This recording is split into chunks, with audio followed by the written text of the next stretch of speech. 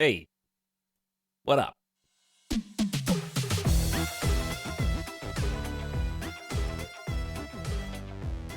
This song. This song gets stuck in my head, and I both love it and hate it at the same time. Welcome back, everybody. Hope you had a nice extended weekend. It's Tuesday. We got a week of streams coming up for you.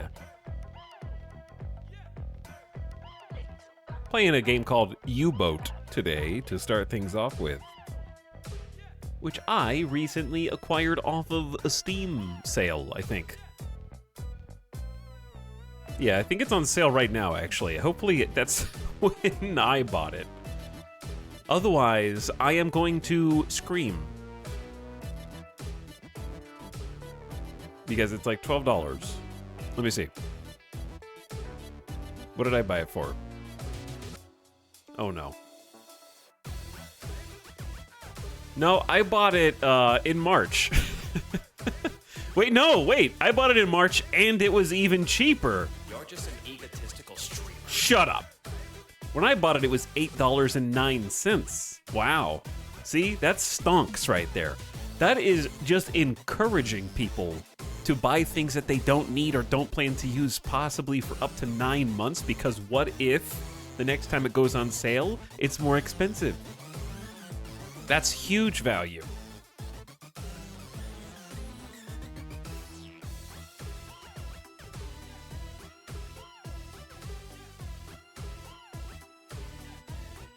Me-Boat.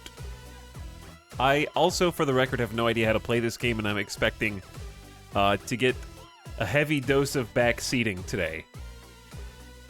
This is a submarine simulator. It is a quote-unquote survival sandbox with crew management mechanics, which is, of course, as you all know, one of my favorite genres. So hopefully it's fun. And to make matters even more exciting, it is, of course, World War II. I've actually got a couple of World War II games that I want to play in the near future.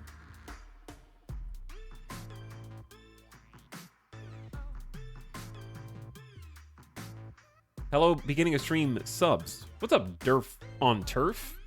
Getting down with this Skelly, please. Thanks for 27. Appreciate the resub. And the Only Bear Shark for a whopping 103 months.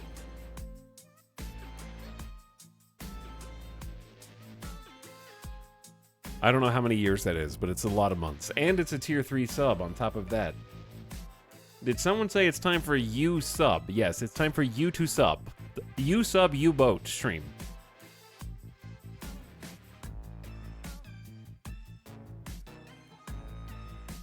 I appreciate the 5 subs in 1.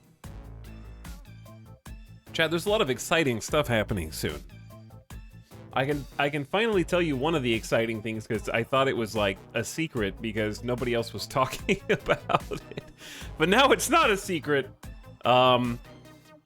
If you didn't already know, on Thursday this week at 1 o'clock p.m. Pacific is the House Flipper 2 Invitational, which I will be participating in. Going back to try and claim first place.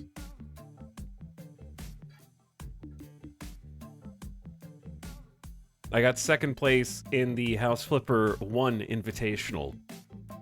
Narrowly. So, I'm looking forward. This is kind of short notice on this whole... I'm trying to tell you now. That's this week, Thursday, December 14th, the House Flipper 2 Invitational. 1 o'clock p.m. Pacific, so that's pretty early. That's like 2.5 hours ago from now.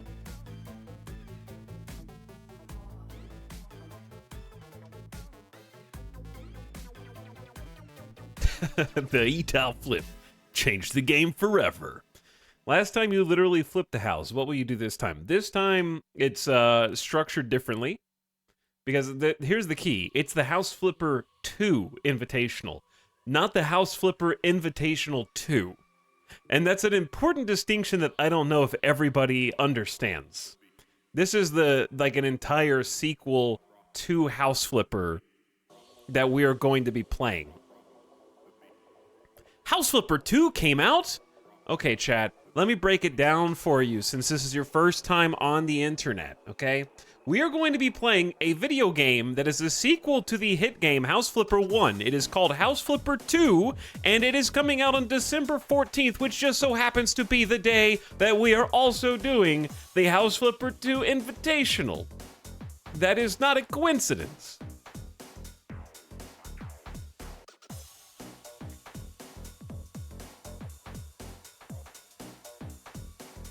But what about the second Invitational?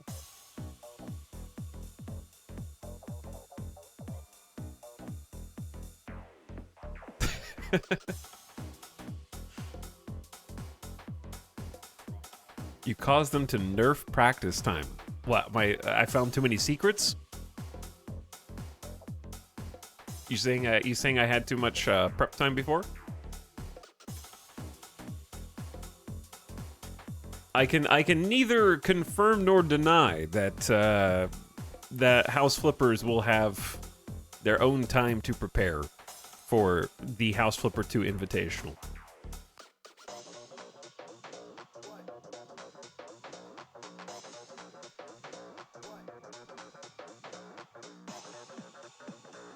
Sorry, I still don't get it. But yeah, this is a whole different game. Whole separate game. And the competition is also going to be very different from the first time as well. I am not the one at liberty to reveal all those details. All I can say is it's going to be a lot of fun. And you should be there for sure.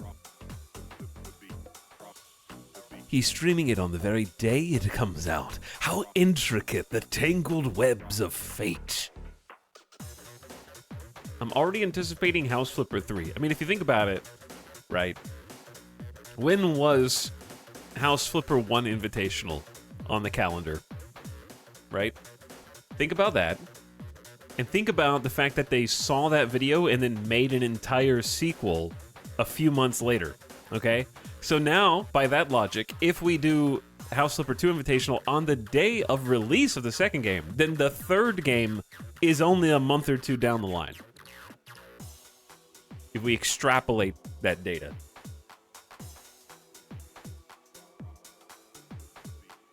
I'm pretty sure it was that competition that spurred the developers on to make an entire sequel.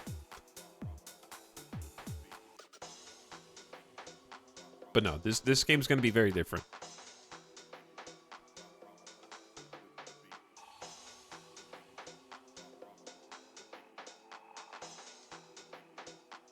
We've seen House Flipper. When is World Flipper? Ah, that's too much work. That's way too much work. What's up, Coronis? Who boat? You boat. Thanks for 61 months of sub. Peep all right. Dr. Skelly is wee-boating. Also for 60 months. Thanks for the 5 years plus 1 and the 5 years, respectively, from both of you. Arathon says, is this the reveal stream? Sort of. It's kind of the reveal stream. I just revealed that I am going to be a participant in a competition. The competition is get rated at the beginning of your live stream, and I just won. No explosive decompression. not yet. What's up, Raiders? I just pushed the go live button, and I'm just mindlessly chatting to my chatters. Welcome. Glad to have you here at the start. I'm going to be playing U-Boat for the first time in a little bit. I have not played any of the submarine simulation genre before, including the Silent Hunter games, which I've had on my wanted list for a while. Chad, this is how bad it is for me in terms of, like, being... I wouldn't say that I'm obsessed. My liege. A new sub for your collection. While you still You know can. what, guys? Okay. Being a sub's not so bad. Get that guy. Give subs for everyone. I wouldn't say I'm obsessed with World War II and World War I as an era, but I am endlessly entertained by content that takes place in that time period. And I may or may not have just watched Peter Jackson's World War I documentary last night on Netflix. Different war, but still, it was very good. They shall not grow old or something. I think I got it right. Very interesting format. Just pure commentary by actual participants in World War I with no other narrator. It's very... I guess the word is raw, I guess, because it's just veterans talking the entire film length. And it's interesting to hear their perspectives, and also a little scary, if I'm honest. Some of them were just like, "Yup, it was just a job for us like any other, except there were a lot of dead people. We just wanted to go back to work. Frankly, I was a little sad when it was over because I had to go back to civilian life." It's like, oh my god. Somebody help these lads. They were like 15 and 16 years old, man, and they just didn't know, like, it was just a weird, different era, like a different time, where people would not have a great home life. They just didn't have anything to stay home for or to, like, work for on their own.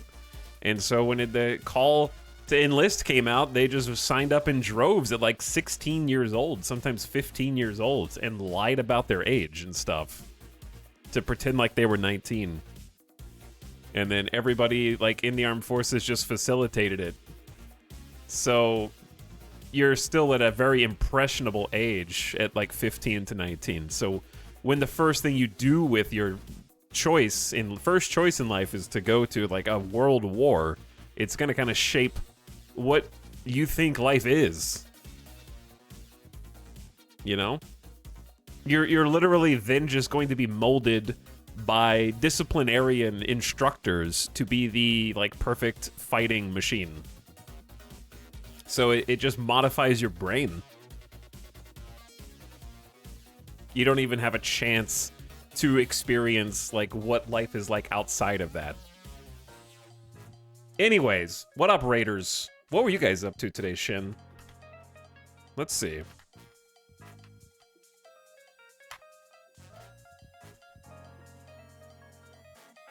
Well, we know that you were last seen streaming Dave the Diver and are going to be live tomorrow from, dude, 7 a.m. to 3 p.m. Those are hero hours. I could never start a stream at 7 a.m., so much respect. Maybe it's a different time zone for me than it is for you. That's possible. I have this, like, Pacific-centric worldview. Everyone lives on the West Coast, United States.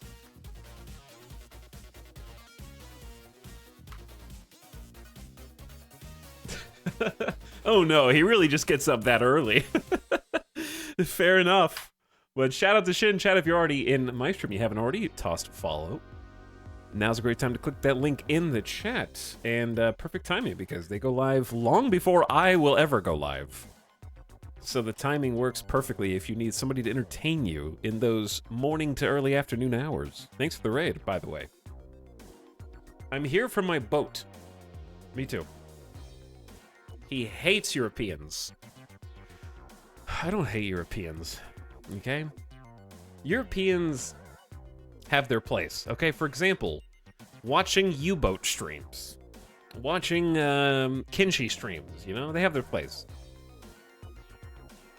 Asking if you've played Kaiserreich and Hearts of Iron. Europeans have their place.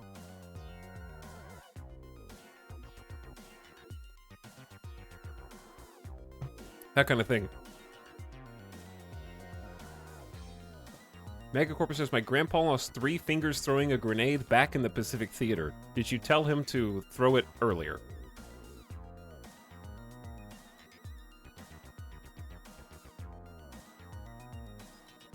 You have to hold the bar on the side.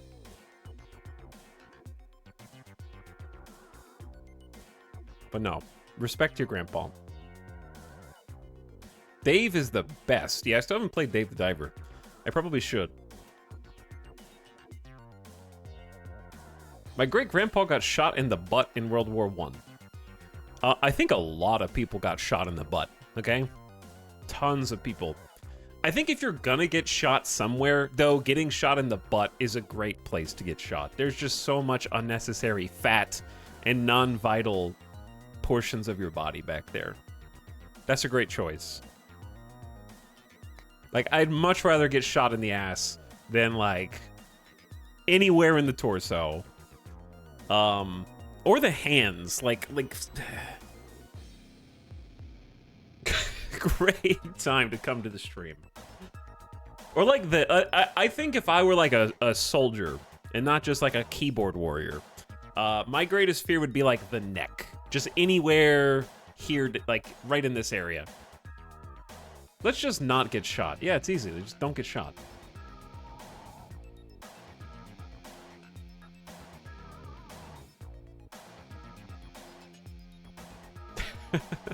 Great time to come back to stream. Durf's Lantern, thanks so much for the 5 gift subs, by the way.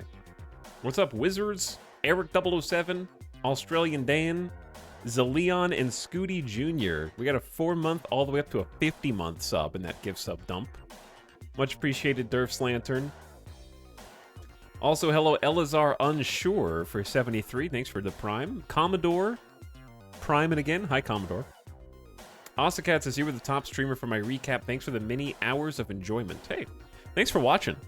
I appreciate all you guys sharing your Twitch recaps and tagging, whether it was in the Discord or on Twitter. Some people tagged on Twitter. So I hope you've been enjoying, and it's been a great 2023. We're going to try and finish it off very strong this year, which we'll be talking about those plans. If I don't break today, then we'll talk tomorrow. But I might break down today. All right, how do we do this? What do we do? First, we pause the Streets of Rage.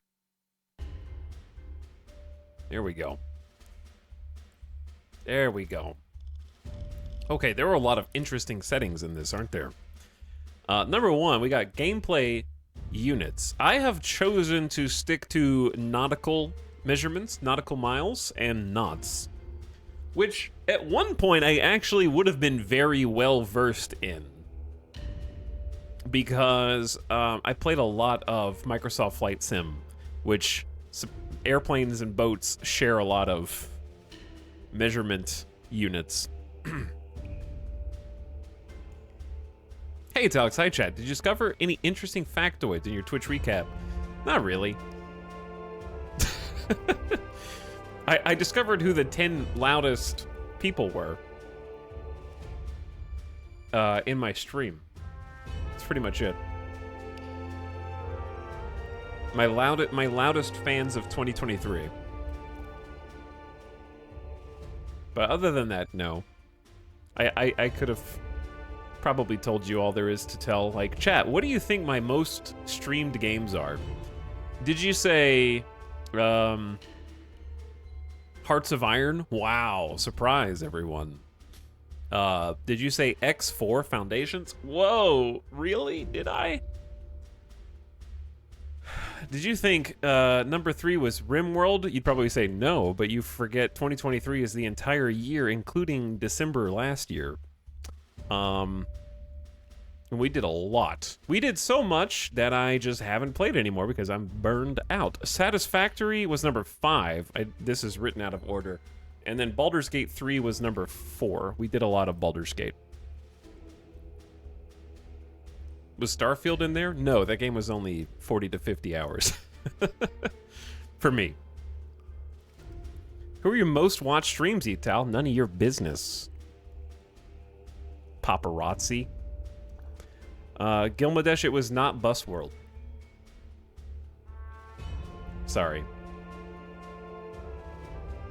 What does loudest fans mean? It means, why are you asking because you're in it? There was a Durf in it.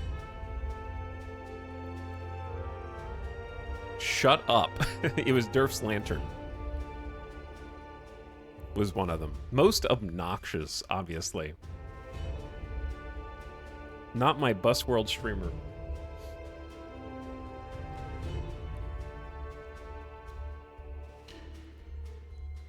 Okay, what did Avik say? Shin said, if you enjoy this game, the Silent Hunter series is also very enjoyable. Yeah, I heard Silent Hunter with mods is still amazing.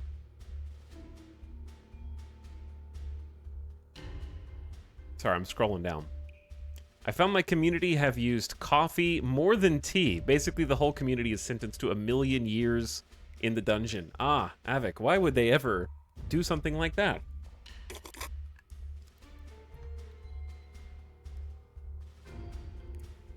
What's up, Robot Mystic? I've been missing more streams due to grad school, but been loving all the new content I get to catch. Keep it coming, Mr. Streamerman. Hey, thanks for the kind words. Good luck, by the way, everybody who is in their finals soon and finishing up their semester at whichever level of school you happen to be in at this time. Hopefully you get some time off soon and can chill, and you all pass with flying colors. All right, we're gonna do, I'm gonna leave all this the way that it is.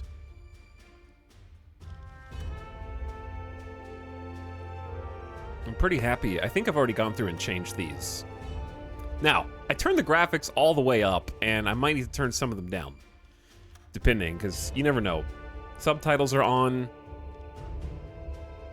All right, that looks good. Let's do new game.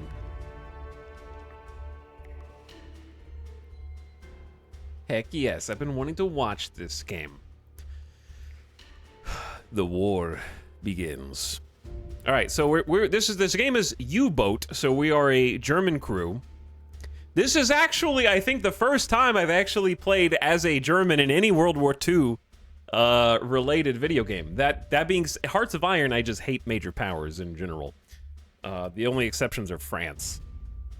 So to be fair, I haven't played the U.S. or Great Britain, or Japan, or the Soviet Union either.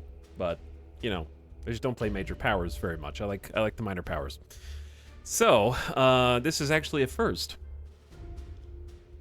I like the French and the Italians because they are in mainland Europe. I also enjoy playing losers. No offense, France and Italy. You know, I like playing countries that lost and tried to make them win. I don't enjoy playing countries that won and then make them win harder.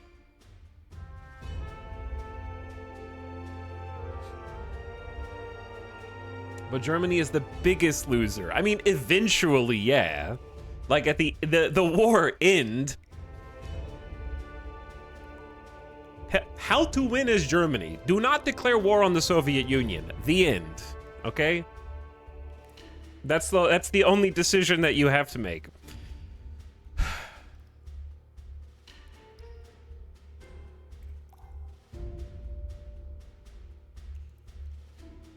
Got it. Write that down. Oh yeah, we're gonna start here. This is like the beginning of the war, and I think it's a great starting point for our campaign. I'm going to mispronounce any of these German words. Built in Kiel's shipyards, the U-48 was launched a few months back, is now being prepared to depart on patrol in the North Atlantic during these turbulent times. A full-scale invasion of Poland has begun today in the early morning, while Poland's western allies now declare war on German Reich. Everybody among the submarine crews is nervous about the future. Kriegsmarine submarines forces are currently modest, to say the least. On top of that, Britain's Royal Navy is confident their new sonar technology will make submarines deprecated.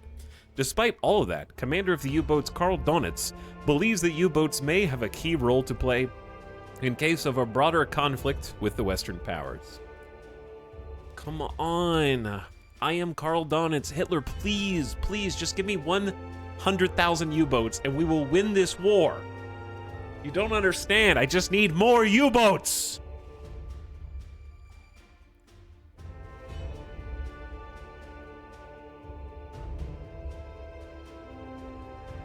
In German, the U-boat is Unterseeboot.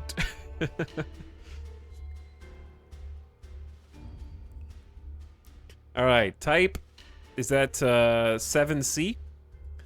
1st of September 1939, the 7th U-boat flotilla, port of Wilhelmshaven.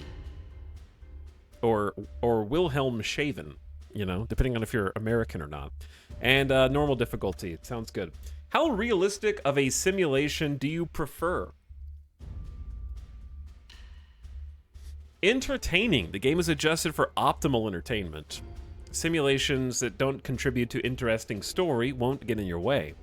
Realism and simulation aspects will be fine-tuned to make them challenging, but not excessively so. You know everything about submarine warfare and want very demanding gameplay. Dude, I do not know everything about submarine warfare, okay? Like, until a couple years ago, I didn't even understand that there were large periods of time where the submarines float on the surface. Full confession.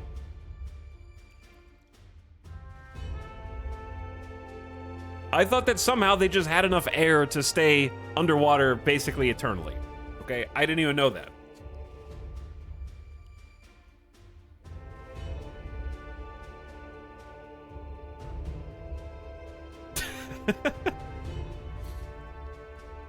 Just shoot torpedo, then hide underwater. Rinse and repeat.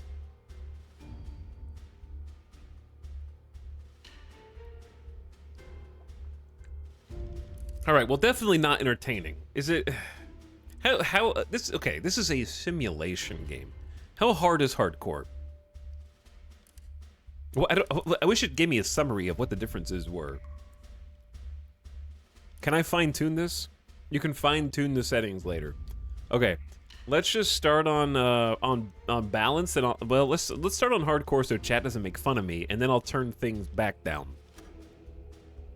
How involved in crew management do you wish to be? Minimal. It's automated. The crew will require your attention, but some corners are cut to remove complexity. Intermediate. Like real people, your crew require attention to do their best, but you can reap extra benefits if you address their needs. All right, listen, go back. We're gonna start on balanced, intermediate, and then turn things up. All right, is this like all the settings then? I already undid it, Avic. I already have gone back on my word. Audio in German's fine, because chat's gonna complain if I listen to English dubs. Save mode, normal. You can set it to only save in ports.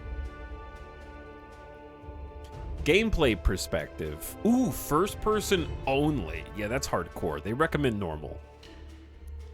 AI difficulty, easy, medium, or hard. Translates to the combat difficulty of the game. I don't need to. This is my first time playing. We'll boost the AI like later. Economic difficulty. The higher the setting, the harder it is to keep a positive balance during resource shortages during late stages of the war.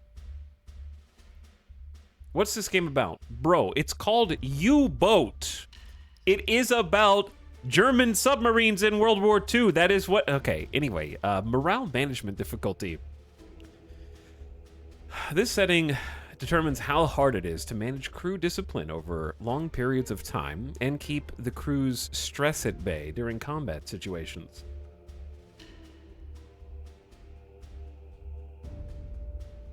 At high levels, your initial crew may sometimes not handle stress well. Take notes and remove sailors not fit for service until you end up with a crew of sea wolves.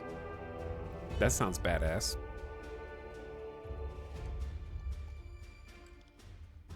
Expanded sailor management.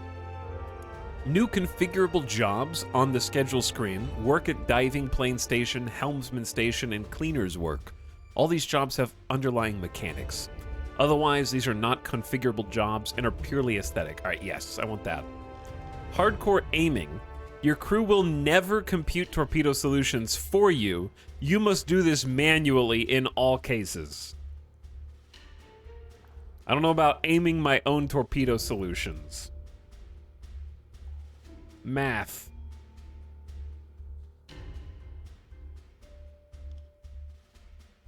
Chad just wants to see how annoyingly difficult this game can be, and then that way they can watch me lose and then abandon me when I restart.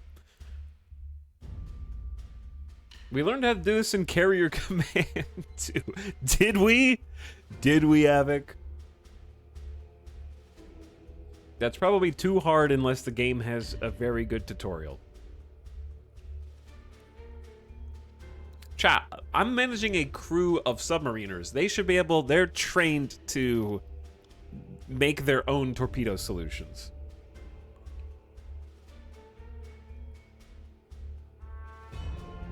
Okay, fine. Fine, I'll do it. Coordinates, decimal, sure. Food management, yes. Is food in the game? It is. They have to eat. Mission completion. Manual import. I think, like, if you win a mission, you still have to have enough food and resources and fuel and manually get back to port instead of going to the U1 screen. Okay, yeah, I like having that granularity. Collision damage. This setting makes ships receive damage from collisions with other ships and obstacles. It adds more difficulty to the game and may make ramming a dangerous strategy of NPC ships. Yeah, that's fine. Torpedo flaws. How realistic should torpedoes be? On realism, torpedo pistols have flaws, matching historical records. If a torpedo with an impact pistol hits the target at a high angle, it most likely won't detonate. Semi-realistic. Perfect impact angle is rewarded with almost guaranteed detonation of a torpedo, although suboptimal hits usually end in detonation too, especially if the torpedo is properly maintained by a trained officer. And then basic. I mean, it defaults to semi-realistic. I don't know if it would be fun for me to go straight to realistic if you hit the wrong angle torpedo, it just doesn't detonate. I'm not going to understand. I'm not going to understand what's happening. It's just going to seem like I miss. You are a trained officer. Hide detection hint. No, I need that hint. Realistic bilge. Use this option to ensure realistic water accumulation in the bilges from sources like holes for propellers, periscopes located in the hull, or rain coming through an open hatch. Yeah, that sounds awesome. Like, rain can just come in through open tops in the submarine. That's funny. Realistic Earth curvature. What do you mean? Hang on. So that means it's flat. And then if you disable it, then the Earth is round, because that's like pretend, I think. So do we want to... I'm just kidding. Darker nights. On the one hand, I would love darker nights. Use of flashlight and searchlight may be mandatory in exterior areas. The setting doesn't affect the sight range of AI. Other ships will always behave as if the nights are darker. You have to do darker nights. Okay, but every time this option comes up, I think about when I played RimWorld, and I did the realistic nights mod, and everybody freaking hated it. Because chat can't see shit. So people are on their phones, and they're just like, oh, yeah, I see you in the bottom corner and nothing else, and I'm just listening to your commentary. Just etal cam. I mean, on the upside, you'll be able to see inside the submarine, so that's still a thing.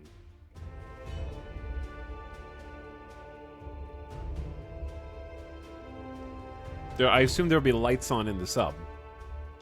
Because I'm not playing first-person only mode. Alright, realistic nights, darker nights is on, because that's what the AI is doing. Damage difficulty. How hard to manage the potential leaks on your ship? If it's higher difficulty, the larger the simulated hull breaches will be after receiving damage. Note, if you pursue realism, we recommend average, but each of these settings may potentially be realistic. There is limited data to support any claim, as there is observational bias towards survivable damage on photographies and in written records. So they say just do medium if you want realism. So let's just do that.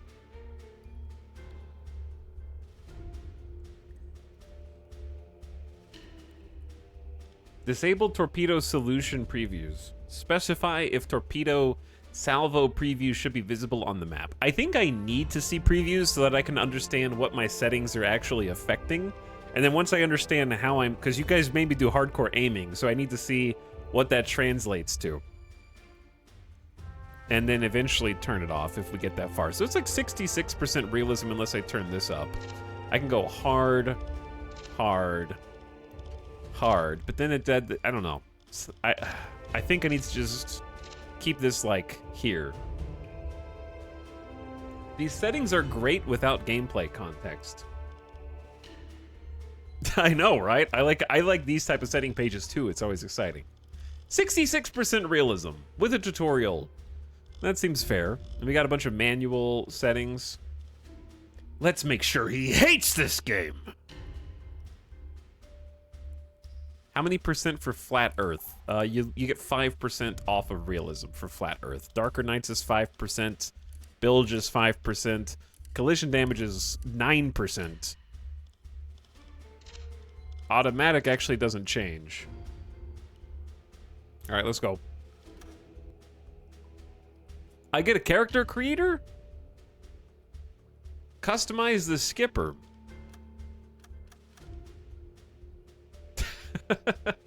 Oh boy. Okay, there we go. Yeah, it changes once you release. My skipper is just gonna be like maximum large and muscular.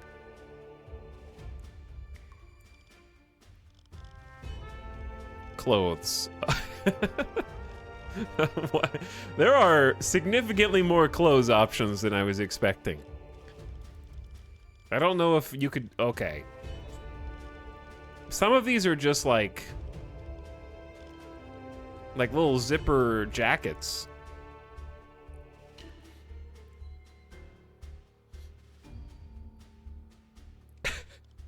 Max large muscle man on a submarine. That's gotta suck. Probably, yeah. All right, this is the skipper though. He's got to look like a skipper, but like maybe a little relaxed. You know, I don't think I'm a closed jacket kind of guy. That's very casual.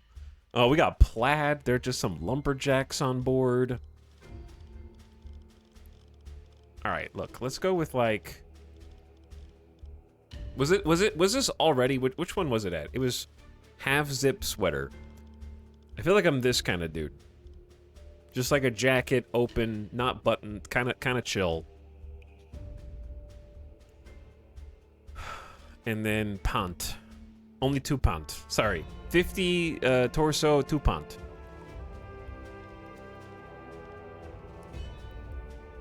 I don't like the belt on this one. But sure. All right, it's fine. Accessory. A pipe. It's gotta be a pipe. Why is aviator glasses standing at attention there? Okay, if he dies and or gets wounded, then we can do like a an eye patch. Accessory 2, 2 pipes.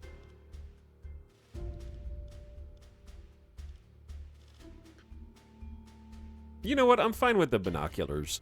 Okay, the skipper's visor cap. I feel like just keep that.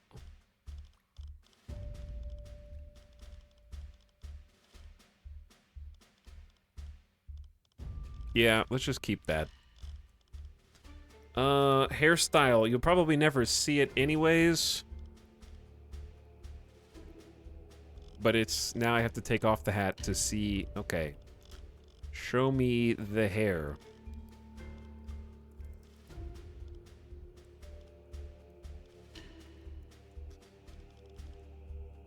Who does this look like?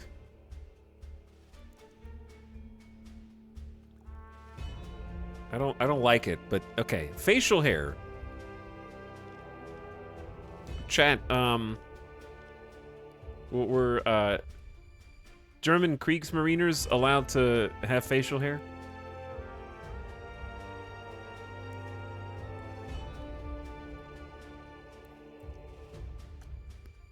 Was that an American thing?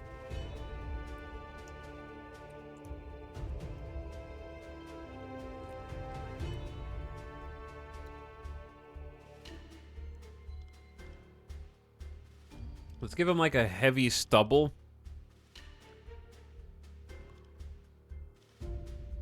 And then just like a comb over. I want him to be, he's got a pipe. He needs to be like kind of older and wizened.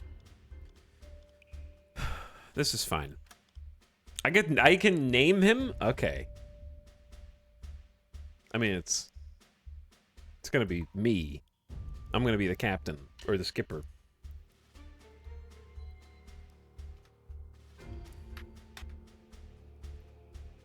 I don't know if you can call them captain. Skip.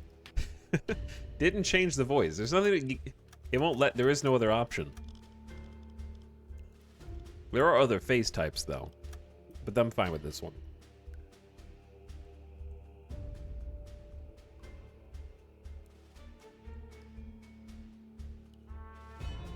Submariners get kind of special treatment. They're allowed to look messy and wear personal clothing. Skip E. No. No.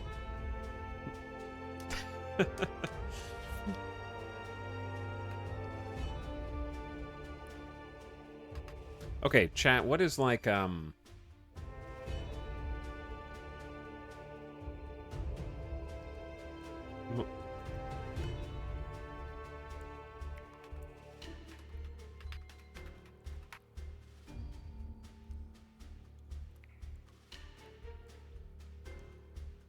Sorry. Okay. I had to alt-tab for a second. I'm back. I can see you now.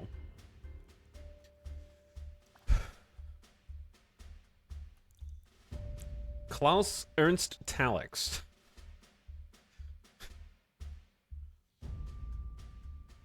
Jeff. Great name. Etaf. You end up liking this game. Okay, one step at a time. We haven't even started yet. I don't like coming up with names, even though I always do something stupid. Dave E. Jones.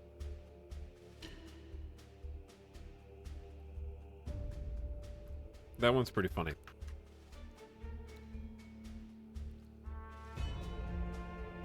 All right, this is going to be Captain Jeff E.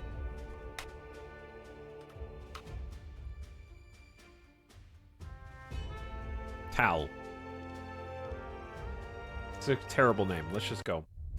Oh, Jesus.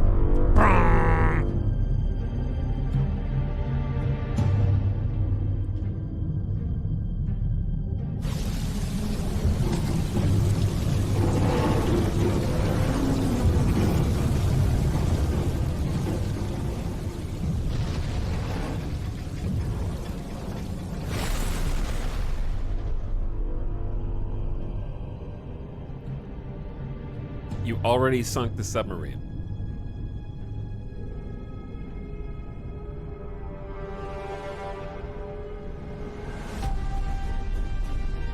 Port of Wilhelmshaven.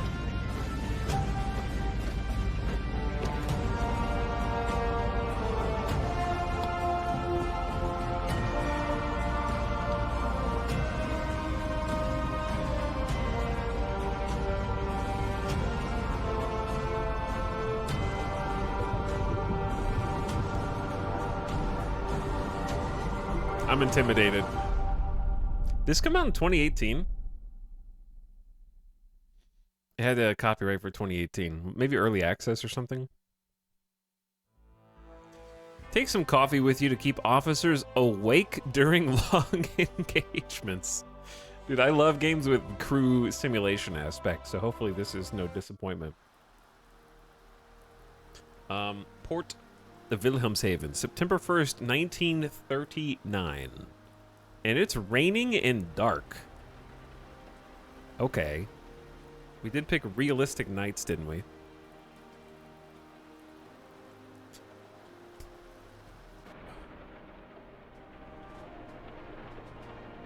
Yo, look at our boat! Captain! Okay, I'm gonna have to figure out where accessible...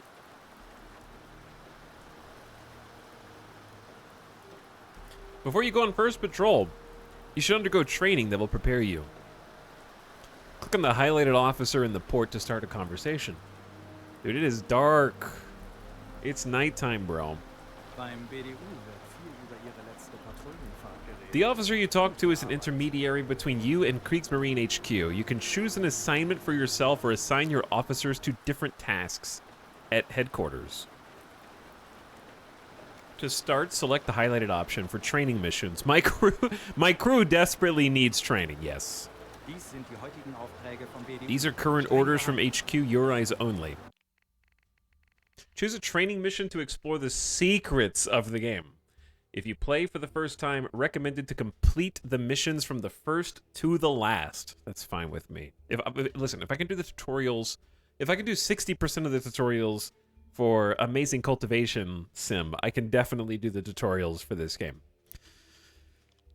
Let's start with the first one. Already highlighted. All you need to do is click the button below. Okay. Training resupply.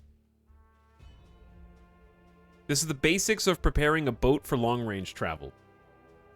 This tutorial uses the section view to explain various subjects. Section view will be disabled for the duration of this tutorial. Okay. So here are the... There's not that many. Resupply, travel and diving, torpedo attack, patrol, recruiting your crew, ship upgrades, and headquarters. Before starting patrol as a captain, you must ensure your boat is prepared for sea. You must provide adequate provisions, fuel supply, and equip the ship to fight. You can provide all these things by talking to a warehouse clerk. With the little square. Was brauchst du, Herr Kaloy? Hans Fischer. Hey, no, I'm the pipe guy. You can't introduce two pipe characters right in the intro. You just took my shtick. Okay, show me what you got. Schau mal. Take a look. In the port warehouse, buy and sell goods to get your ship ready for the road. Or the, you know, the water, whichever. On the left are the things for sale in the port. You can choose categories. Your current budget is the upper left. All right, we have 6,000 chat. What, how do Germans pay for things? On the right side is the window of your ship storage. Reichsmarks. With money. With money.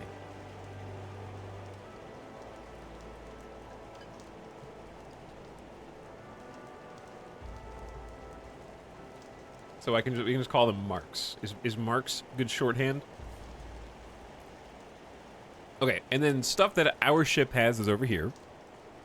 To buy or sell, right click or drag it. Yep. All right, so first we must have enough food. Buy at least 30 units of any type of food. Now, does variety actually get considered in this game? Let's see what we have so far. We have 4 replacement parts. The engineers need these to repair broken equipment and water leaks on board.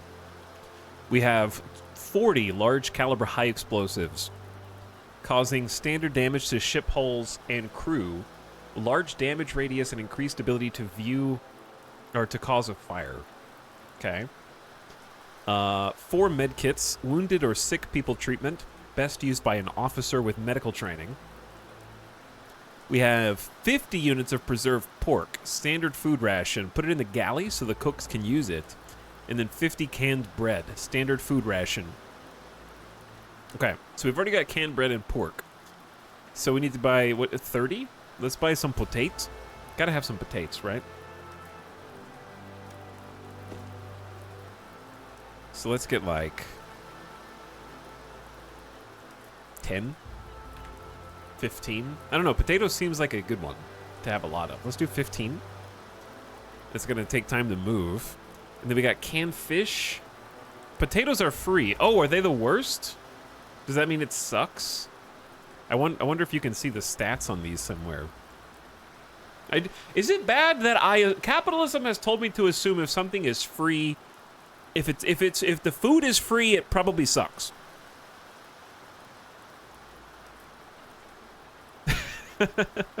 Right? Like if someone's like, hey, come to my restaurant. There is free food here. I'm like, I don't know about that. Has Gordon Ramsay been in that freezer recently to determine the temperature? Are we sure this food hasn't been sitting out for 2 months?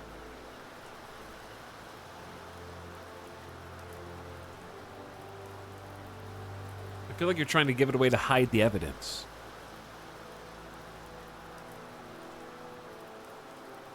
Okay, anyway, maybe I shouldn't have gotten 15 potates then. We can get more potates then. Dude, exotic fruits, cheese. You gotta have cheese. We gotta have some veg as well. All right, let's get some cheese. Get like 10 cheese. And let's also get like 15 vegetables. All right, we actually got 40 food instead of 30. We must ensure that we have enough fuel to complete the mission and return to port. Yeah. Completely refuel the ship. I can do that. Okay, so this red bar is how much fuel we have. And that's how much it costs. The tanks are full. Finally, we must ensure that we are armed to attack enemy vessels. Browse torpedoes. Oh boy. Buy at least 3 torpedoes. So some of them are 0 and some of them are 300. And these actually are like 1 torpedo each. So we have T2 and T1. And the T1s are 300. And the T2s are free. So we have the G7E Torpedo T2 PI1. Standard issue electric Kriegsmarine torpedo with PI1 pistol. We're aware of some issues with this pistol design. Torpedoes on the impact setting must hit the target at an angle close to 90 degrees to explode.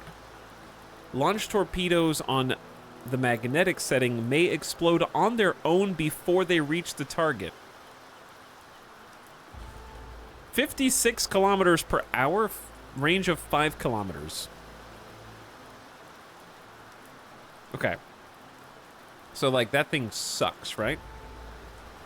Like, that thing is just literal garbage, right? Electric torpedoes blew my mind when I first thought about it. And then we got steam-powered Kriegsmarine torpedoes. Okay, so that's what these are. We're aware of some issues, the 90-degree thing, and sometimes they explode. But they are 81 kilometers an hour, so they're like 25 kilometers an hour faster, and they're lighter. Electronic is good if you want to be sneaky. But since these are faster, Chad says they leave a more visible wake. These are all the same. There's just either this one or this one. So there's only 2 varieties here, I believe. So it's less intimidating than it looks.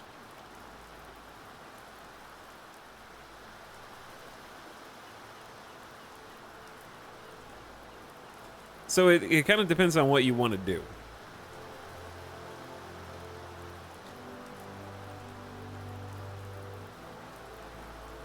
Chad, what do you recommend? What do you think we should do? That we start with. It's probably going to be for training anyways. We're doing the training missions. We're probably just going to shoot them in training exercises.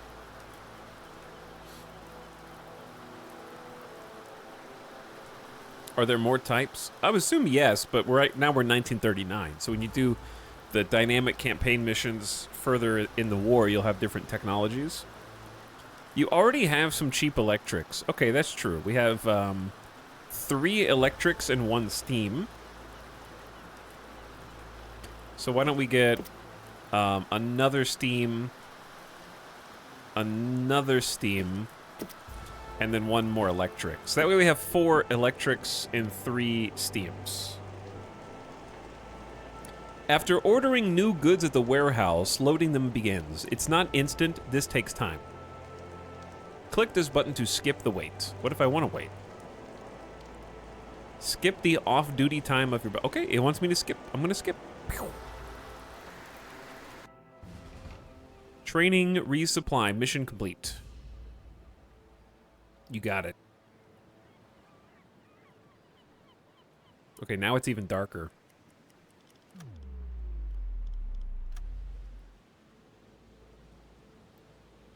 Now it's chat. You picked this. You picked realistic darkness. I can't even see what's going on here.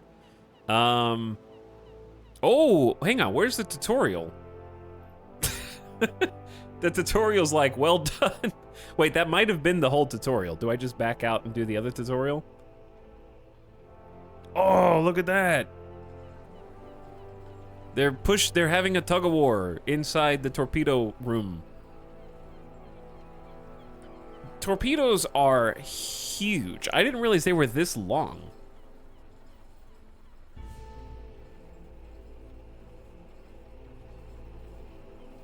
All right, look at the boys. Some of them are on the racks, taking a nap. Nod. I'm gonna, once we figure out who the crew's gonna be, I am gonna name the crew after Chad eventually. Schuster's on radio duty here.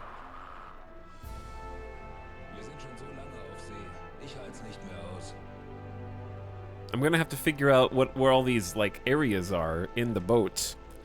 We got the crew quarters with a little table that they can sit on, eating some soup. Oh, dude, the chef with some storage for the chef, like an engineer, probably working on the engine. This is cool. I like how the side kind of fades away for you. Doing some cleaning here. Stern torpedoes, so you can shoot behind you. And some ballast tanks, presumably to allow you to decide how up or down you want to be. No toilet.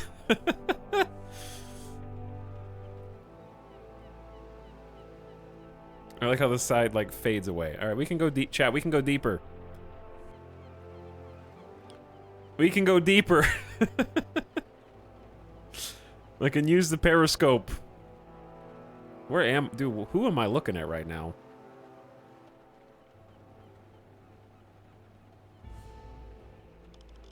I'm gonna have to learn all these buttons. That's okay. Oh, the conning tower. Okay, so hypothetically, if I wanted to go in, all I have to do is keep zooming, dude. So check this out, right? Hold on. Mouse wheel all the way up is always gonna go there, but I can just... Dude, they're moving the torpedoes around and making room for the bunks. Visibility is 29%. We got buoyancy. We got a shallows area. I can actually manually adjust the torpedo tubes. I can manually close the bulkheads, I'm assuming, if I was expecting problems. Breathing apparatuses and combat helmets in storage.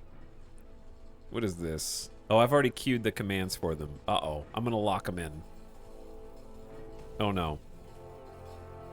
You can open that bulkhead. I didn't mean to lock all you guys in. What is this door?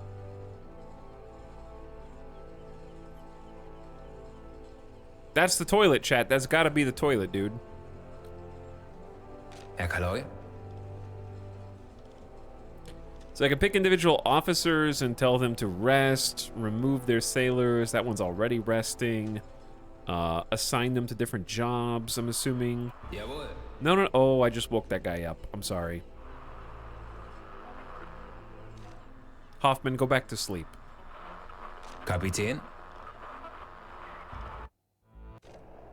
Okay, this is where you can customize people. Yeah, this is where you can mess with the crew. Probably assign them to roles. They have some skills. Okay. Sweet.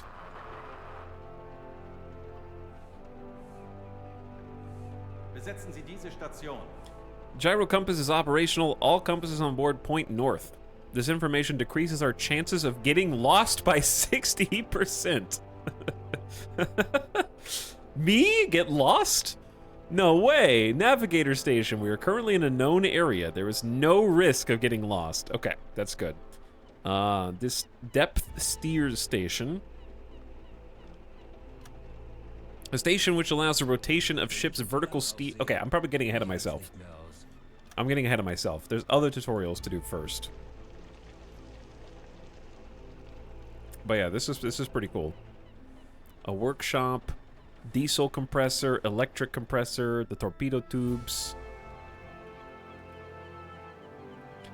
All right, gamers, this guy wants to talk to me. I know you can't see him. Admiralty is deeply impressed by your last patrol. I didn't go anywhere. My crew needs training. Dies sind die heutigen Aufträge vom BDU. Streng geheim. But I appreciate that you think I went somewhere. This training assignment explains how to travel and the basics of diving. Estimated 15 minutes. All right, let's do it. Sieh den Kurs an.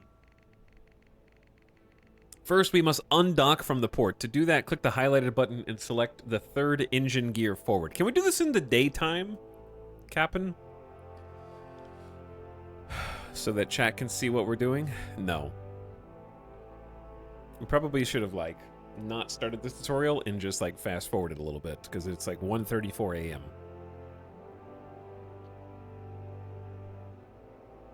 All right, this is how you undock.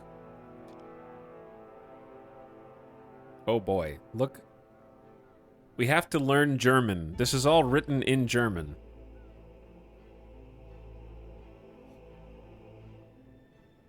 If you leave during the day, RAF would find you as you leave.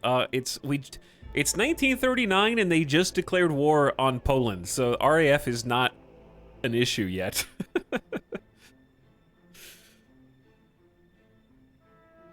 Learn German in the dark. Okay, so we've got forward 1 through 5, diesel motors, alarm, stop, electric motors, stop and charge the battery, reverse 1, reverse 2, reverse 3, reverse 4. All right, we're gonna go forward 3. Schneller, schneller.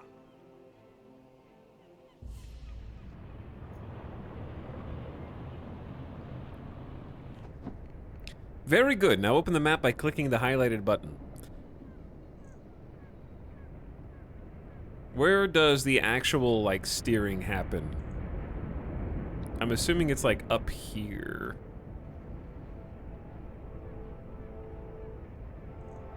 But I could be wrong. Alright, map. Show me the map. The in-game map allows you to plan ahead travel. As you can see, your crew automatically set a route to leave port after you undock. To test the diving capabilities, we need to travel to a more remote location with deep water. I marked a good spot. To set a course, press Shift on the keyboard and click with the right mouse button. All right, Shift. Legen Sie den Kurs an. Maintaining course. Having set a course for our boat, we must now wait until we arrive. This may take a few hours in real time. Real time only playthrough incoming, chat. Okay? You know I hate fast forwarding in games. Weeks long stream. We need to be actual mariners.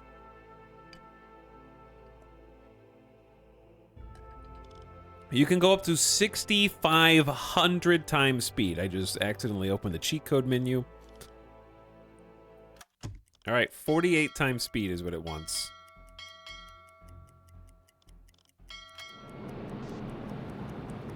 New.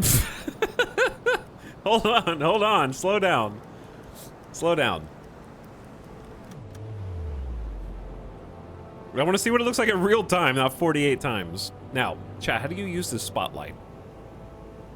I know you can't see anything because you decided realistic night sounds fun. But now you should be able to see stuff at least.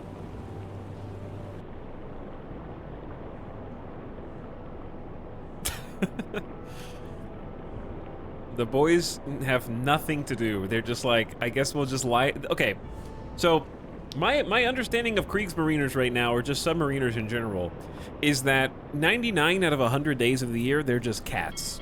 They don't have anything to do. They're just like waiting to detect something, and they just sleep all day. but in like a very confined space. And then like that 1 out of 100 day, it gets crazy. Or you just sweep. Like what could you possibly have to sweep? Nobody's going outside to track in dirt.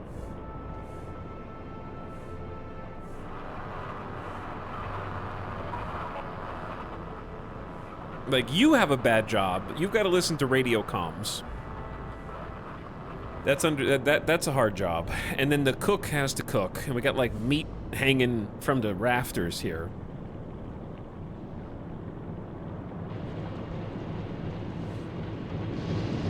And then if you're, oh man, the engine room's got to be obnoxious.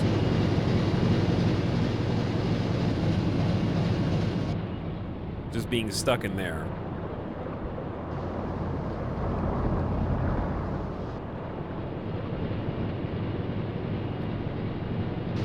Very hot and very loud, yeah.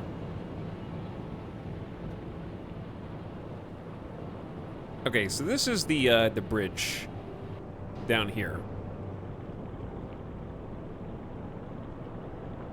Depth steers, navigator station. We got hatches. Ooh, people are going. Oh, they're up on top. I can see them up on top. And that's me.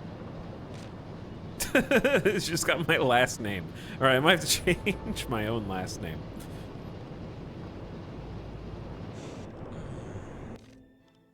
Because it's gonna drive me crazy.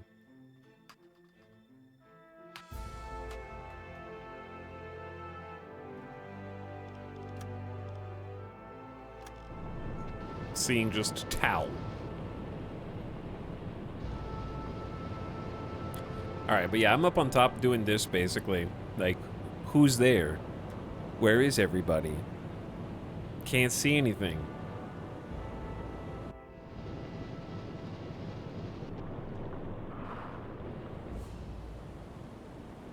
And then, this will look a lot better when it's daytime. So let's go back to fast mode.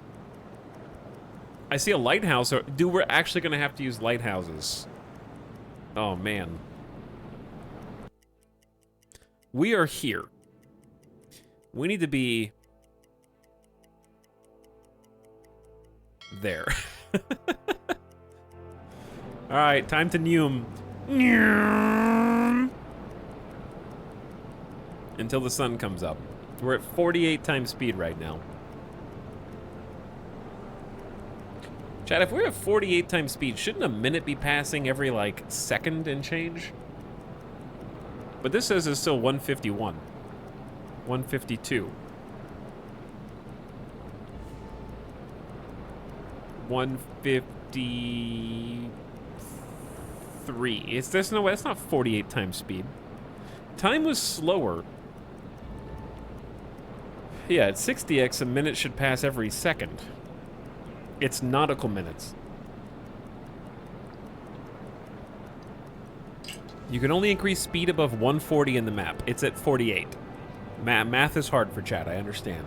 Time moves slower when you're underwater. We're on the surface.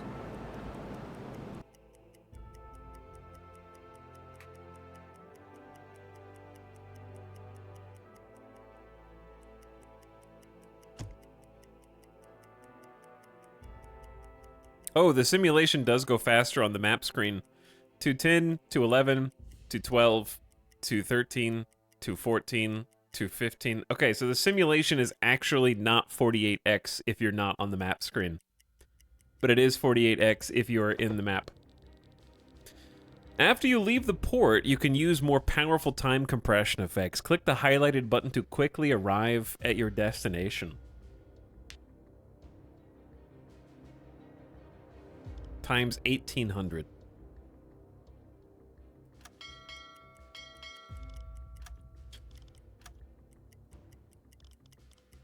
All right, it's like 5 a.m. I want to see what the... Ooh, there it is. There it is, chat. Now you can see what's going on here.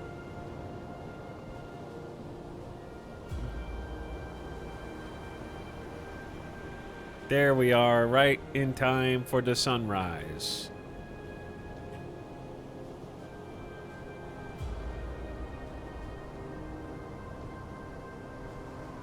But yeah, it looks good. Hopefully chat doesn't get seasick. I know, right? But you can see the like little holes where the water gets fed off.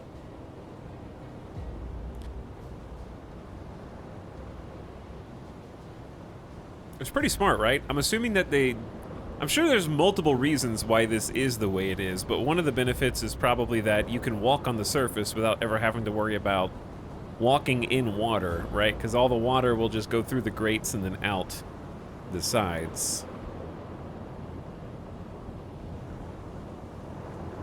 And the top being a little bit more hollow probably helps the, like, weight distribution to make sure the submarine never flips.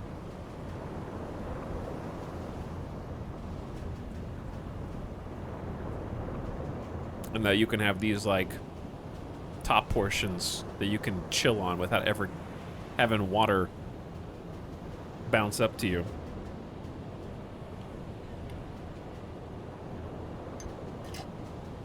I think it's because they wanted the outer deck to not be the same surface as the pressure hull.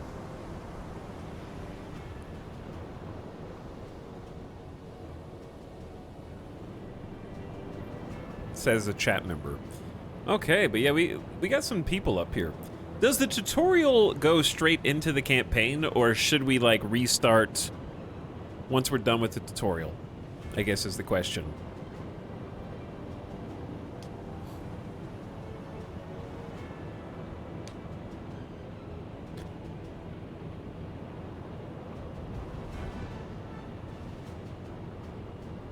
The flat deck is just to protect all the valves and stuff. Underneath is the actual pressure hole. I had to crawl underneath for maintenance every month. Fun fact, the top portion is known as the mast. Chat is full of submarine facts.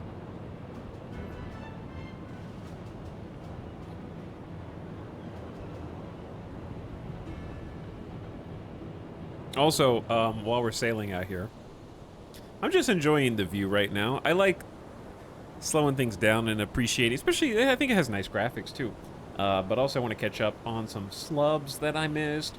Metalis says E-Boat, pump it. Yeah, that was a natural title for this stream that I kind of neglected and forgot about. Thanks Metalis for the almost 2 years of sub. Rapid Recline, thanks for over 3 years. Dropping the prime again. What up? 8 Vest Simius for 34 months, approaching the 3-year mark. Thanks 8 Vest. Peanut Box for 42. Thanks for the answer sub, Peanut Pox. Long time. Giso, thank you for priming and sharing it here. Welcome for the next 30 days. T and Leadfoot also approaching the big 100 at 96. Long time. Howdy. No land visible. I mean, I did fast forward. Land is to our south.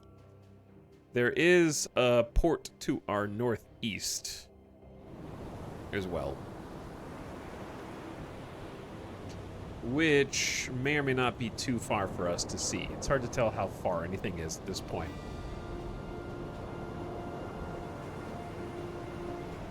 Hello Biggie, I've been rewatching your Disco Elysium playthrough the last couple days. What a great game and such a great playthrough. I'm glad you like it.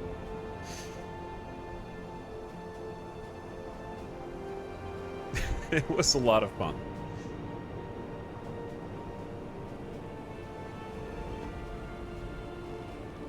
Okay, but yeah, I am gonna, like, name the main crew after chat. I'm gonna wait until I'm certain that we're gonna be using this boat for the proper missions, though. Oh, dude, look. Yeah. Chat was asking, oh, the camera effect! Okay, they got me. That's like a 3D movie, put on your 3D glasses, like, coming through the screen moment. But that's just like water washing down the camera. Yeah. Gotta wipe the lens.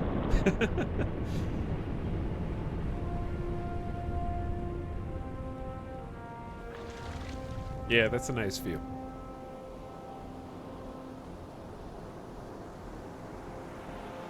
Wow, look at the rudder. I know, right? Okay, this is about as far as I can zoom in without going into the cabin view. But the rudder is turning us.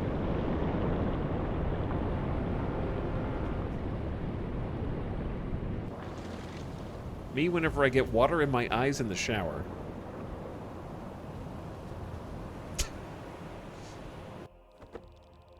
Okay. So our maximum sight range is this outer green.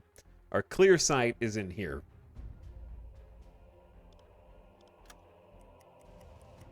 Let's get further out. We'll go about 1800. 260 nautical miles. All right, chat. This is an opportunity for education and learning. Who can tell me what the difference between a mile and a nautical mile is?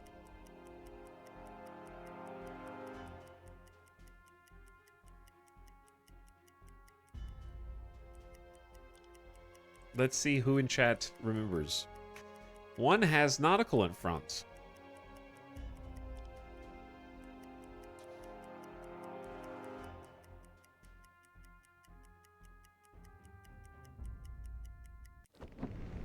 We're now at the target location. We can practice how to dive. First, we will dive to periscope depth, just below the surface. Click the highlighted button to open the depth meter and click the small button on the right. Nautical mile is longer, based on a minute of latitude.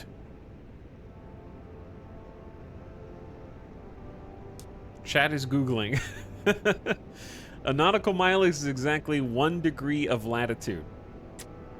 But yeah, nautical miles are longer than miles.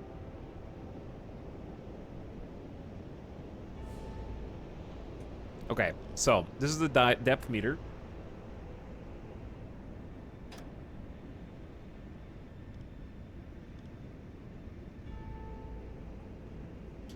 And this is, okay, so yeah, top right we have surface, deck awash, periscope depth, crash dive to maximum safe depth, and perform a routine check of the surroundings. Snapped. Who's snapping? With the hydrophone, involving the following steps. Number 1, air compressors are disabled. 2, U-boat dives at 50 meters or lower at shallow waters. Would it be higher? Okay, the most rested radio man goes to the hydrophone station. Radio man is listening for screw sounds for 5 minutes. U-boat goes back to the surface, and then air compressors are enabled to replenish lost compressed air in the process. A routine check. All right, let's go to periscope depth. Auf Seerohrtiefe gehen. I wonder if let's go to audio settings real quick. I'd like to leave the speech up. One thing I wish more video games did was actually mix, like, I want the default mix to be here so you can boost things up. Because what I need is effects down a lot, music down a little, and then I can turn the overall game volume up to try to hear the speech a little bit more.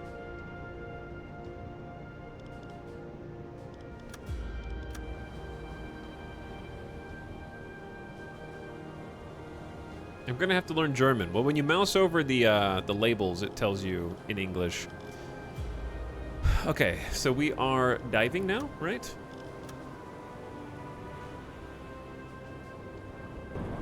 I don't know if I confirmed the command. The exterior hatch is closed. Oh, we are diving.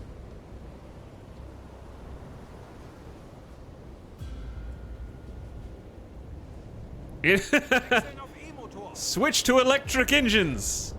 Auf Seerohrtiefe. Very cinematic. Well done, Skipper. Your boat is now at periscope depth. Dude, the boat is sinking. Do something.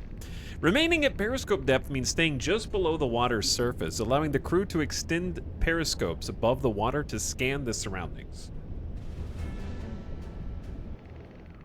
There are 2 periscopes on the submarine.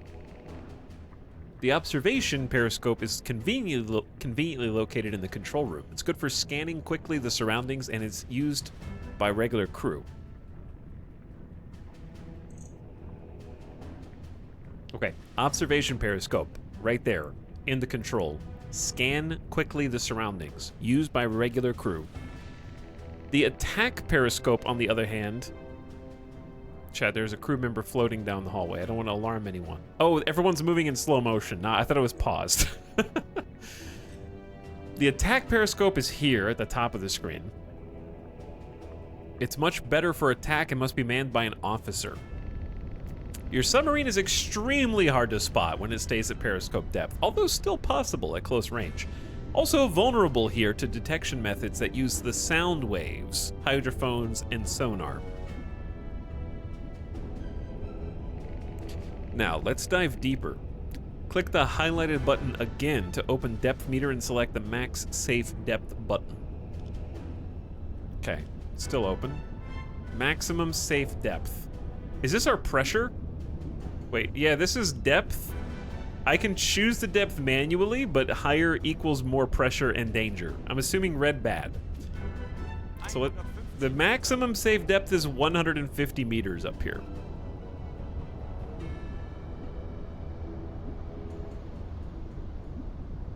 Okay, well, I'm right-clicking and I'm messing something up. What am I doing?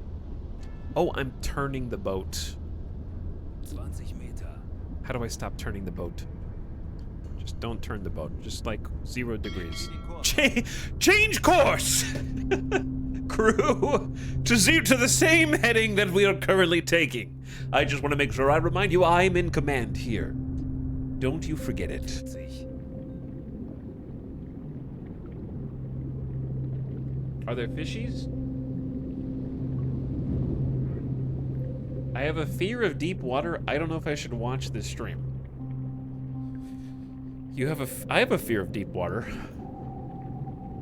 But what helps me is remembering that this is a German World War II submarine and it is a pretend video game. Don't worry, none of the Subnautica monsters are here. None of the like undersea krakens.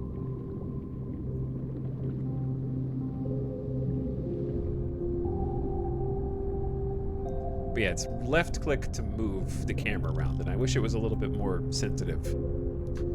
Possibly there's some controls here. Oh, devs. I'm looking at you, devs. I'm looking at you. Good job.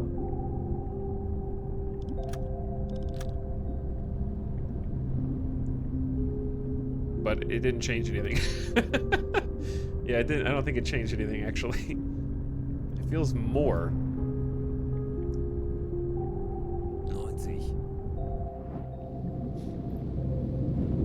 90. Did it save? It did, but it didn't seem like it changed anything.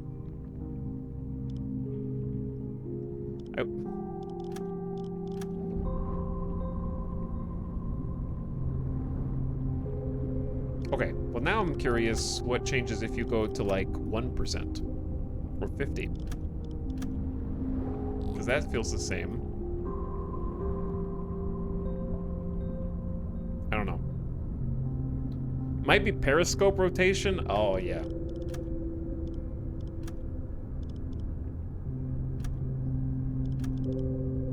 You might be right. But I feel like the periscope would be locked to whatever it is mechanically. 110. Here we go. These guys. This is the depth steer station. Electric steering is currently being used. Depth keeping is more accurate while it's being used.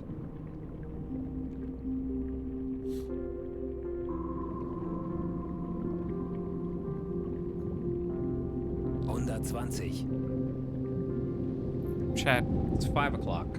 You know what time that is.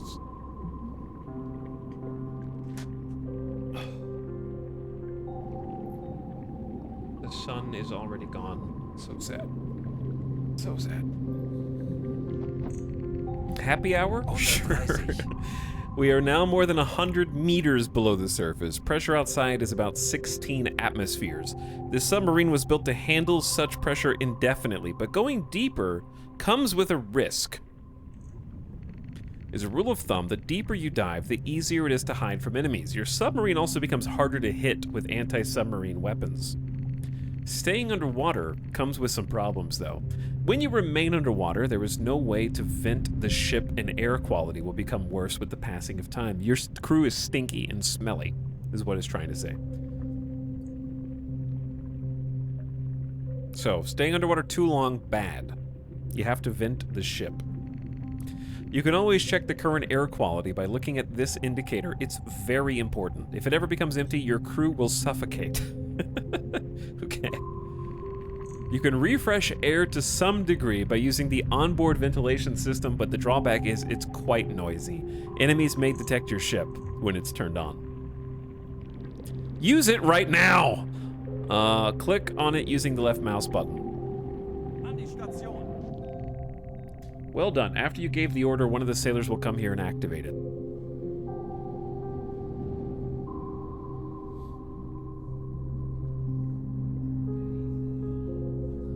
Do it. 140. I noticed that you can't pause the game by hitting escape, which is an interesting design decision.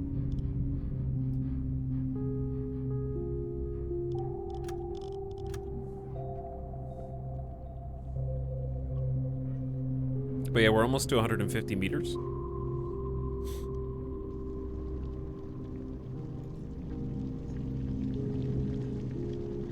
Pausing is unrealistic. Slow motion is unrealistic. Chat, you can't slow-mo real life either, you dinguses. Notice that the air quality in the ship starts to get better. The ventilation system won't improve it indefinitely, though, as it can only recirculate existing air. Der Dienst in der Marine hat Tradition in meiner Familie. Another thing to watch, when you stay underwater a long time, the bilges of your ship. Your submarine will slowly accumulate water through the holes in the ship's hull, like propeller shafts, periscopes, valves, and the torpedo tubes.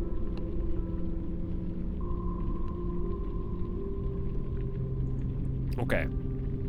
When ballast accumulates, your ship will become less maneuverable and responsive. Eventually, that may sink your ship, but we'll learn about that in more detail on the next training assignment. To get rid of accumulated water, enable the pump in the control room. Please do that now, before we proceed. Alright, it's this big red thing here. 0.2 meters cubed of water, or cubic meters. Wait. 0.2 cubic meters of water remain in the compartments. External pressure equals 16 atmospheres. Pump performance decreased by 73%.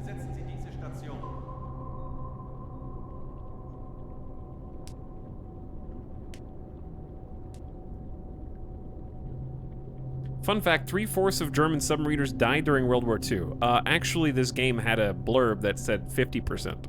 So, fun fact. Most fun facts are made up. Well done. The pump slowly and it said did not come home. It didn't say died. There's also a fun fact where a lot of people conflate casualties with death, when casualties also include wounded. Well done. The pump slowly pumps out the water from all your compartments.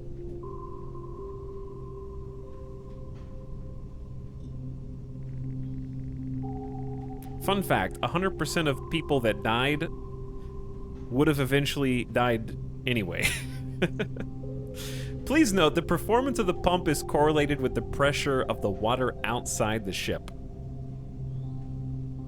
Above 100 meters, it basically doesn't do anything useful. We must move to a shallower depth to get rid of the water.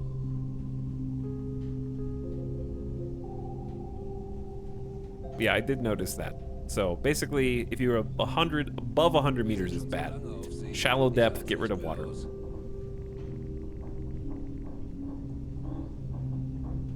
Let's go back to the surface. Please click the depth meter button and then select the surface preset button.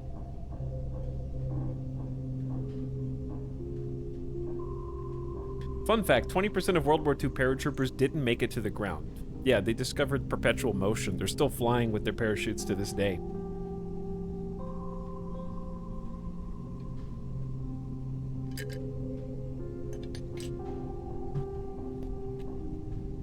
Which is crazy.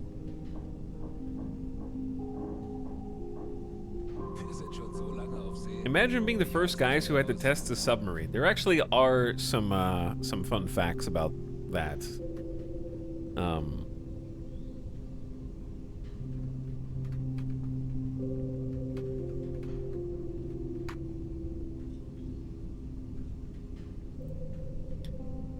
Am I remembering the right one, chat? My favorite one is the story of the H.L. Hunley, which was the American South's Confederate attempts to create a submarine in the 1860s, I think.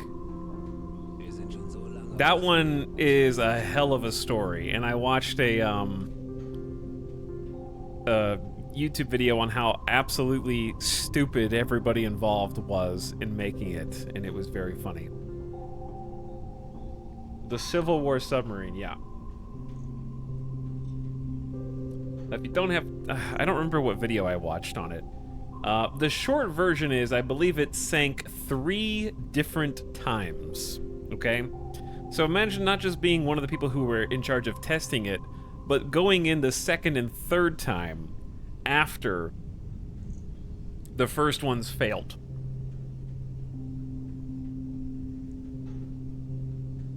It was just a prank, bro. Okay, I'm trying to find... Okay, I'm on the Wikipedia page.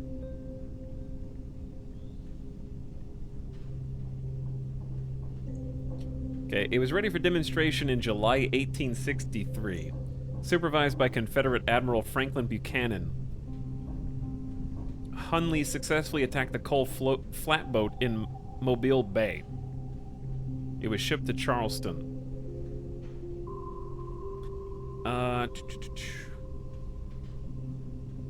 Okay. John A. Payne volunteered to be Hunley's captain, and 7 men from Chicora and CSS Palmetto State volunteered to operate her. The new crew was preparing to make a test dive when Lieutenant Payne accidentally stepped on the lever controlling the sub's diving planes as she was running on the surface, causing the Hunley to dive with one of her hatches still open. Payne and 2 others escaped, and the other 5 crewmen drowned. So five drowned. Then, on the 15th of October, so 2 months later, Hunley failed to surface after a mock attack, killing all 8 crewmen on board. Among these, Hunley himself, who had joined the crew for the exercise and possibly taken over command for the attack maneuver. The Confederate Navy once again salvaged the submarine and returned her to service for a 3rd time.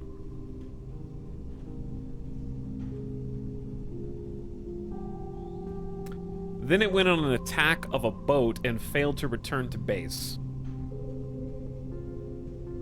And then there's more information on that, but basically it sunk 3 times.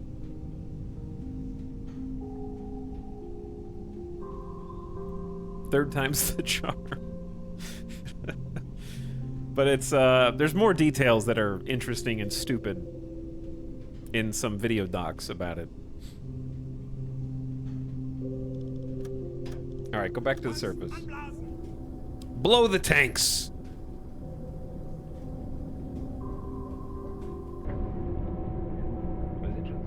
I like how I'm just there, like, with my arm under my head in the captain's quarters, 140. just chilling.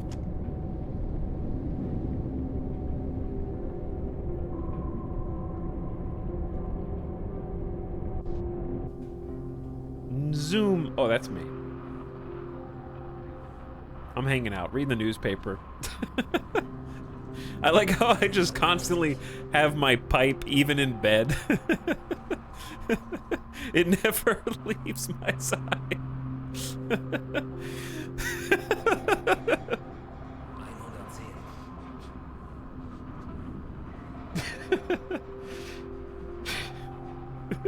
Surgically implanted pipe.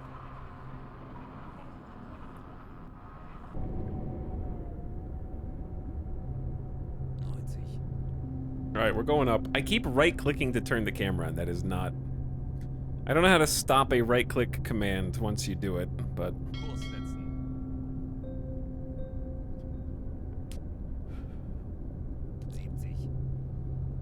We'll just stay in this view, because we should be... I don't know if the sun has set. It's like 6:16 in the game. But we're surfacing now. We're at 60 meters. I know it's dark. It is underwater. 50.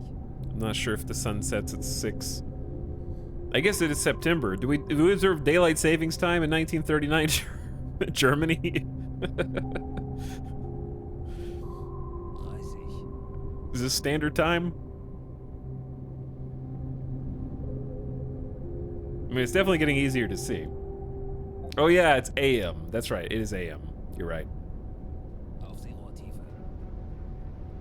You're right. I thought I had fast-forwarded more time.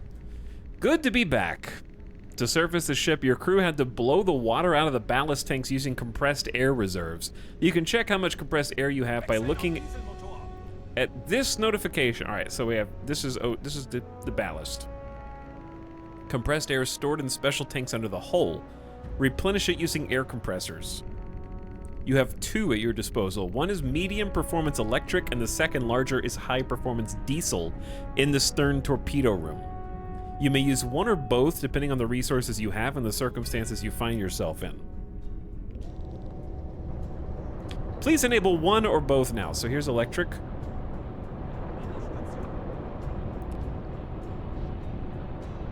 We can have up to 240 atmospheres of compressed air.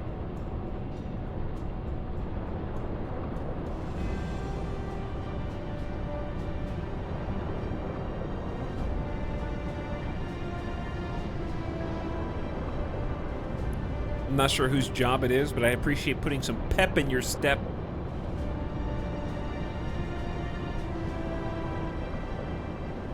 I guess I'll queue up both of them.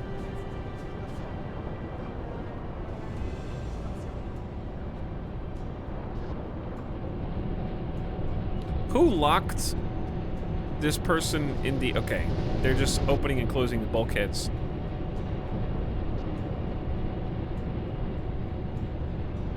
They're on the toilet. Give them a minute. Are you guys both trying to open the door at the same time? Oh no.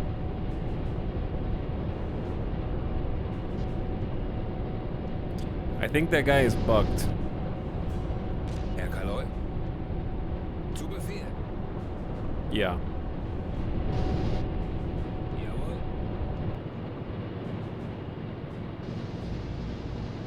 There you go. This is what the captain's for. That does not bode well. Fun fact, chat. A lot of Kriegsmariners died because when the initial veteran trained squads died in the beginning and middle of the war, they shoved a bunch of newbies in the boats because Donitz wanted to make a ton of U-boats and just shoved a bunch of green crews in there, and then they died of incompetence. So I feel like that's pretty realistic.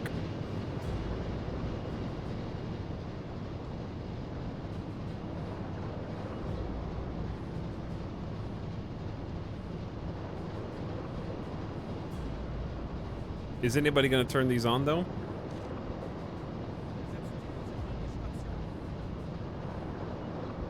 When I name these after chat members, it'll get a little easier.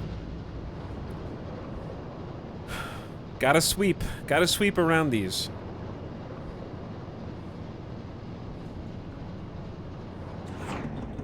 Well done, Skipper.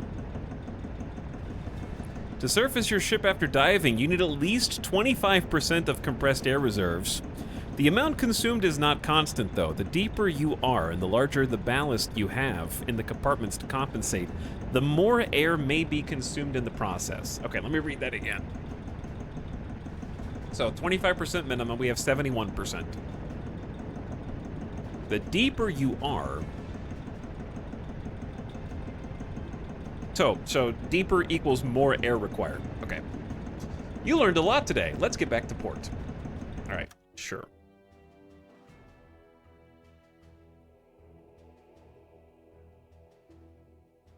Kurs auf diese Koordinaten setzen. Travel and diving.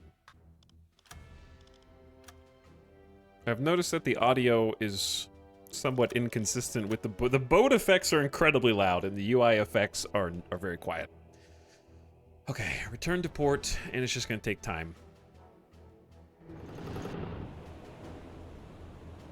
but it'd be fun to see like the boat turn. Look at those rudders. We are turning hard to starboard.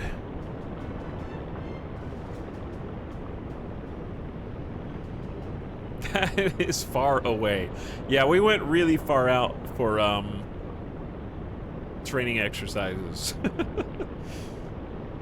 Middle of nowhere.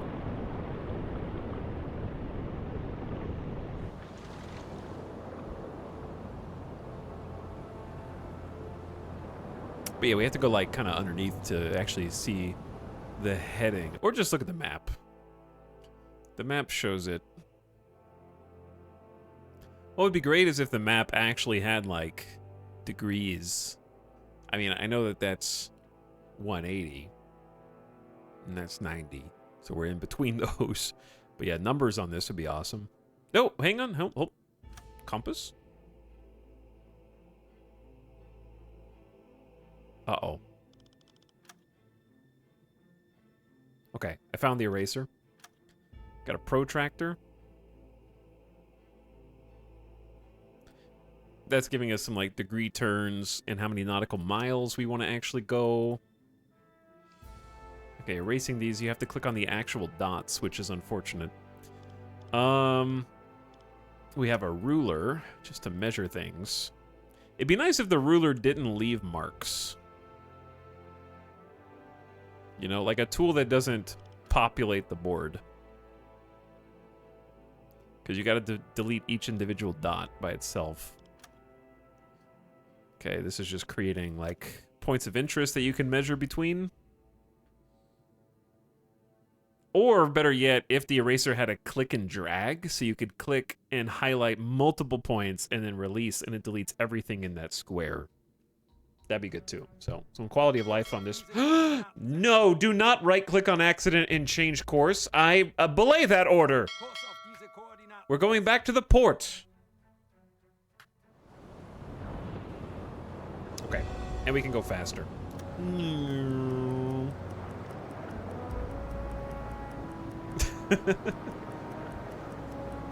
We're gonna have to go way faster than that. We can go 48 times speed, and then we can go 140 times speed.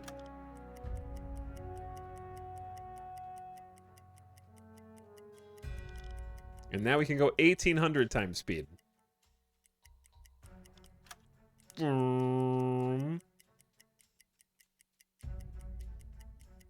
Imagine going 1800 times speed and getting intercepted by a destroyer. That'd be very sad. Why are we going to port? Don't we have a tutorial? It says return to port. That is the tutorial. So that's what we're doing. Backseating chat. Oh, what are conditions like? It's just nighttime. Okay, yeah, it's just night.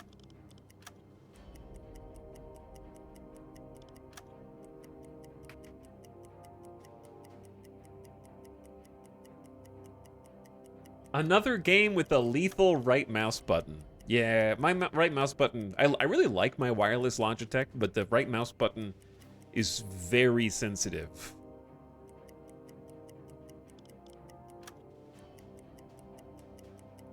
I assume when you're doing maneuvers, it has to stop the 1800 times speed. When you're going in like a straight line for an extended period, it's fine, I think.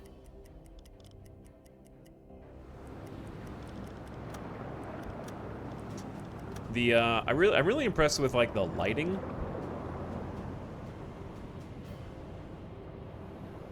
I assume when there's like a full moon, you can see a little bit more at night. But it's got some good like silhouettes.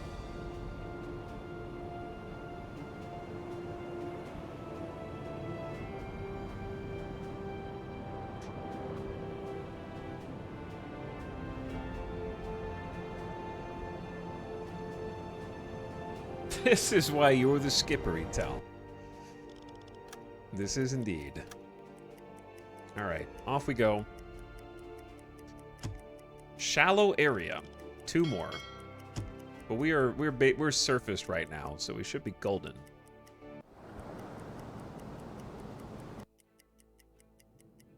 We will have to worry about the depth of the different areas on the map, though. All right, what does this look like coming back in?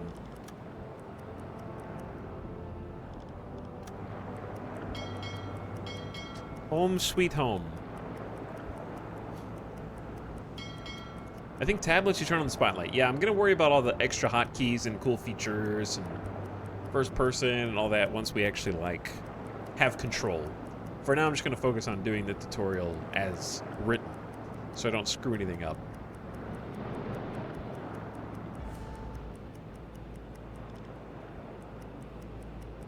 I like how they're still using their binoculars. Guys? Guys! What the hell? Who's driving this thing? You just bonk into... I plotted a course for over here. That's not a skipper job, but the course is already plotted. Hang on, is it not simulating unless I'm in the map view? Is that the problem? If I'm not in the map view, does it just go in a straight line? Because it was doing the turns by itself before. Okay.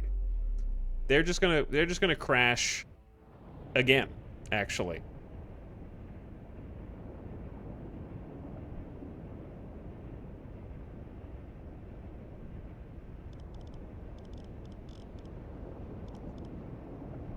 Chat, the tutorial is responsible. If docking is something you have to do manually, then there needs to be, they haven't even taught me how to steer yet. I just know that you can steer, but because I accidentally right-clicked.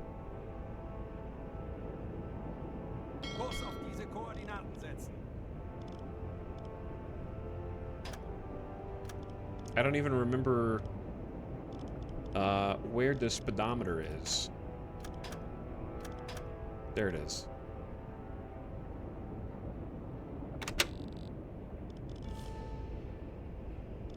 Okay.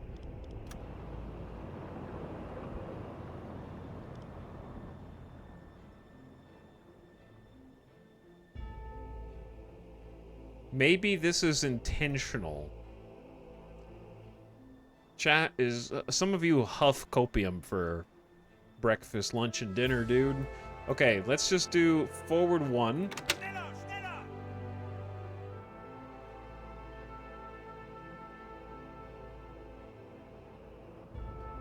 The tutorial had you going faster than cruise speed, which ruins turning, I think. But we already executed 2 turning maneuvers on the map.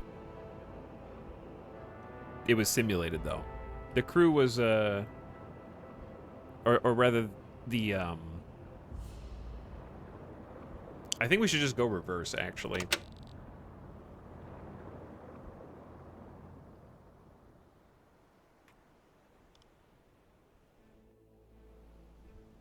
We're just gonna be stuck here, dude. I'm parked. Are we parallel parking? We're kind of parallel parking. Kurs auf diese Koordinaten setzen. Get out and push.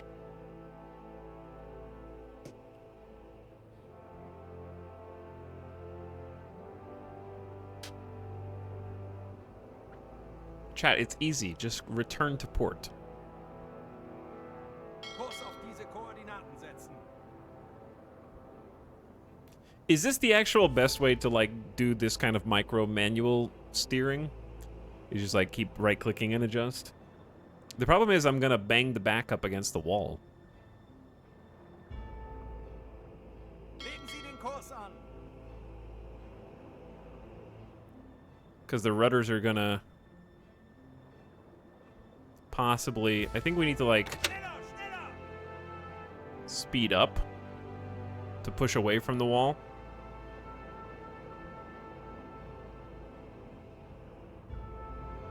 Legen Sie den Kurs an. And then slow down again. Legen Sie den Kurs an.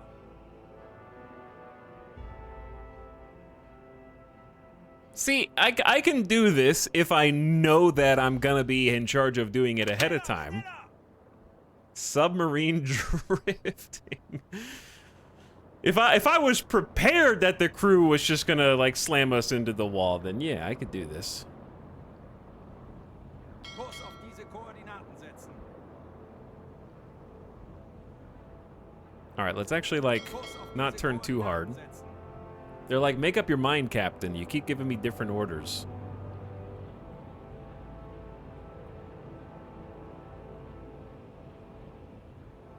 I'm not sure how much damage. What if are we picking up water? I'm assuming that was just like a gentle tutorial tap. And we don't actually have any like big problems, right? Kurs setzen.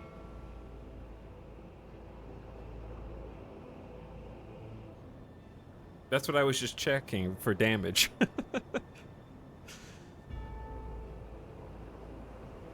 Okay. So, we're here. I haven't even learned how this stuff works, dude.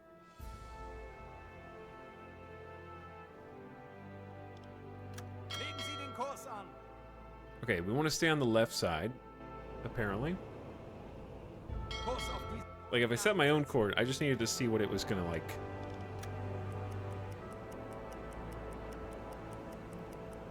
Just let it do it automatically. Why don't you... Chat, are you guys even watching the stream, bro? That's how we got here. Okay? That's literally how we ended up in this circumstance. Oh, hi, Jeff.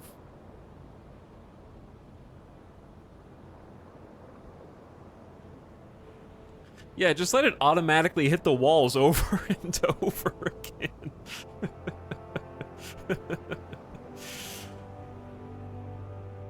Great ideas.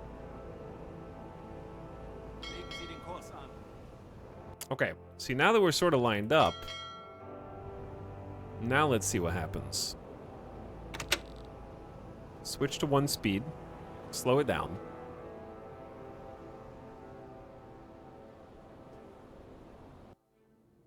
I don't think it's turning, chat. Wait. Okay, it is turning. It just sucks at turning. I should have started turning already. I thought it was turning more than this before. Schneller, schneller! Kurs auf diese Koordinaten setzen.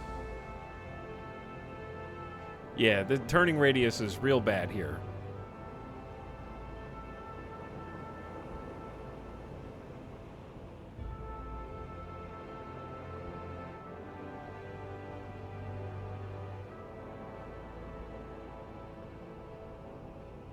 I'm holding. I believe.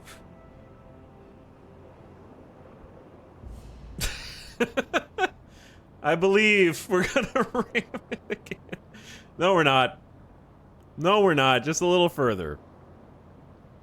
Just a little further. Den Kurs an.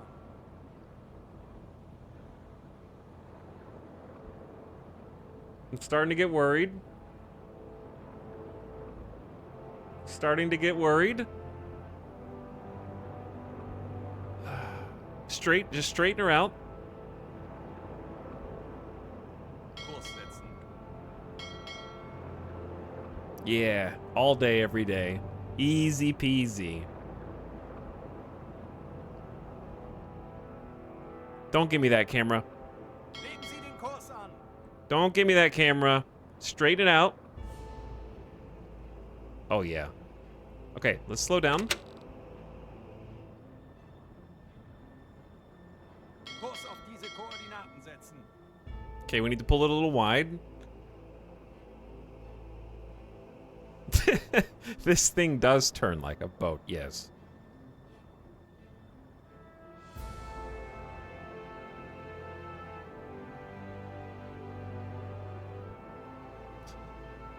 All right, now the other way. Legen Sie den Kurs an. Everyone in the harbor is looking at us. I was originally going to try and go that one because that's what it lined up. I didn't know if these were one-way streets here. Kurs auf diese Koordinaten setzen. At least there isn't obnoxious band playing music in the port like Silent Hunter 3. I haven't played any of the Silent Hunter games. I will. One day, maybe.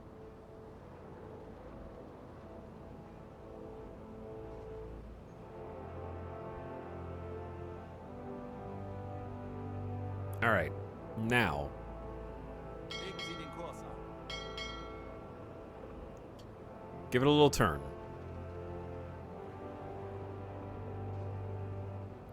Bring her in.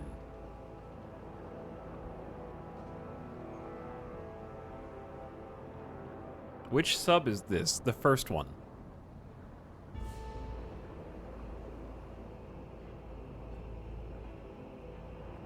Kurs auf diese Koordinaten setzen. The question is, when you set an angle, how fast... Okay, how do I phrase this? Like, just because you set an angle doesn't affect how hard to port or starboard they'll steer, necessarily. You know what I'm saying? Kurs auf diese Koordinaten setzen. So I'm curious if, like, setting a 5-degree course change, are they just gonna go just a little bit, or are they gonna go There's a rudder thing in the top right. Yeah, but I haven't taught me about that yet. That's not part of this tutorial, chat. That's why I don't think this was I don't think this was an intentional learning experience. I think that they were just like draw the rest of the owl on accident and kind of forgot that this was the tutorial.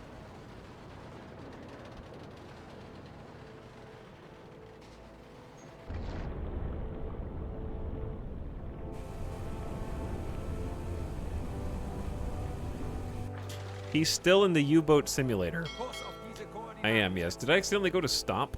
Schneller, schneller! Faster! I must have accidentally stopped.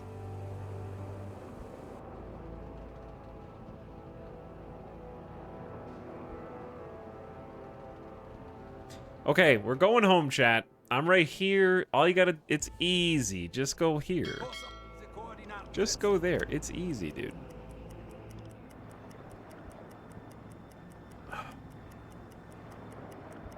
We'll go 12 times speed to get back to port. Oh, wait. Do you know what it is? I bet I know what it is. I bet it's this setting right here.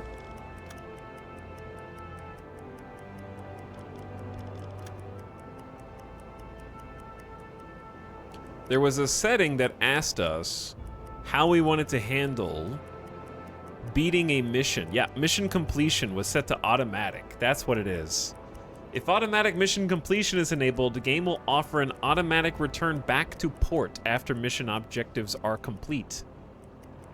It is recommended to use this setting unless you are looking for a comprehensive experience of submarine commandeering. Okay, be that as it may, can I offer that I think an appropriate tutorial would still be how to steer the submarine as maybe the second tutorial after how to buy food. Maybe go how to buy food, tutorial 1. Tutorial 2, how to steer the submarine. Tutorial 3, how to dive. Carp meet horse.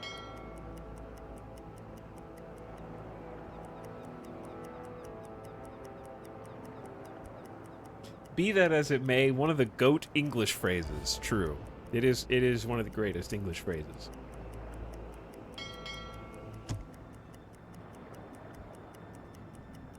Did you notice that they adjusted the steering themselves now? I think that the AI just was trying to automatic steer and they just accidentally crashed into a wall, to be honest.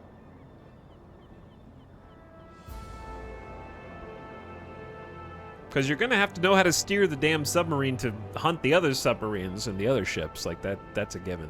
So I'd be surprised if one of the tutorials that we're about to do isn't about just that. Like, I bet it is. Kurs auf diese Koordinaten. We made it! We made it! And we didn't We didn't sink ourselves. Whew. Well done. So, take an assignment from the leading officer in the port before leaving. Beim BDU wird viel über ihre letzten Admiralty is Patrouillenfahrt deeply geredet. impressed by you not Gute Arbeit. sinking. Solid work. All right, Dies what's the sind die next heutigen training Aufgaben mission? vom BDU. Streng geheim. Torpedo attack. No steering guidance, just torpedoes only.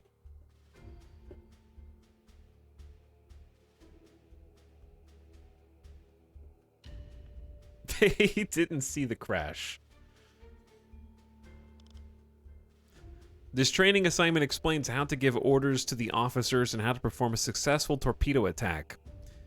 They'll explain giving direct orders to officers, hydrophone usage, torpedo attacks on unescorted freighters, deck gun usage. Aw, yeah. Okay.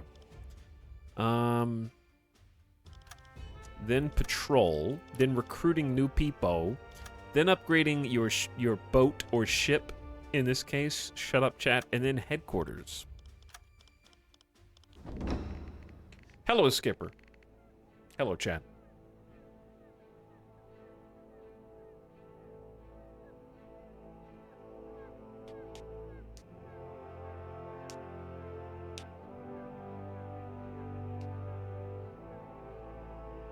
Where are you pointing that thing, Ottercock?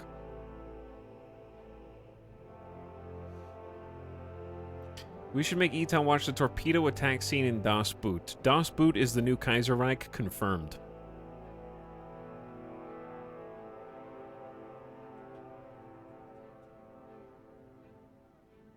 We found it.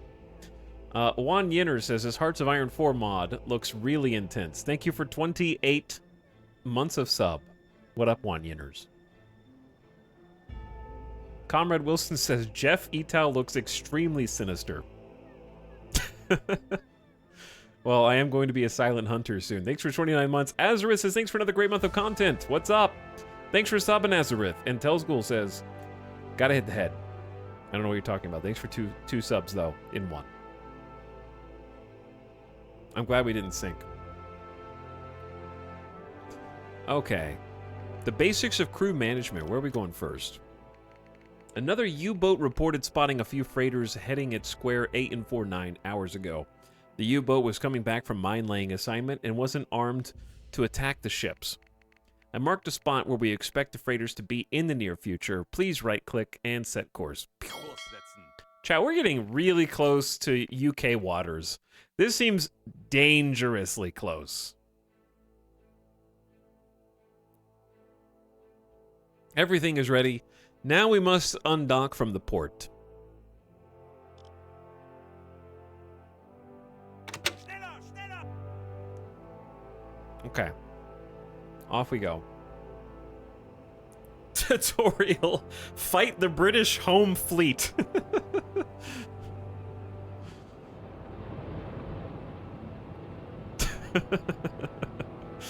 It's easy.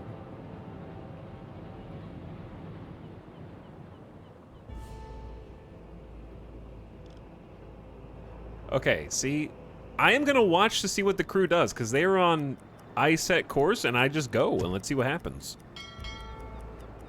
It's making turns on its own. I honestly just think the AI just flubbed the turn. And crashed us into the wall. Because I'm not steering right now.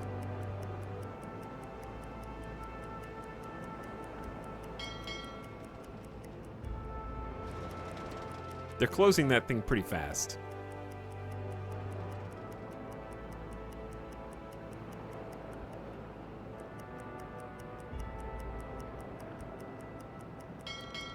See, it's doing what it's supposed to do now.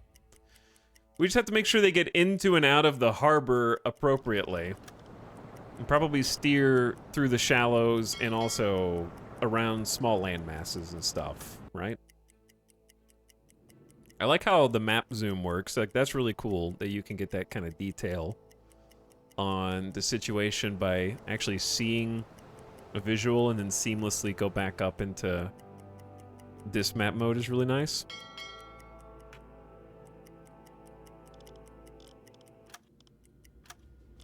Gotta go fast.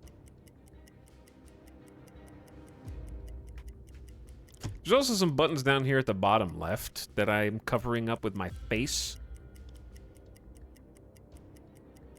I didn't buy any additional supplies. Hopefully.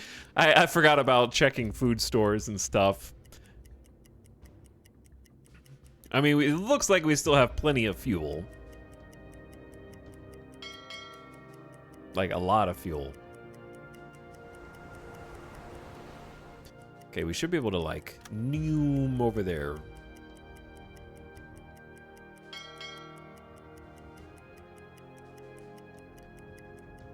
Mineling. British Isles 1 of 3. Tonnage War 1 of 3. German invasion of Poland is just happening right now. So the map, I don't know, can you... Dude, there's ports all the way over here. It's time to go to the Gulf of Mexico, dude. Let's go to Key West.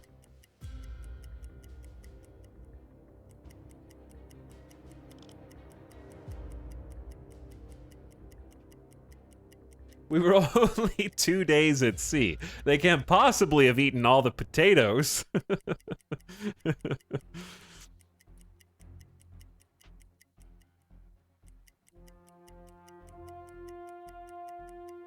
You'd be surprised. I could put down some potatoes, dude. Is it gonna be nighttime when we get here? Oh, it changed the time of day, I think. It was like 1900, now it's like 6. Start searching for cargo ships. Thank you, Dabs, for changing time of day. Let's take a look in the ship. Your crew's already active and works on various stations. They know their tasks and don't need directions most of the time. During long assignments and battles, unusual things happen, and your role as captain is to adapt to survive. For this reason, I have asked your officers to leave their stations so we can train micromanagement during this assignment. Why are we sinking? We must locate the cargo ships we are looking for. The best way to accomplish this is onboard hydrophone. Can detect ships from tens of kilometers away, much farther than possible by sight, even in the best weather. The GHG hydrophone installed on your ship doesn't work on the surface. We must submerge before we can proceed. It looks like we already have, but let's go to periscope depth. We just flew.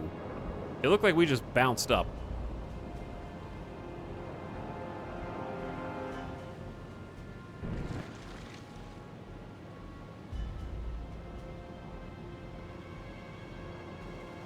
But yeah, hopefully we have some potatoes.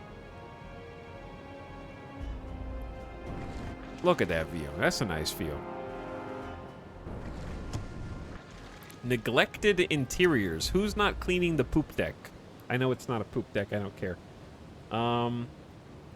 Also, I'm gonna be like here, because there's stuff that appears in the bottom left. The hydrophone can be manned by any trained officer, but radiomen excel. Select Officer Karl-Heinz Schuster, your radio man, before we proceed. All right, we're going to change the names and stuff after the BRB today. Now click on the listening room. Okay, you got it. So there's stuff on the desk. It just hides it so that you can see what's going on. Now let's give the officer some time. Wait until you detect the ship.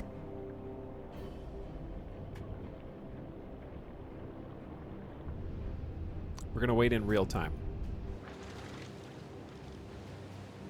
But yeah, the water does look nice. We have achieved periscope depth.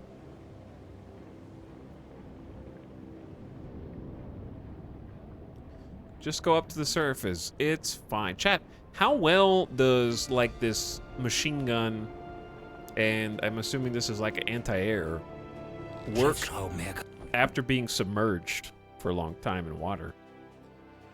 Excellent! We hear the ship propellers nearby through the hydrophone.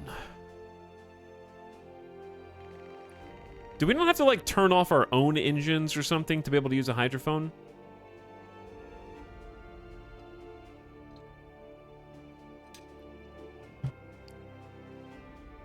Click on the contact using a right mouse button to plot an interception course. You don't have to, but it increases the range. Oh, interesting.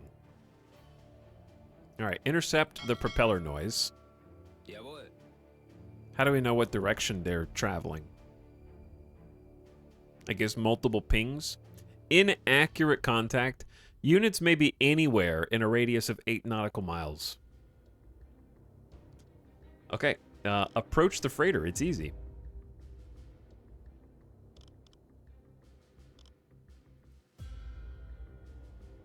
All right, I'm just gonna sit nice and snug right there.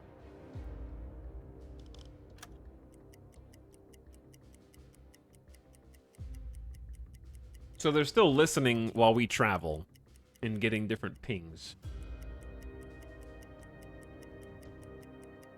You can click the little headphone icon. It kind of does it for you. It'll go to about 50 meters and shut off the engines. Okay, once we get, like, out of the tutorial, I'm going to practice all of these, like, pro tips.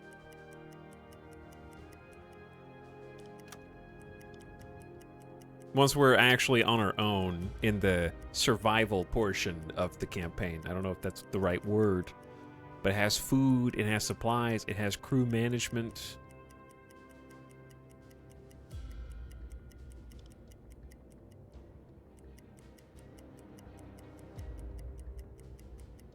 Can we look through the periscope? Yeah, but this is our visible range. So we have clear sight here. They're not inside of our max sight yet, so we wouldn't be able to see them anyways. But soon. Okay, there we go. Funnel smoke spotted. Alarm, take position. The crew works harder at a cost of increased stress. Transport spotted, 150 something. All right, let's actually like...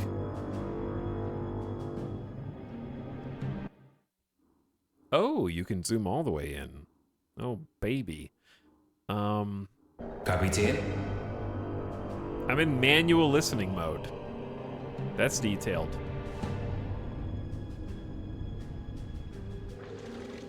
Radio officer missing. I assume I don't have a radio officer at the radio post. We have a listening room and someone at the radio. Where'd the radio officer go?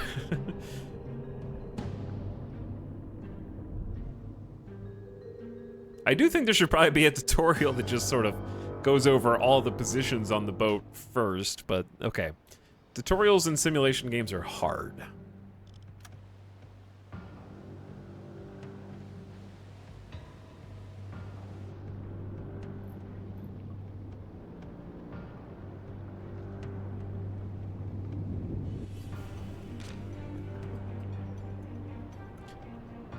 All right, I know we're supposed to approach, but I'm gonna go to the attack periscope just to look around.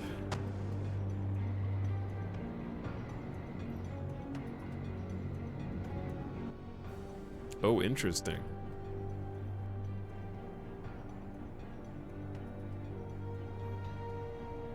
Yeah, this thing is slow. I also don't know which heading they should be. They should be 270-ish.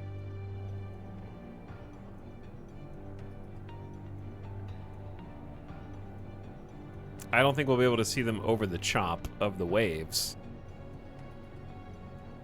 But yeah, they would be like that direction, roughly.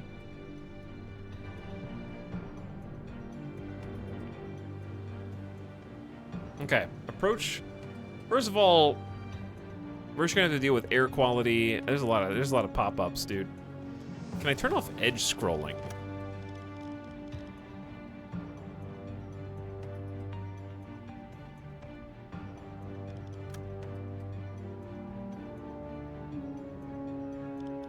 There's map edges, but that's the only one. Yeah, I figured you could raise the periscope, but let's just focus on approaching them first. I assume a direct course is acceptable for now. I gotta learn about battery capacity and all that stuff, but it's like 80+%.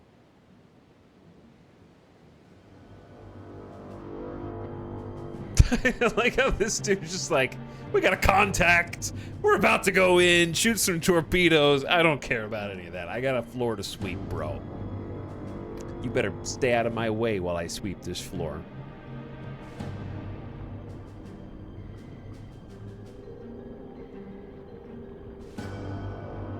Most of them are on alert.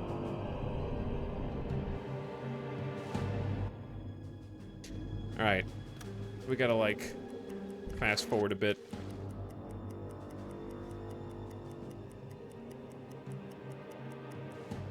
I definitely do not have the pro tips. Shh! The sailor using the periscope has spotted the freighter. We can attack it now! The most effective weapon is the G7 torpedoes with the 280-kilogram warhead.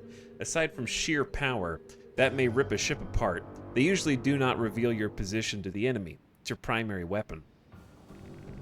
To use them, we need to compute a course for the torpedo. Please select Officer Kurt Hoffman before we continue. All right, I had the captain. Auf The captain's on the other one. Herr Kaloy. Good, now send him to the attack. Oh. This is what happens when you try and do stuff without the tutorial's permission. Uh-oh.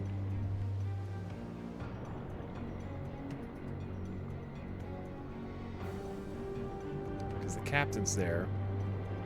And I need Weber to go there.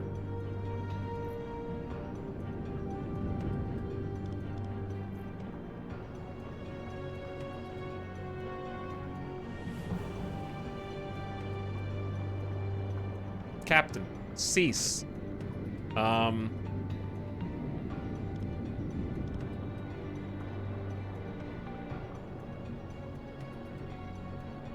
do I get the captain off of this? Auf Seerohrtiefe. Captain, go to the trash can. All right, where's this guy? Kapitän. There we go. Different guy, not pink shirt, but okay. Captain, you can go stand in the corner. Herr Kaloy. Selecting the officer, click on the enemy cargo ship with right mouse to calculate a torpedo course. But didn't I set this to manual?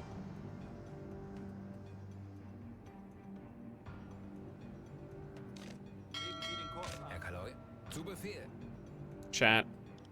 You guys told me to change this to manual, dude. So I can't even complete the tutorial now.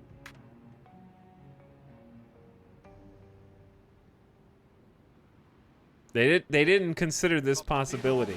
All right, I had to click it 5 more times, and then it eventually worked. Very good. Officer Kurt Hoffman now calculates the course of the torpedo. We should give him some time to do that. I will give you further directions once that's done.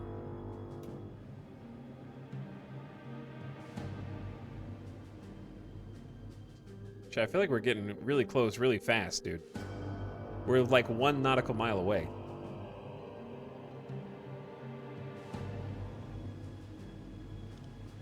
And there's the ship. Ooh, no, I don't want to fast forward necessarily.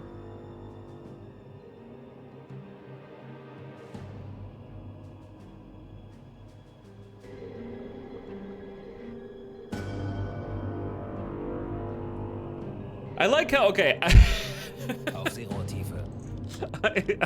I enjoy that chat is currently backseating the tutorial of the game. Have you guys written this in the Steam forums for this game so that the developers can read? Add sailors to Hoffman to speed up calculations. I suggest you stop the boat. 1 mile is close enough.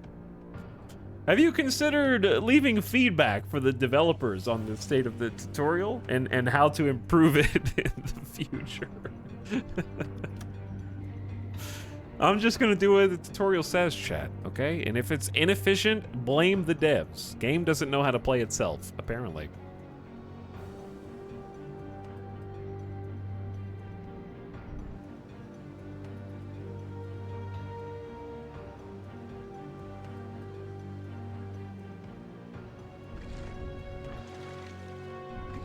Don't worry, I got this.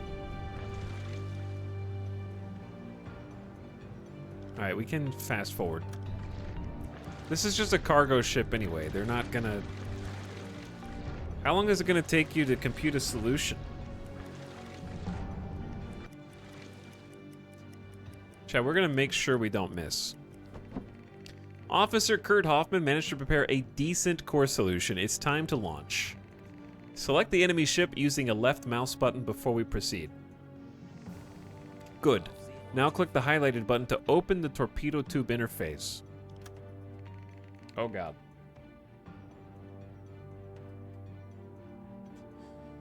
Click on at least 3 tubes to flood the tubes with seawater. Wait, which ones were the, was T1 or T2 the one we want?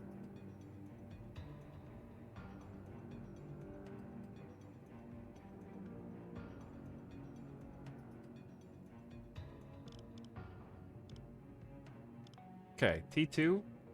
We want, the tutorial wanted the T2. Bewässern. Flood tube 2, flood tube 3. We have to do another one anyways. Rohr 1, bewässern. All right, this is the water levels flooding the tubes. Rohr 2, fertig. Everything is set. Fire, Captain. Rohr 1 bewässert.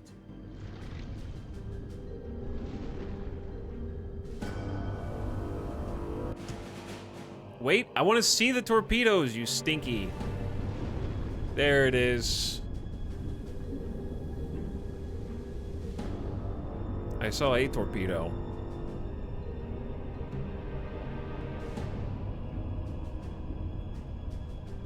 I don't know about the other ones. I guess they've all fired already. Oh, you can see them on the map. There they go. Torpedo spread, never heard of it. Straight line, yes. Auf Seerohrtiefe.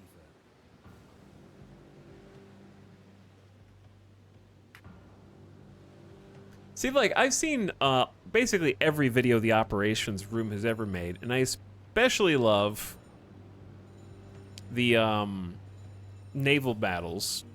And it's always fun seeing their graphics for, like, the torpedoes and the ships dodging the torpedoes. And you wonder, how could a ship really dodge a torpedo? I think they know we're here. Der Torpedo ist auf halbem Weg zum Ziel. How do they know? You mean, how do they know that my periscoping submarine is just launched 3 torpedoes at them? I don't know. On a cargo ship?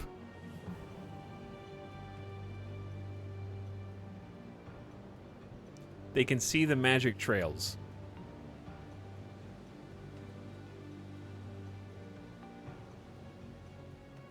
The torpedoes are still half a mile away. Half a nautical mile. 20 Sekunden bis Torpedoeinschlag.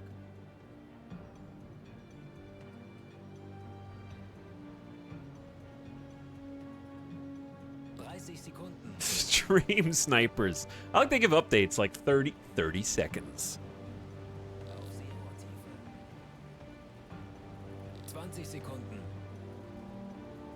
Is there a better way to observe this interaction? Oh, they're like here, chat. Oh, 10 Sekunden bis they're Einschlag. here. Well done, Captain! Infinite explosion sound. Whew. Crunchy. The original report mentioned 2 freighters headed to this area. The second one may also be around. Auf Seerohrtiefe. Let's return to the surface and look around. Click the highlighted buttons. Tanks anblasen. Wechseln auf Dieselmotoren. Alright, that ship sunk instantly. Everyone is gone. See you later, nerds. Der Aal ging daneben, Herr Kaloy. It's a miss. Okay, so the one missed. Who cares?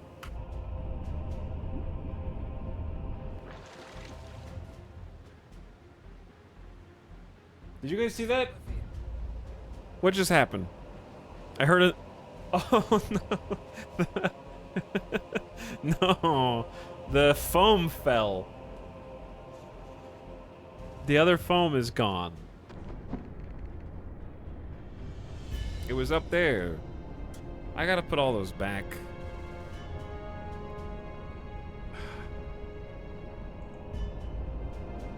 I had the Chad, do you know how expensive the little command strips are? They're crazy expensive.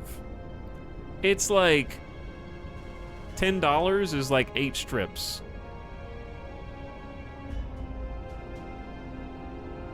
Something ridiculous. Okay, I actually think it was like $8 for 12 strips, but the 12 strips combine into like each other, so it's actually like $8 for 6.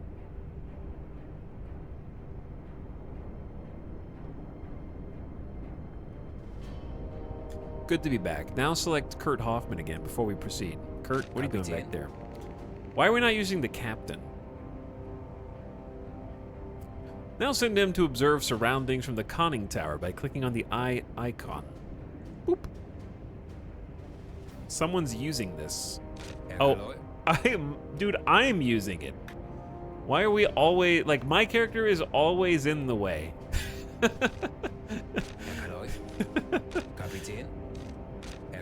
It won't let me select them either.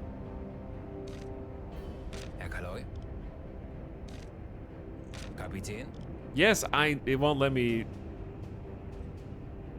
soft lock by the tutorial. Yeah, I'm stuck in this mode.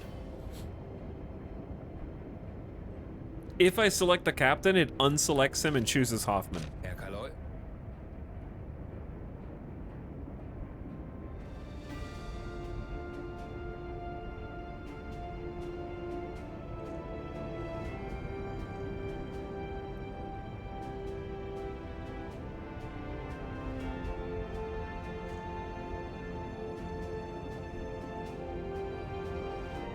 I like how chat is like, why don't you just ruin your walls instead of using command strips?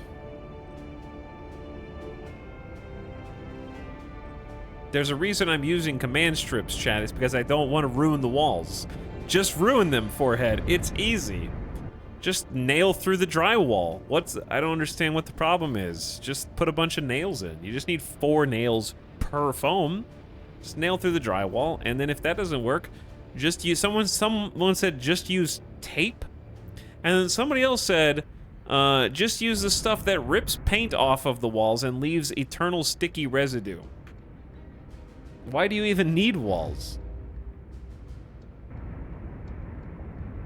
All right,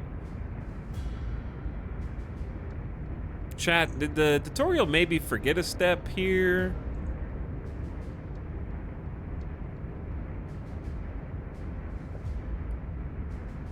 We may have a bit of an emergency.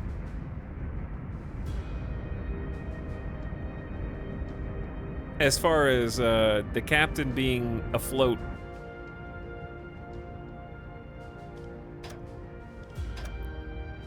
We're supposed to be at surface level. That's a huge wave, dude.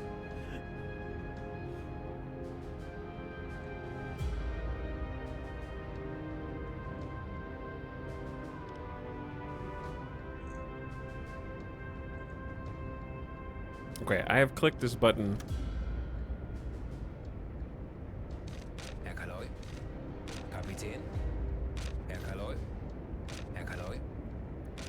I don't know how to get out of this part of the tutorial. To be perfectly honest with you, chat. I've got Hoffman selected. It says left mouse button, red arrow, nothing's happening. I'm eternally here. Kapitän?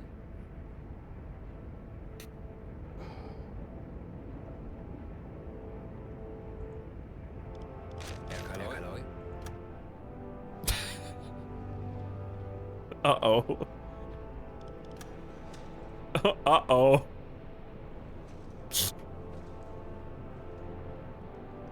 How did I get here? I'm on the ship. I'm gonna put myself in a torpedo tube. and just yeet myself out.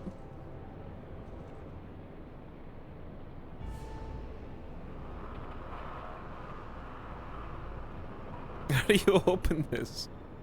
I'm locked in.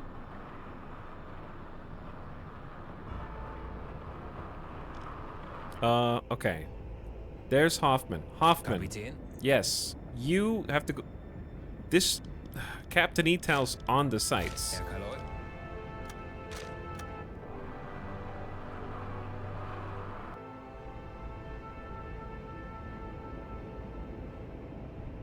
He won't get off. Can I make him go to bed?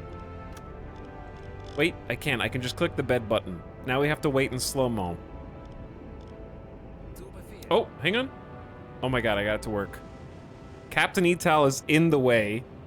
He has to go to bed, and then someone else can take over the targeting site. Okay, I figured it out.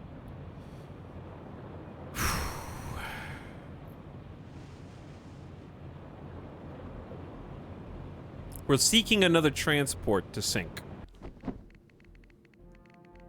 We haven't found anything yet. It's still possible the freighter's nearby, but beyond our current sight range.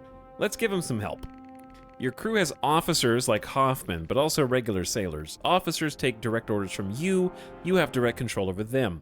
Find the portraits in the bottom right. Regular sailors, on the other hand, usually follow automated schedules. They're too numerous to micromanage. They can aid officers. That's exactly what we need. Each officer has a few bars next to his portrait. They represent sailors assigned to the officer. Click on the uppermost bar to assign him as many sailors as he can manage. Okay, that's what that's for. Plus 50% sight range and something else. Really, really good bonuses. That's a cool system. Cool idea for mechanic. Our rogue torpedo is still just out there.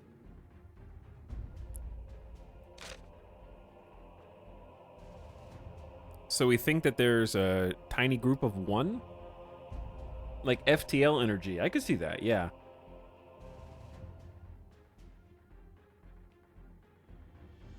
Okay,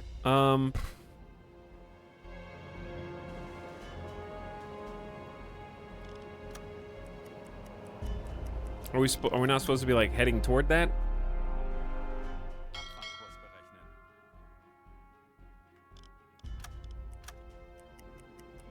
Kind of already are heading toward that.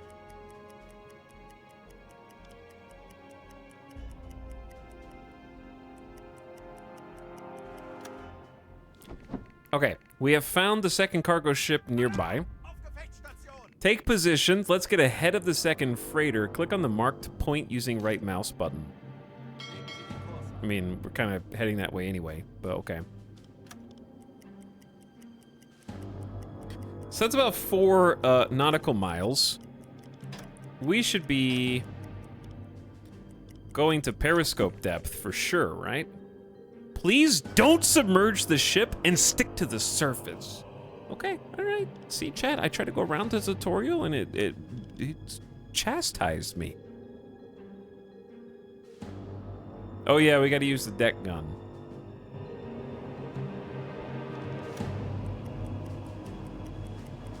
Do not submerge the ship.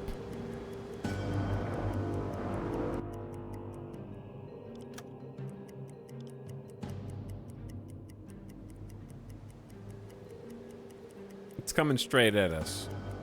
2 nautical miles. We gotta be real close. Deck gun in these conditions. I know, look at the waves, dude. There is some chop. The people up here are barely staying above water, to be perfectly honest.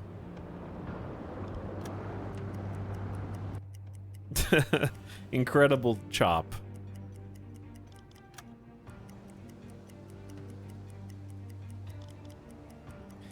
We got eyes on the ship.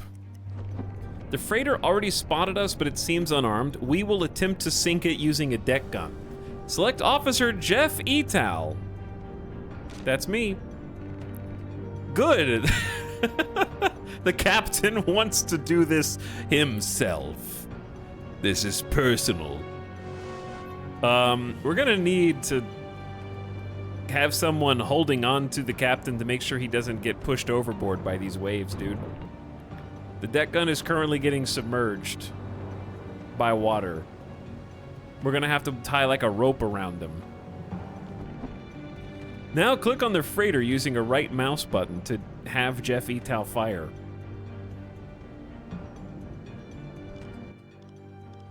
Mach sie fertig. Jesus, this is already underwater. Nope. I know you can't see anything. Oh my god. That's not even close, bro. Bro is drowning.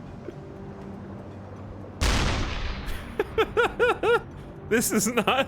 Okay, this is a great visual of how useless this deck gun is going to be. That was a close shot. A Roman candle attack. He's gonna shoot our own ship.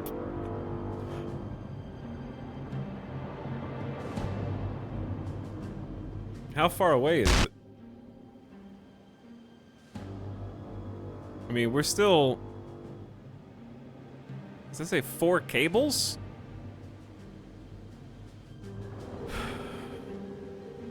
He's totally underwater now. Completely submerged.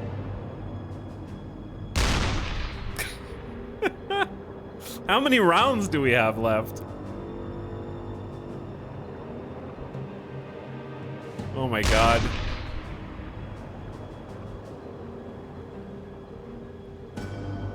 Don't worry, we'll eventually get close enough that he won't be able to miss. I think this is a great demonstration of how we should only use this at if everything else has failed.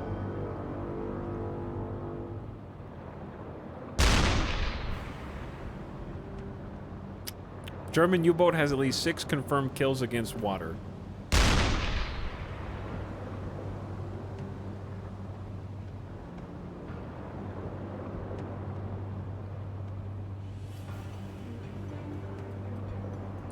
In Silent Hunter, they won't even let you man the deck gun in these conditions. Yeah, I feel like that would be probably the smarter way to handle it. Chat, stop backseating the tutorial. I've already tried to go off script and it told me not to do anything different. All right, so shut up and just enjoy the show. You guys are insufferable. It's the tutorial. This is the way they designed it.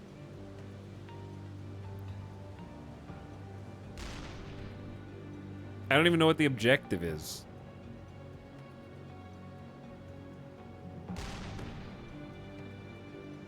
Other than like it's not up here.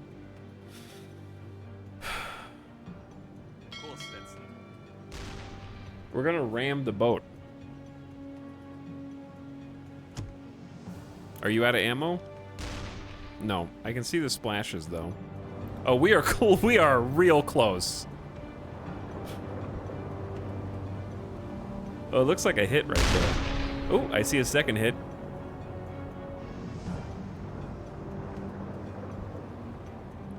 Maybe we can hit the bridge.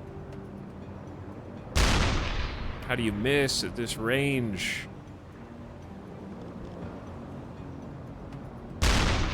Ooh, that was a smokestack hit.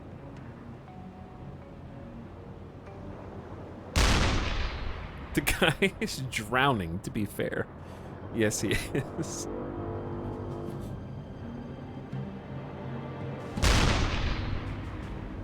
All right, we got a lot of direct hits. Like 5 now.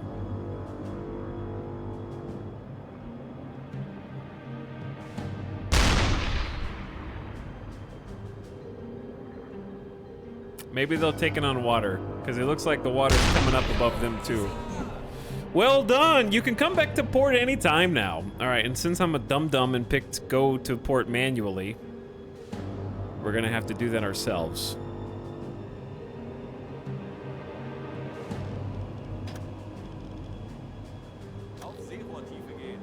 All right, everyone, get back inside, please. Periscope depth time. A successful mission.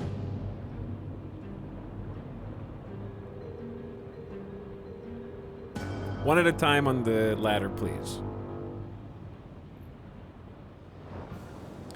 Okay. Back to periscope depth. Actually, we probably should stay at the surface depth. There's not really... I mean, you would want to hide after an attack like that, though, yeah. Kurs auf diese Koordinaten setzen. Jawohl. For at least a little bit. Alarm abgebrochen. Aufsehrohrtiefe. Wechseln auf E-Motor.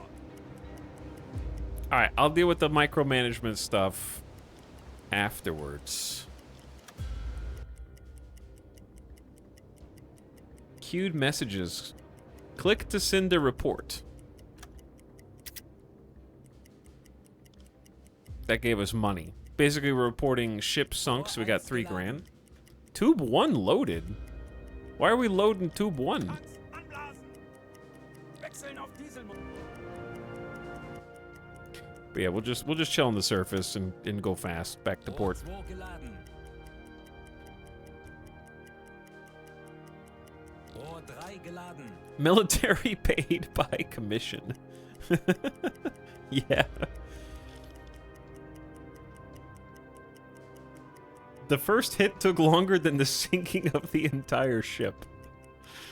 I know, right? Alright, 6,500 times speed. That's an incredible amount of speed.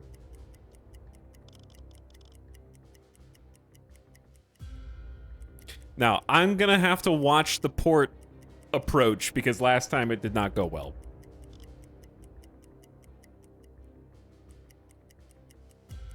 So, I'll slow it down a little bit here. Do you have to manage fuel and supplies? Yeah, it's a crew management game. We're just doing the different tutorials right now, which are their own challenges.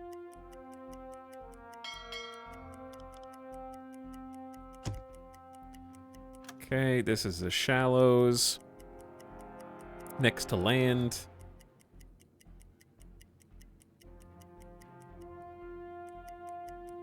Normally, you don't have to return to port. I just decided it would be fun to turn that on manually, and this is my punishment.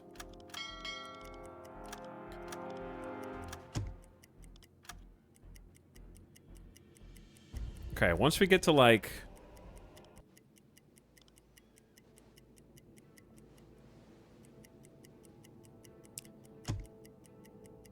I'm a little nervous about the coast.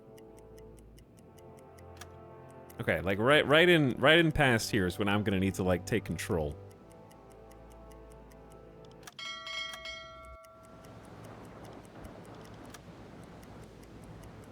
Legen Sie den Kurs Click an. the wrong button. Okay, we're back on course. Or are we? I don't trust you. Kurs auf diese Koordinaten setzen. This happened last time and we bumped into that thing.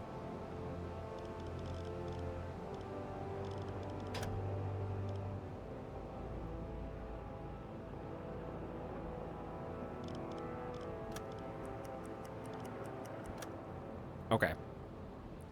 I'll do it myself. Have fun, Merry Christmas, Italics in chat. Merry Christmas, chat. It's not Christmas yet. You don't say that yet, okay? It's the time before Christmas. I like the, they did a good job with the wake. Oh my god, we're gonna crash. Legen Sie den Kurs an.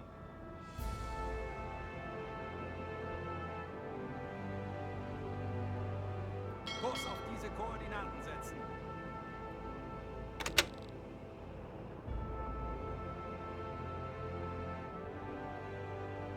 Or are we? Kurs auf diese Koordinaten setzen.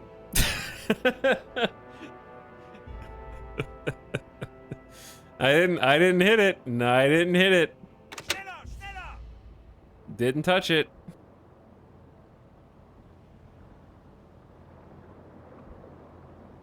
Who is worse at parking the boat? The AI or the human?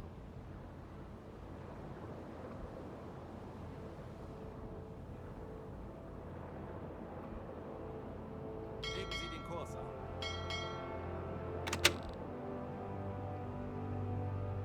I hope the Kriegsmarine gives you style points. A promotion for style points.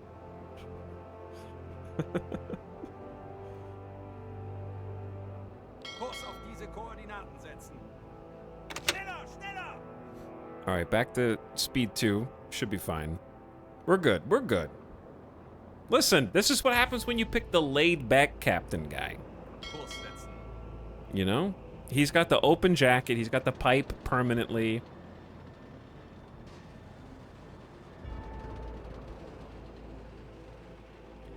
He's friends with his crew.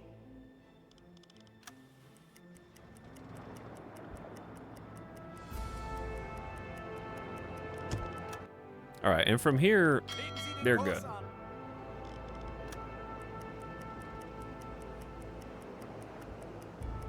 Extra rations of rum for everyone. And then once we get over here, it'll just like take us back. Woo! A job well done. We got soft locks temporarily in the unable to assume the correct position on the submarine, but we were able to send the captain to bed in order to fix it, and we powered through. There is a band. I did hear a band. Kurs auf diese Koordinaten setzen. We're back. Why is this so damn choppy in this port? Is the wind like crazy? Yeah, because this is a sealed-in port with locks and everything.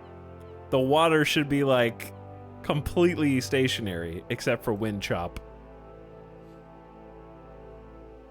I think the water level actually does change when you go through the locks a little bit.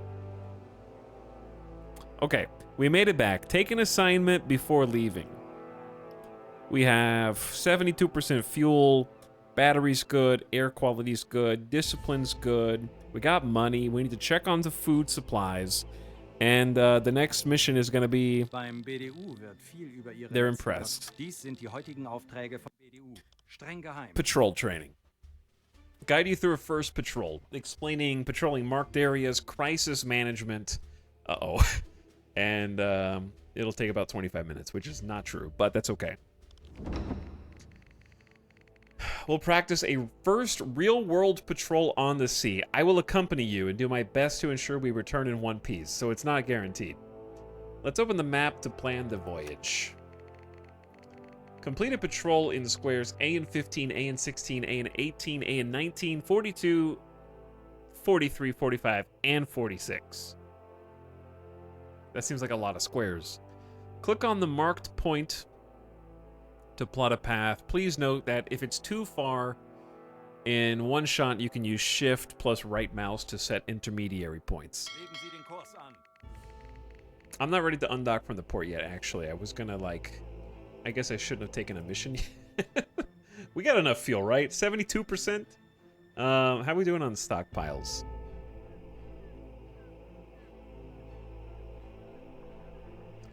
Mod check food? I don't know. If they starve, we'll just start a new campaign without doing tutorials. And it'll be fine. We'll just have less money. Schneller, schneller! Back to back. Do we have enough beans? That's a great question. Chat, here's what I'm gonna do. I'm gonna leave you in the capable hands of the AI while I take a BRB because it's been almost 3 hours. And I'd like to go get a drink, get a beverage, grab a snack.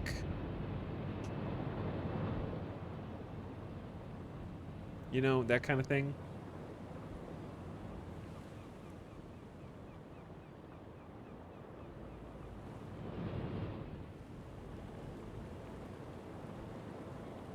So how about, I mean, there should be land on this, on that side. The sun's back that way. So you guys keep an eye on the submarine. Let us cruise. Yeah, you're just going to cruise in real time.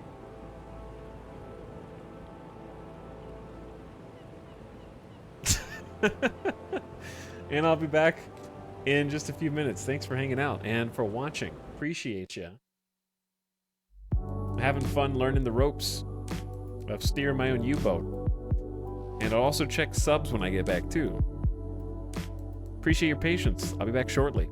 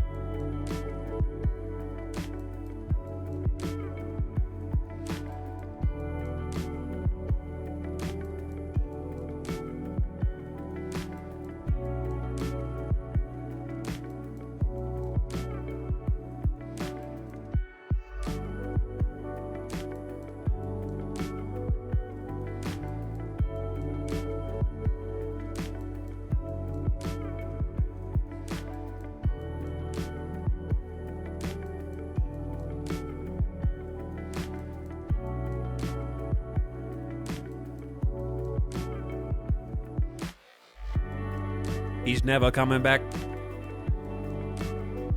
He's never coming back.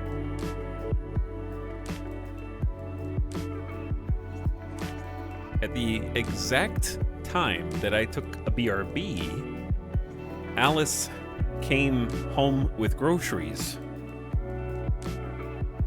So I was helping unload those. And then there were chickens that I ate. And now I'm back. Sorry for the long wait. I have returned. Yo. Did she buy some canned bread and potatoes?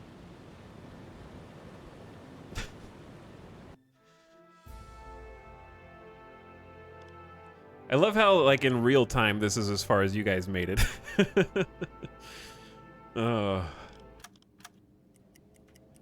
Chat, imagine a real-time version of this stream where we never fast forward and I leave, like, the game going for potentially, like, weeks at a time, and I just try and schedule my entire life around coming back to make sure that I'm awake and here for the important moments. Like, okay, so we gotta travel 10 nautical miles. We're going approximately 17 knots. Calculate how long is that gonna take?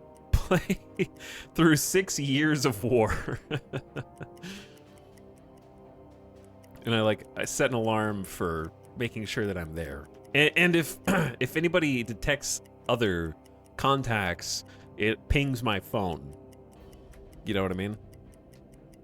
And lets me know that I need to be at battle stations.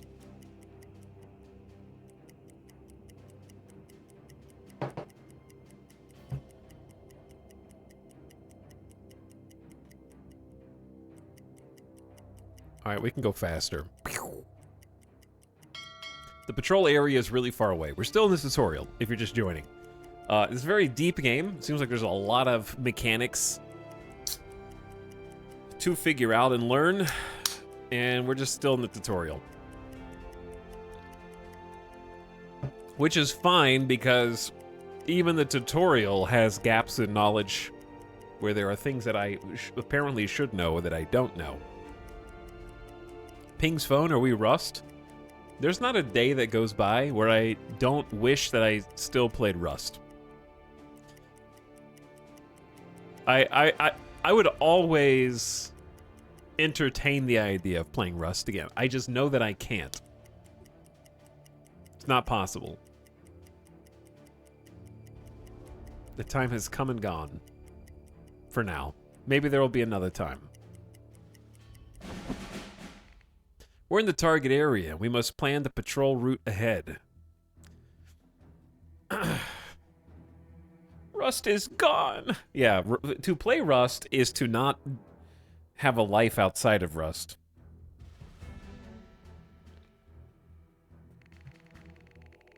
Rust is everything when you're playing it. It's like, for example, if you've played EVE Online, it's like that.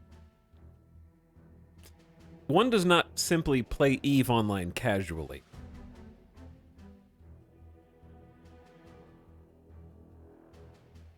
It scared me knowing people out there are hooked up to the computer to make sure their Rust base hasn't been raided.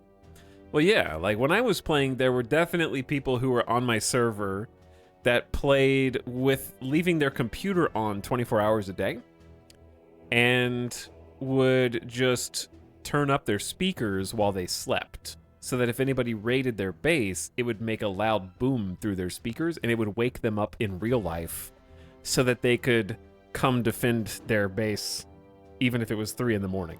Didn't matter. So that's definitely a thing. And that's before they introduced the ability for it to actually ping your phone if you're getting raided, but that's presuming that you have set up the electronics. You can like there's custom wiring in the game where you can set up sensors that will connect to your real life phone. And if the sensor is triggered, it'll send you a ping and you can customize what that ping says. So now that's a thing. Has been for a while. Time to do that in a U-boat. Try to plot a route that avoids traveling over the same areas multiple times, and one that has as much vertical movement as possible. Okay, is this saying to avoid a lot of vertical movement?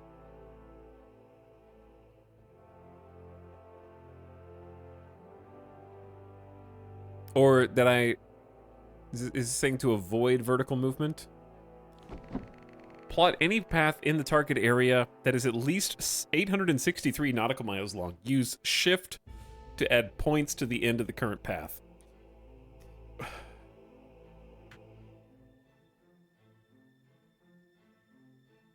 He's asking you to zigzag to try to find ships.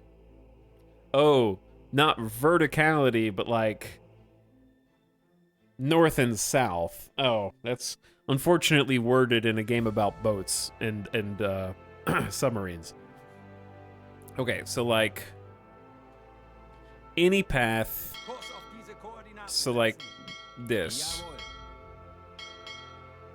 Kurs auf diese Koordinaten setzen. It has to be 800. Zu Befehl. hang on. Let's start down here. Kurs auf diese Koordinaten setzen. Sehr wohl, Herr Kaloi. Kurs auf diese Koordinaten setzen. Zu Befehl.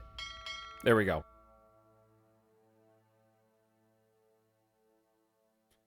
Makes sense. Most traffic is going to be between the UK and Scandinavia. Yeah. Now follow the route.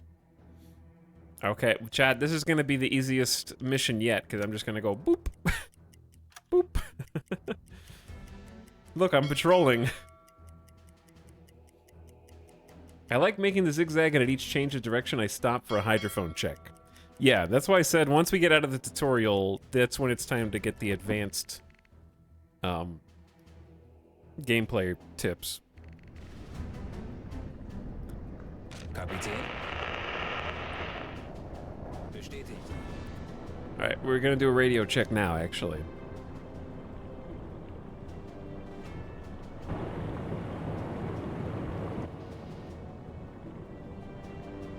Sometimes they get stuck in here, and we have to help them, but it's okay. For now, it's fine. We have found an ongoing broadcast. Click the highlighted button to use the radio. Order the radioman to receive and decode the message by clicking the first button on the left. I'm getting flashbacks of High Fleet. Bestätigt. Alright, 100%. It's an SOS from another U-boat. We should do our best to help them. U-1063 attacked by aircraft, sustained heavy damage. Position AN-4386. The radioman is tracking this message using a direction finder antenna on the ship. Order your crew to plot a path toward the marked contact. You got it. Sehr wohl, Herr Kaloi. But yeah, High Fleet, I'd be having to like turn all the knobs and push all the buttons myself, while also dealing with all of the other micromanaging aspects.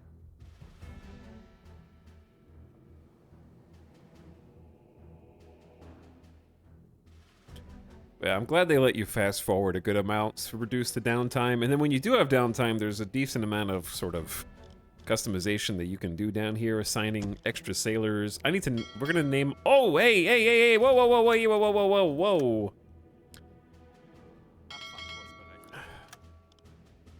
Other way, you stinky.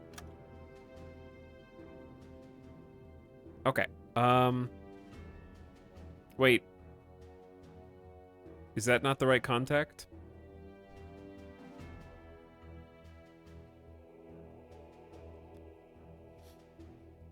No, yeah, it is. This is, let me see.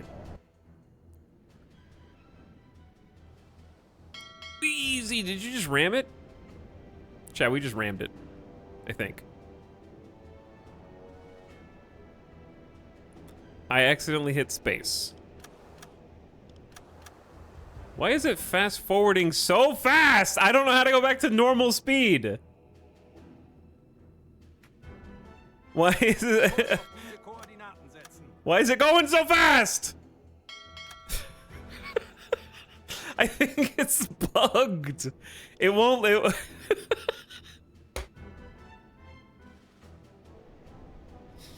I can't slow down. Legen Sie den Kurs an. It's leaving contrails. Chat, look, this is not 12 times speed, bro. That's 50 times! That's like 5 million times speed, dude. That's not 12 times speed, bro. Kurs auf diese Koordinaten setzen. Look at the game. Okay, look, is this the pause button? When you unpause, look how fast it goes.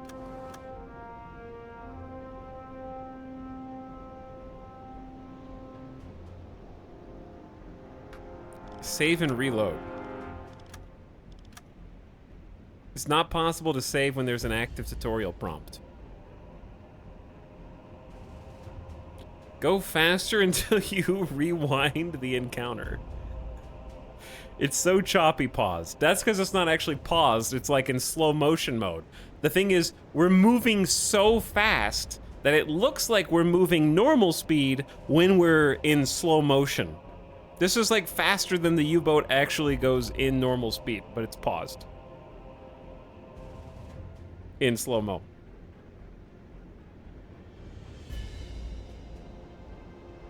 Change the sub speed.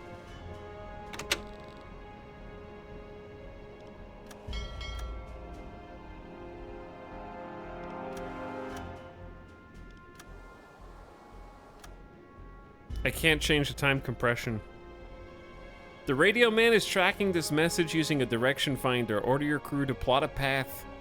Maybe if I just get off this screen?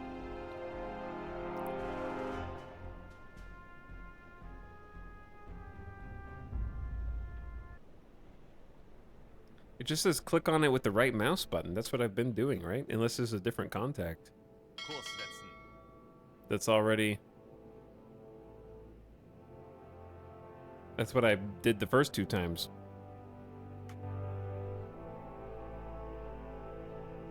Unless there's a different contact, and that's just an unrelated boat.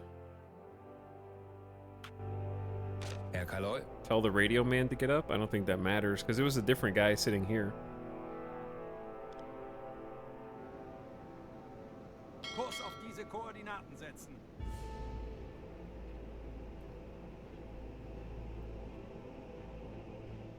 Legen Sie den Kurs an.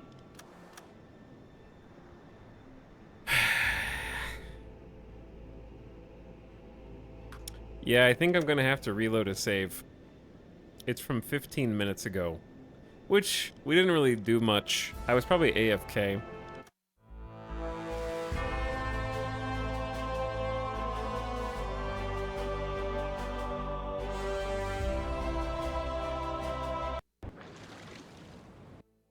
Let's try this again.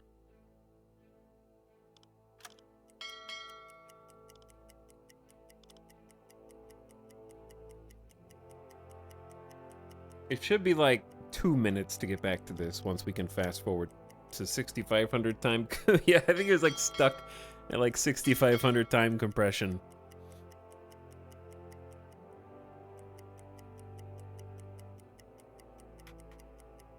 So we go in here, we make a zigzag, we do the radio, and we're back. So it's all good. Unless it gets stuck there again somehow. Okay, plan the route. Plot 860 nautical mile route.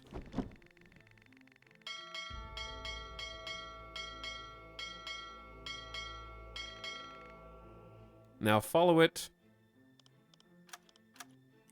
And then they're gonna prompt us to do the radio.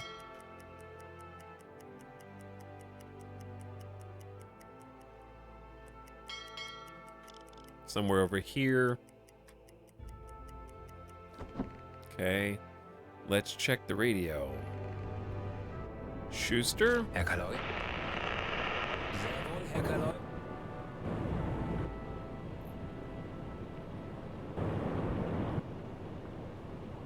He'll get a radio contact once we decode. Sehr wohl, Herr Kaloy. The message. Okay, SOS. Order your crew to plot a path toward the contact. Alright. I think this tutorial's just bugged. I got soft locked in the tutorial a few times, maybe just skip to the campaign. Maybe. This is why I didn't take the time to name the crew. Because I assumed something like this might happen. Oh! Didn't like when you click on the green, but it did like when you right-click on the U-boat tiny group text itself. So maybe that is the difference. Okay, hold on.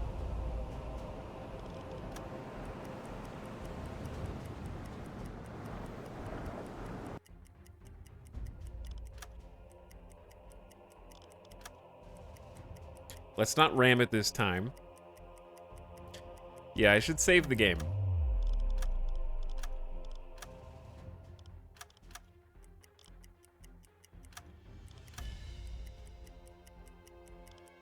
See, now it's automatically slowing us down a bit.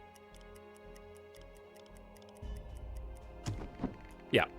Your crew spotted the U-boat. Set a course toward it by clicking the right mouse button on the marked point.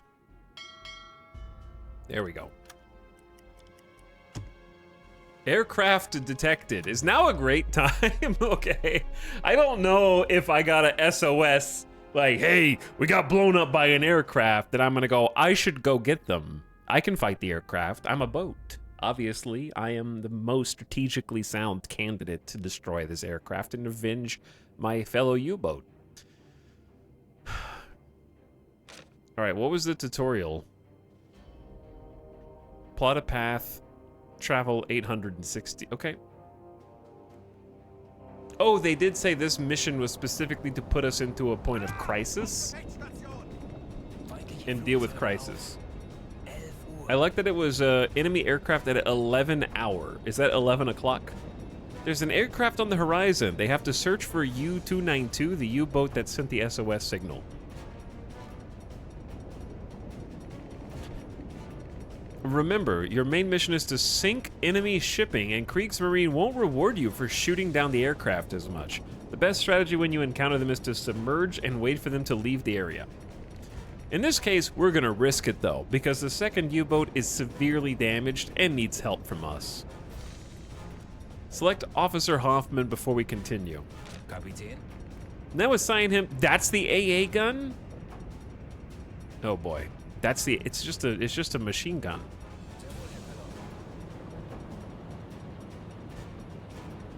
MGC-30? Just that little pew-pew?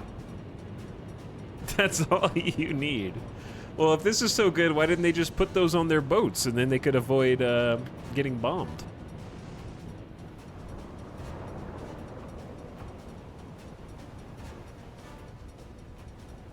Okay, which direction? The aircraft is coming from, like, this direction, right? Oh, it's just around the U-boat. Which is right there on the horizon? Who?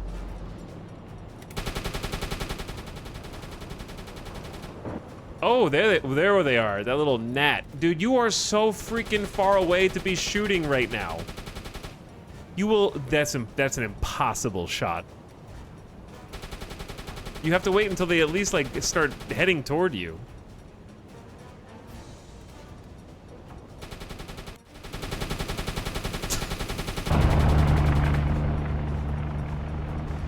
Oh, easy.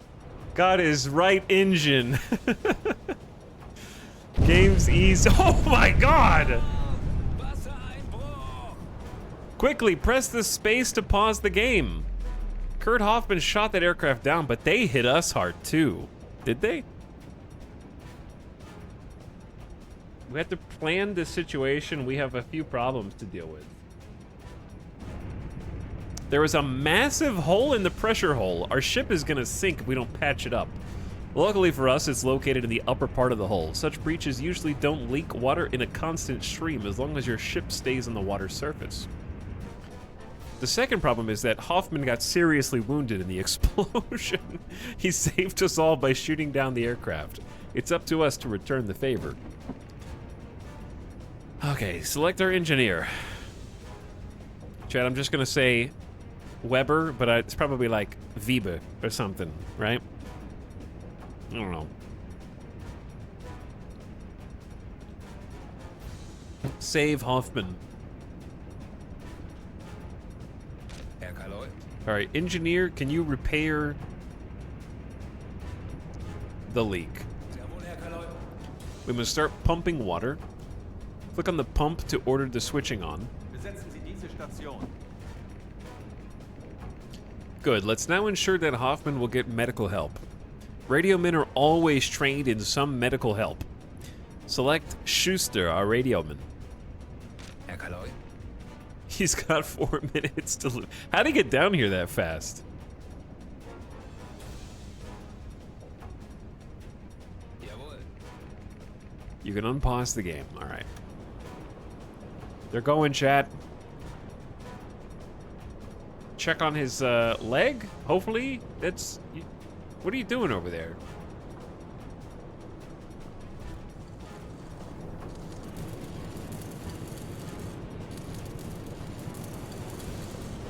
Applying pressure.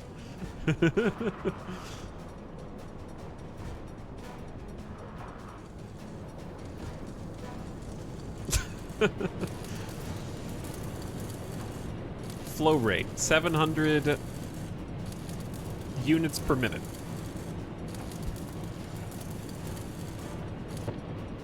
So yeah, if it's on the upper portion of the hull, then there's less water is going to come in. Can we see that on the exterior? Zu Befehl. Yes and no. Not really. Aren't we meant to save a sub? We gotta put the oxygen mask on ourselves first.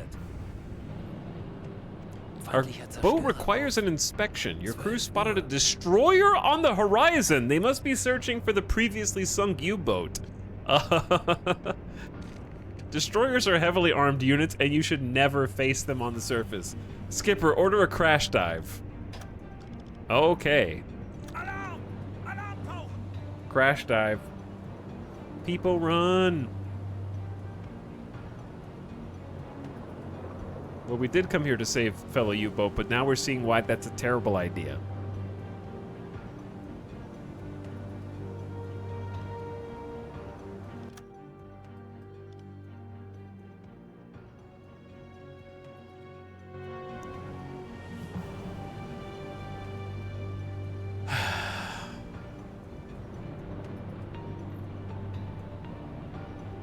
Captain Etal.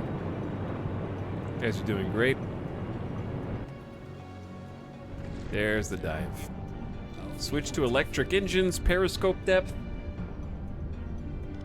Should be beyond periscope depth. We should be going to the maximum safe distance, which is like 150 meters.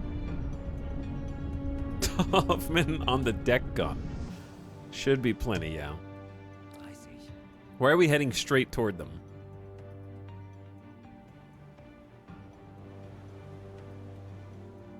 Or are we? Maybe we're facing away from them.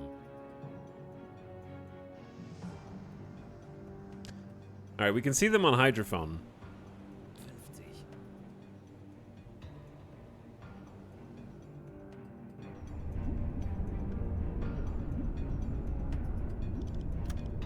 I'm gonna accelerate time so we dive faster. Did you guys see something? Whoa. It is dark, chat.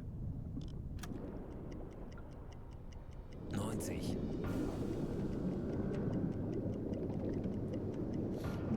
Just charge straight at them. Keep them guessing your next move.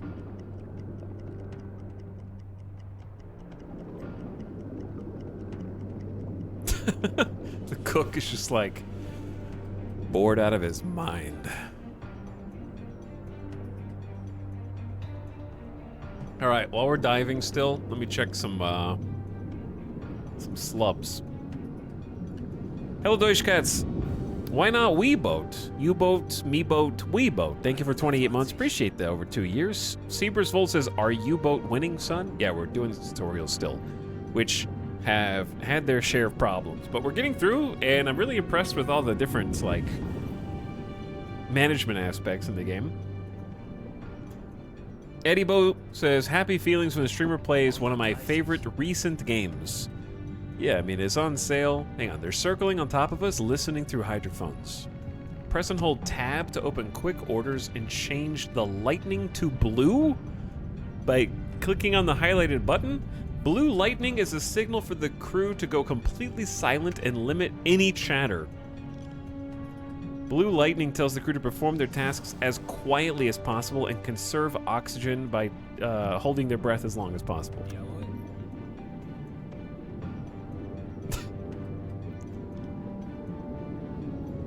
All right, that means you stop sweeping, sailor.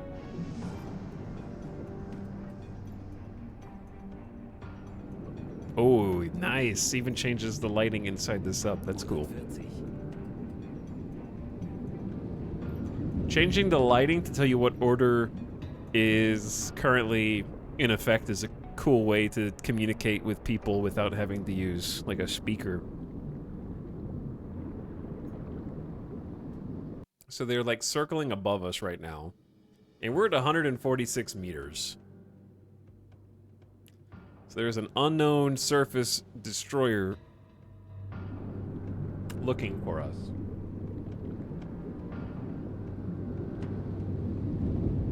What is this little blue bar? Like the progress on their current task? Inspecting the engine. Their energy levels for sleep. Giving some reports to the officers. Got radio ops. Ballast tank number 5 filled with water. Chad, I haven't, like... We only have 28% compressed air reserves.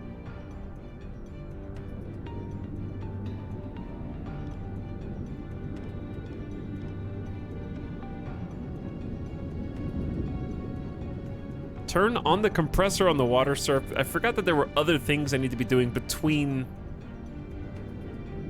the tutorials. Also, is that the surface? Chat, is this the ocean surface? Are we gonna scrape the bottom?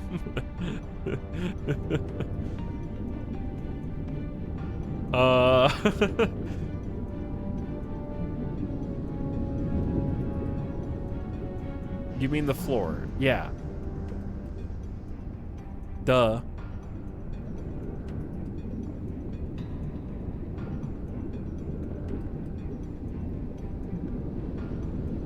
Really is the maximum safe depth.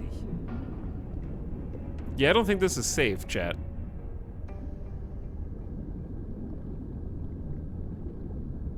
I'm gonna go to 120. To get some, I think I just saw a lobster. To get some more clearance. How do you even tell depth ahead of time before you get to it? I'm sure there's a map mode or something for that.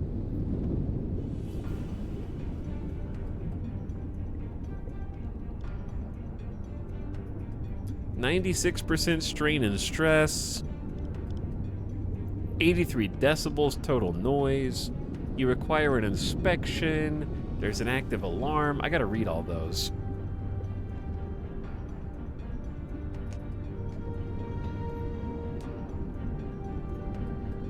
You can read the map and a pinging tool. I definitely think there were some skipped important sections of gameplay not covered by the tutorials at all. That's okay. I'm not gonna hold my hand. Your crew clearly becomes stressed. Considering that it's the very first patrol, you may shortly see who among it is up to duty and who isn't. Take notes, Captain, and adjust the roster accordingly when you will be back to the port. Okay.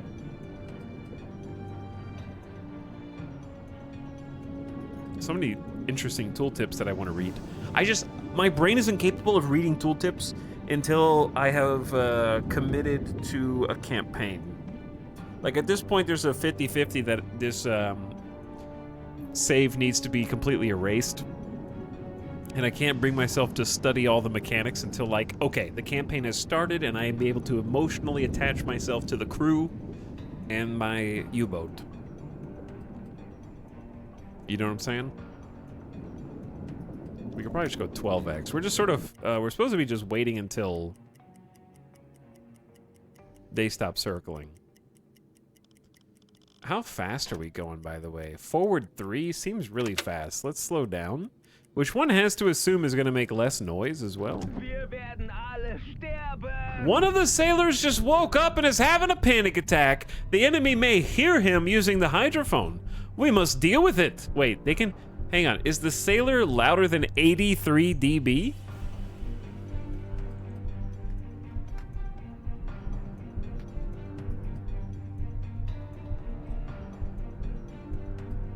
$80 dB is a dishwasher, garbage disposal, active factory, freight train, or car wash.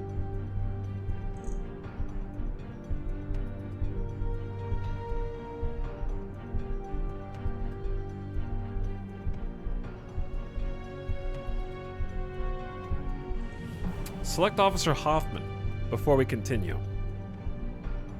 The only thing that I can think of Kapitän? that could be louder than this is chat.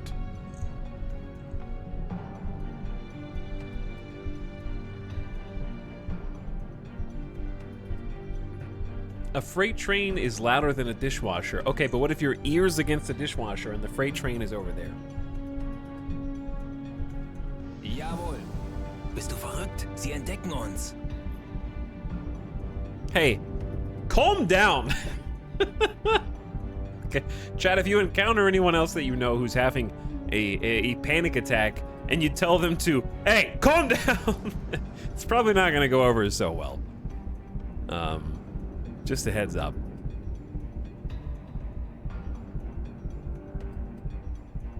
I think they mean a commercial dishwasher. Probably, yeah.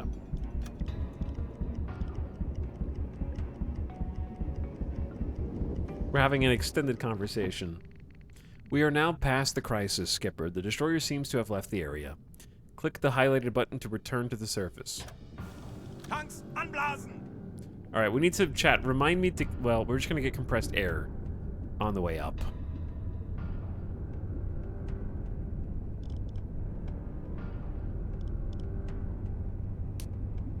I mean, once we're up. I don't know if we're going to have enough O2 to blow the ballast. We're just going to be stuck down here forever. 15, 14, 13. Oh my god, we made it.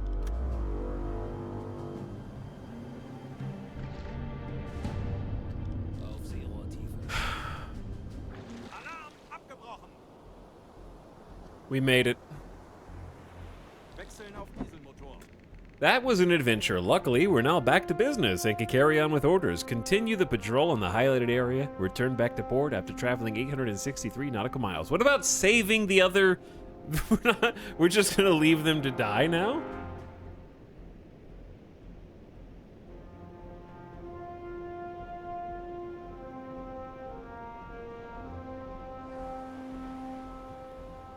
They're gone. Oh, they capsized? That's so sad. We could have saved them, chat. All we had to do was take on a destroyer 1v1. What are they gonna do, you know? I go down, I shoot my torpedoes, they shoot their torpedoes and or depth charges. Who's gonna win? Me. I have a deck gun and an anti-air gun. I can take on any form of vehicle. The deck gun can handle land-based vehicles, the anti-air takes down airplanes, and the torpedoes take down boats. This is a well-rounded killing machine. I can understand why we need to crank out thousands of them for the war effort. Okay, we only have 7% O2, chat. Let's do a few things. Tab. Zu Befehl. Normal lightning. I'm assuming is good. Number 2, air. We're gonna use the electric and the diesel. Or else you're all gonna suffocate. Somebody needs to go do it right now. It's lighting, not lightning. They definitely said lightning on the tutorial tooltip.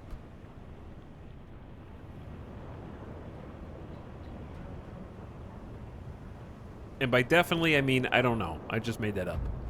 It is actually... There is a lightning bolt.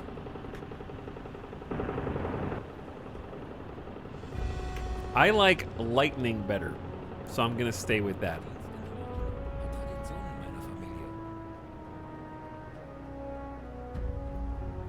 Source, I made it up. Yeah, that's what I said.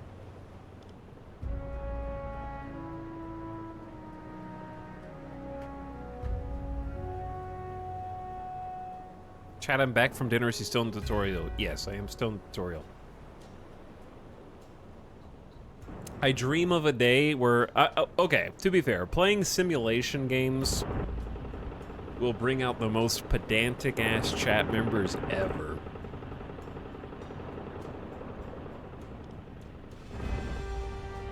And they will let nothing go.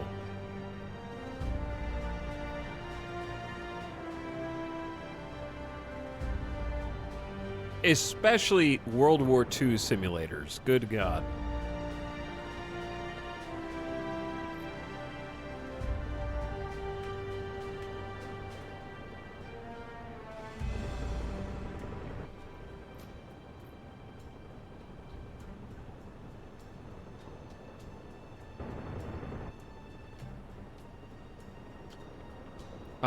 Excuse me, Mr. Streamer. I'm not sure if you're aware of the differences between the, Type U-23s and the Type U-27s, but then, like, I'm personally an expert on the Type U-63, and I have studied the schematics of the early designs that inspired it, such as the SMU-1 and the U-14, and I have determined that you are not aware enough about the nautical history that you currently inhabit in the simulator game, and the sheer bravery of the Kriegsmarine and their 85 to actually 100% casualty rate. None of them came home.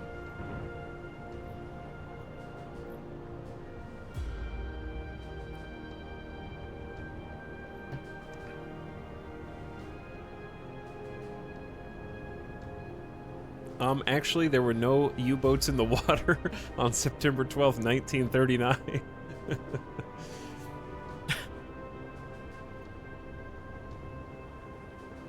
What if there were and they just didn't write it down because it was top secret?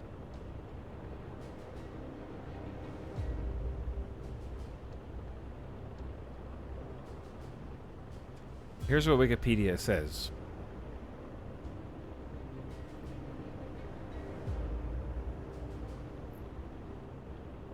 During 1939, the Germans made a few attempts to attack convoys with the new Wolfpack tactic, but these were not successful. The invasion of Norway in April 1940 halted temporarily all U-boat operations against merchant shipping. During the invasion, many technical problems with the German torpedoes were exposed, and only in August 1940 could the campaign against convoys be revived. There were now less U-boats operational. Shouldn't it be fewer, Wikipedia? There were now fewer U-boats operational than at the beginning of the war. But thanks to new bases in France and Norway, U-boats could reach their operation grounds far more easily.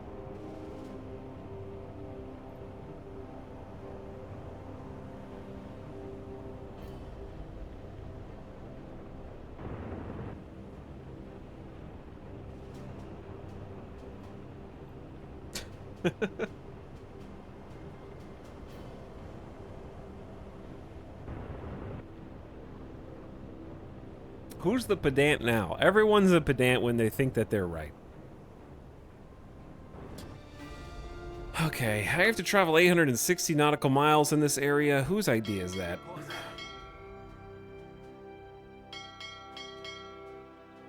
den Kurs an.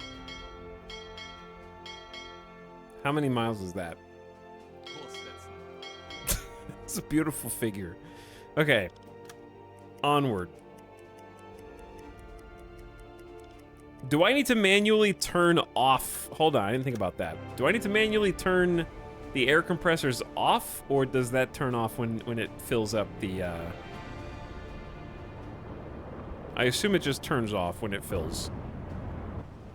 They're full above 240 atmospheres. Okay, should be full. Do I need to do anything else while I'm on the surface? Chat, in real, this game is so unrealistic. Did you know in real life, the boat's facade on the conning did not peel away to show you the crew inside when you were looking from the starboard half of the ship boat?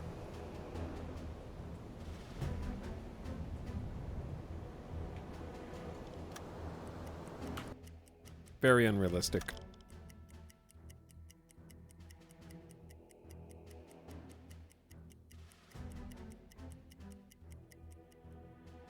Those cutaway drawings prove you wrong. All right, real question. When does it allow me versus not allow me to use 1800 or more time compression? Are we still in like an encounter? Is this like Kerbal Space Program?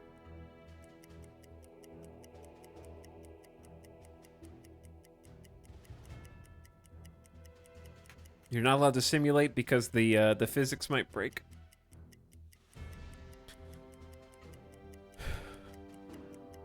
You're sailing south but facing east on the map. So unrealistic. There we go. Maybe just click them and then it'll kind of configure.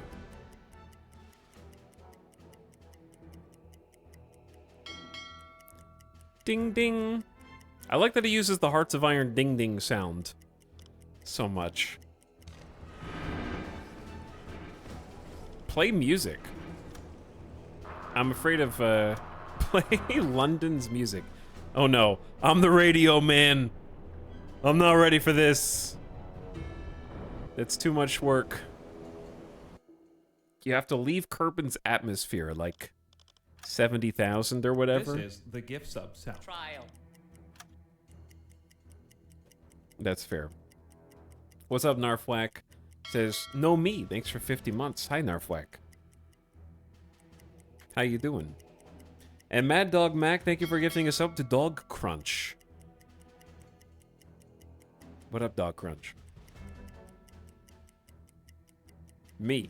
No, me. All right, we're almost done with 860 nautical mile patrol. I'm not really patrolling because I'm never checking the radio to see if anything's happening. But I'm just gonna drive the way it wants me to drive.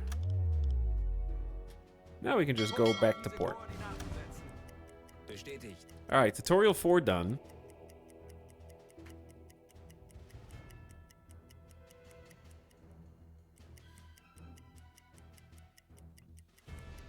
Interesting. Queued message value drops when you don't send in the reports. Money is not an issue for the Kriegsmarine, okay? If there's one thing the Kriegsmarine was known for, it was having plenty of available raw materials, resources, and factories building boats, as well as plenty of budget and money.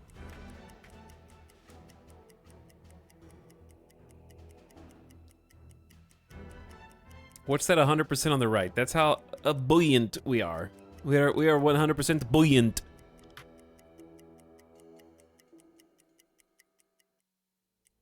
Okay, slow down. It's gonna slow us down anyways because we're gonna hit shallows over here. Yeah.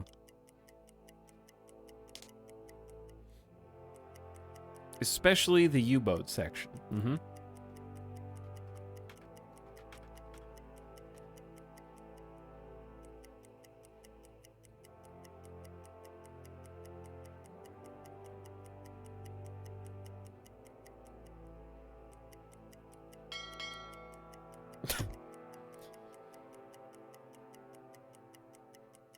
Okay. Scrolling over.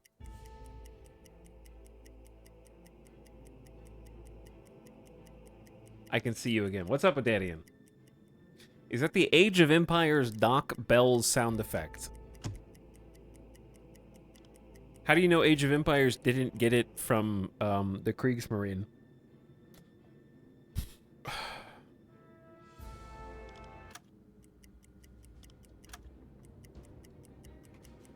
Which came first, the chicken or the egg? All right, I'm curious if I'll have to steer us into port again. I'm also going to save the game here because I think it's a great opportunity just in case something goofs.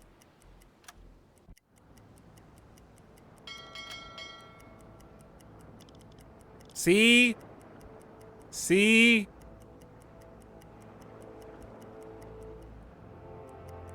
It isn't my fault. It just bounces on the edge. It's a tricky corner. Ships detected.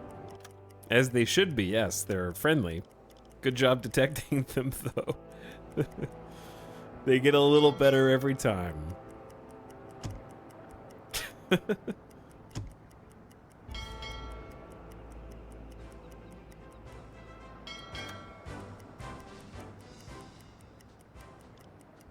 Chat, why is there an SS Rio de Janeiro?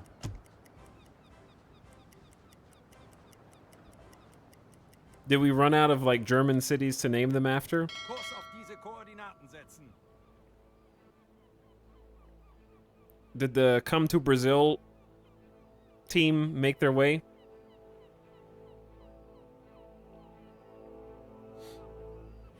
Okay.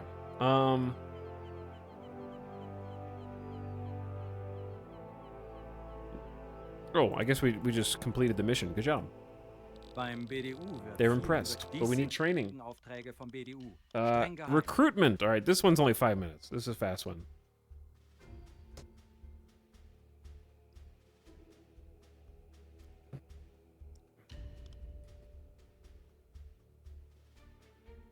There's a reason a lot of Germans went to South America. I mean, a lot of everybody went to South America. That was kind of a whole thing, right?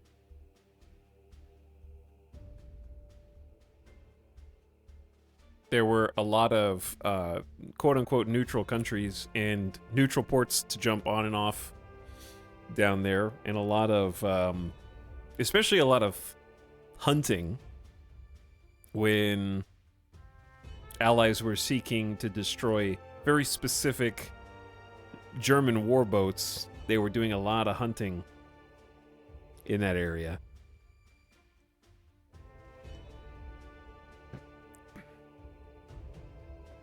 That was a deeply impressive patrol. I'm glad that my superior is just standing on this dock waiting for us to come home to congratulate us on a patrol well done. He's not doing anything else. All right, officer recruitment. Let's do it. Hello, Skipper. Here's how to prepare your crew. Over time, you need to recruit sailors. Perform recruitment tasks by talking with officers at ports. Do that now. Why is he way over there? Kapitän, das kann deine neue Crew sein. Lassen Sie mich wissen, wenn Sie Ihre Dokumente Show me the files of the crew or recruits. This is a list of candidates. You can click on each candidate to see more details. This is how much it'll cost to recruit them. It may vary port to port. It's cheaper to recruit sailors close to the homeland. The list usually contains only sailors, but if you have the space for a few officers, they may appear from time to time. Okay, goodbye.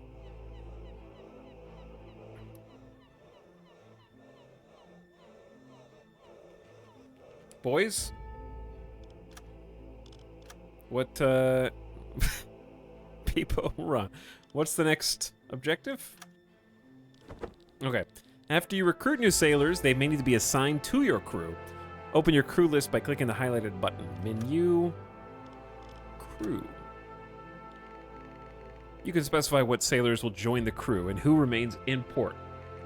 The three labels on the right specify successively the number of officers, the number of sailors, and the number of survivors you've taken on board the ship. Close this for now.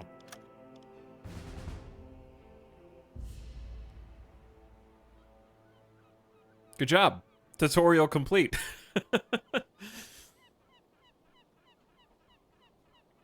0 out of 8 survivors. We got work to do. Yeah, we got work to do there. Okay. I know we require an inspection. Skipper, our boat was damaged. There may be damage on the boat where we're not aware. We can assign an engineer or radio man to the command station in the control room, along with some sailors for a full check of the boat. Please note the command station is available only if there is an active alarm.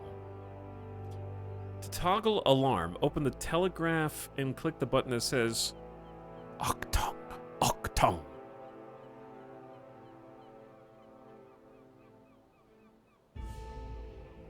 Okay, so I have to go to a state of alarm.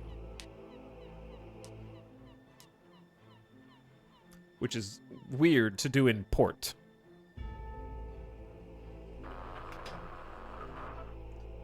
It won't let me even do that right now because I have to take an assignment first. Okay, Beim BDU wird über ihre I'm letzte impressed by your grasp of recruiting sailors. Solid work, Captain. Dies sind die Oh, I heutigen clicked on the wrong Aufträge vom thing. BDU. Streng geheim. Back it out. Not ready for that. We need Dies training sind first. die heutigen Aufträge vom BDU. Streng geheim. Alright, ship upgrades, 5 minutes. I'll explain how to upgrade your ship. They can be ordered at the warehouse. Talk to the warehouse worker. Was brauchst du, Herr Kaloy? Pipe guy. Hello, Hans. Upgrade sheep. Click on devices on your boat for a list of upgrades. Listening room.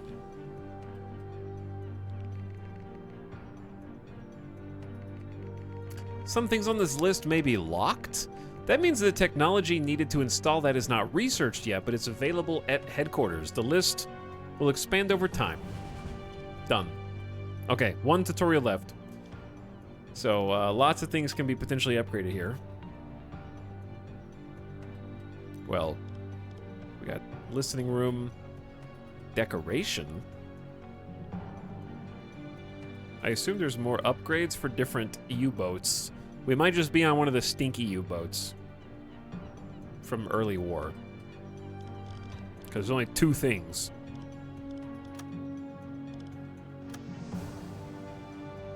Beim BDU wird viel Alright, the final Dies sind die tutorial. heutigen Aufträge vom BDU. Headquarters, Streng also geheim. 5 minutes. We've done all the major work. Here's how to aid Kriegsmarine by assigning officers to help with research. Open the headquarters screen. Welcome to headquarters. Here you can delegate officers for special tasks, such as organizing reconnaissance or developing new tech. Click on a document to look through tasks. Now select any icon on the map by clicking it using the left mouse button. Torpedo pistols, conning towers, ammunition production, hydrophones, accumulators, improved toilets. Equipment production 1 or sonar decoys. Toilets. The document you see on the left describes a project currently being worked on by headquarters. You can assign an officer to complete it by clicking on the empty slot, as long as he meets the requirements. The officer must also not be assigned to participate in the next assignment on board in the crew management window. That's all you had to know. Good luck. Okay, bye. Chat, we're ready to defeat the Allies. It's easy.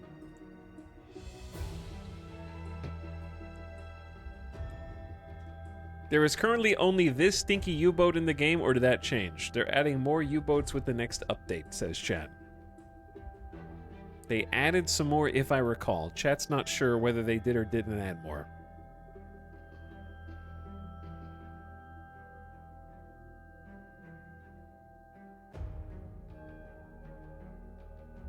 Nobody tell him. Hello, how are you, Tox? What's up, E-Corp? How's it going?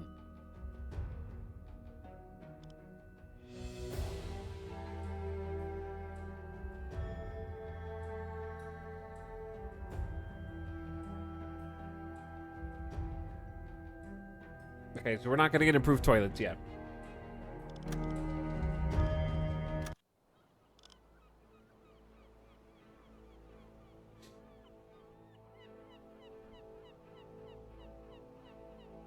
Are we on our own now? Is it go time?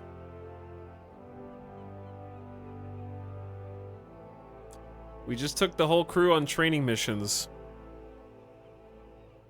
How much money do we have? 8,800? Okay. Let's take a deep breath.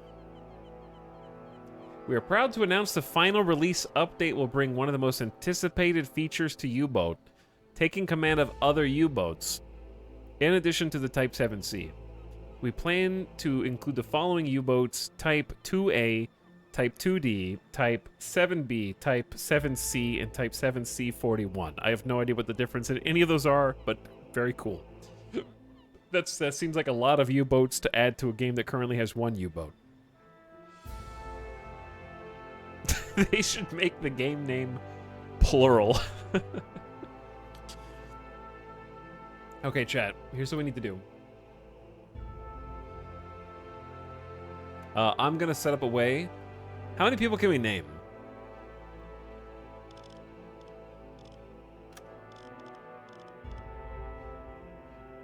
Okay, we can, I think we can name everybody. Oh, God. We have 18 random crew plus 5 officers. Well, 4 that are not named. So that's 22 people. Chat, I'm gonna need 22... Well, okay, 1, 2, 3, 4, 5 of you are not on board yet. However, Eric Schwartz just had a panic attack, and is probably gonna get kicked off, right? Do you just disband if you want to replace them, or is there an easier way to do this?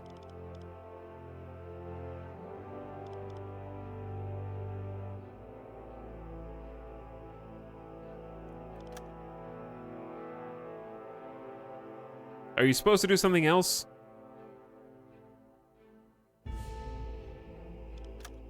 They're gone. Alright, so we're going to put one of these people on.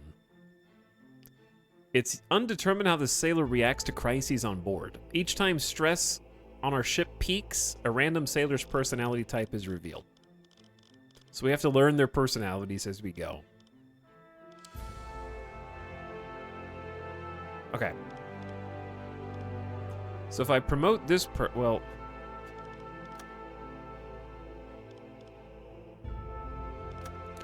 How do I just put somebody on the boat? Oh, the check mark. Okay, there we go. Max is coming on. So chat, I need 22 volunteer sailors to go on our first actual mission. It's probably going to be a boring mission. All missions are boring, but they have the potential to turn into crazy, right? So here's what we're going to do. We're going to let Nightbot choose. And I'm going to give you guys a keyword. Since it's U-boat, let's just keep it simple. And you can just do, you know what? Fine. You want to do that? Lowercase O7 salute from now on. Nightbot will log, and I will roll the dice many times. Now, since 4 of you are going to be officers, we're going to need 25k a person for the first 4. So 100,000 channel points to be well, 25,000 per officer. And then the rest of the crew is no-name nobodies, so those are no channel points. They've already got 50, 75k.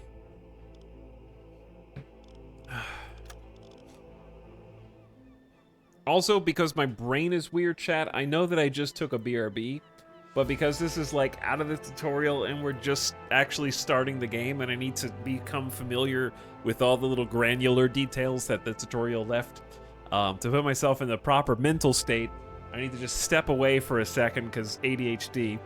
And stressed streamer, yeah, there's just a lot. There's a lot of stuff. My brain, actually, I think these lights, honestly, I think it's just the lights are annoying me.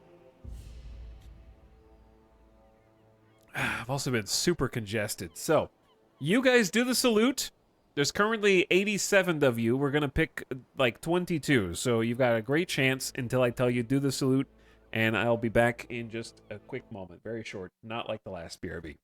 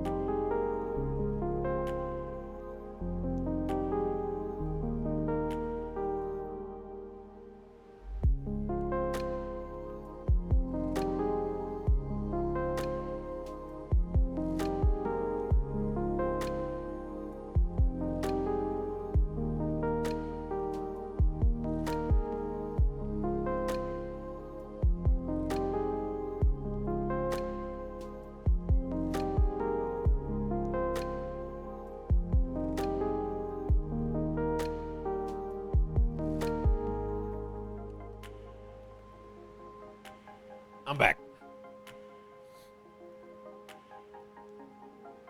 Okay, let's pick some people. Also, we're gonna try no cam for a little bit because these lights are bothering me.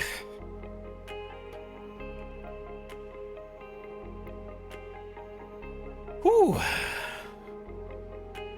Starting with our first officer, Nataruk.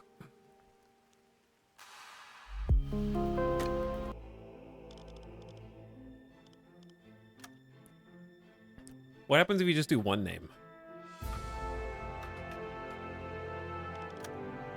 I assume it'll just show that one. I'm not going to change you guys. You're not getting the full customization. You're getting the name.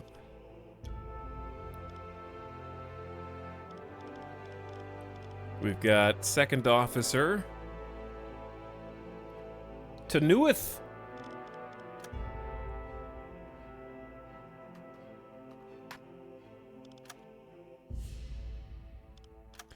Okay, so Etal is a leader. Take care of crew. Actually, you know what? This is just going to be...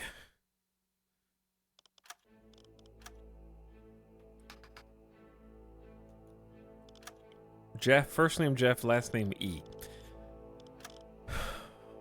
Leader takes care of crew matters and controls devices meant for visual observation, and is always in a hurry, walks and runs 10% faster than normal.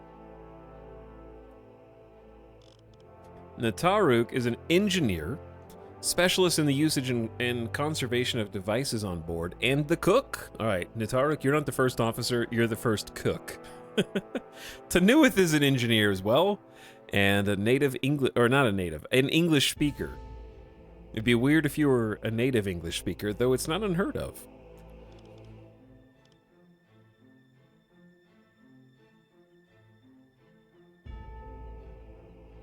All right, next is overtly esoteric.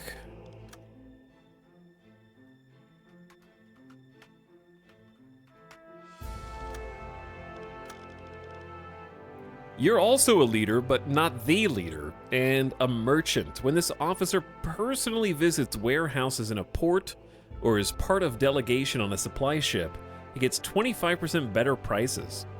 This effect is not cumulative. Using this knowledge, he can also evaluate if goods stated in the shipping documents of a neutral freighter match the imports of their claimed destination port to find out if they are smugglers or not. Those are not real. Dude, I love games where you read a tooltip and it's like, you just made that up. That's not one of the gameplay mechanics. But like it is one of the gameplay mechanics. But if you just read it out of context, it just sounds like an imaginary aspect of the game because it's so out of left, not that it doesn't belong in the game when I say out of left field, but that you programmed all that. You know, like you wrote the code for all that stuff.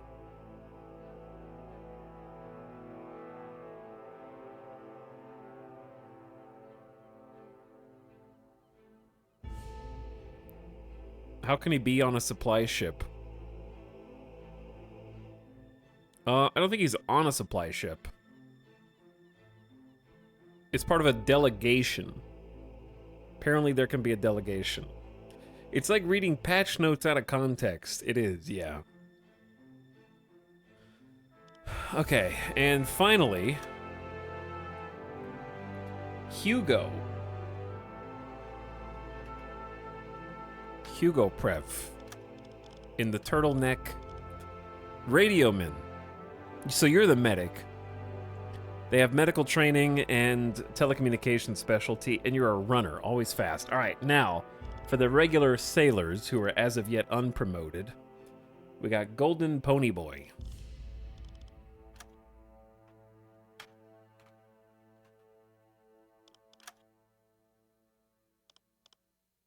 We don't know what your skills or stats are yet. Then we've got Narfwak.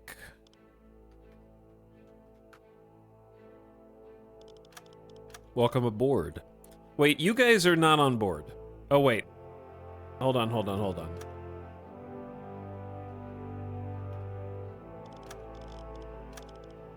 I forgot about the checkbox.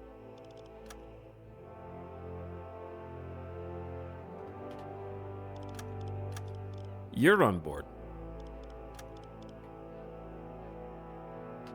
What? Why? I tried copying the name and it pasted beard, like the information over here, I think. That's funny. Okay, Narfwak.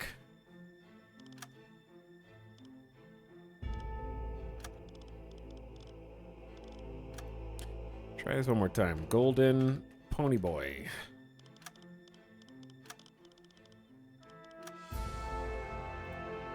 Try way too hard.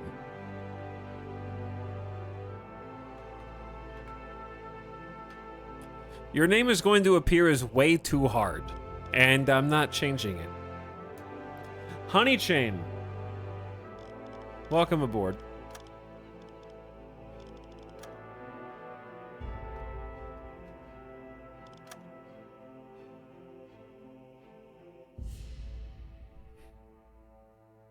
All right, how many more are there? There are a few. So you still got a chance. Circwhack.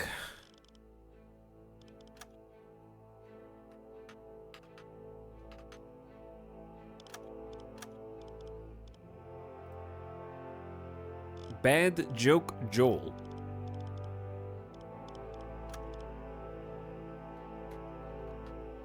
Sometimes I split you guys' names up so your name doesn't, like, take up the entire screen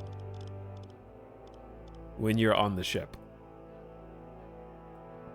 I like that some of you could just have normal names, though. Like, Angry Eddie could just be Eddie. And, Joel could just be Joel. You guys could just be Eddie and Joel. All right, next. Crash Hitman. See, like, your name is longer.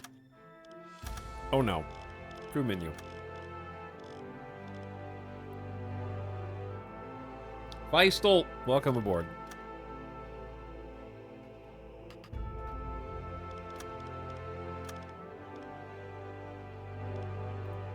Schwartz T. All right, you're losing the T. Actually, you can keep it. It's fine. Okay, Zapper.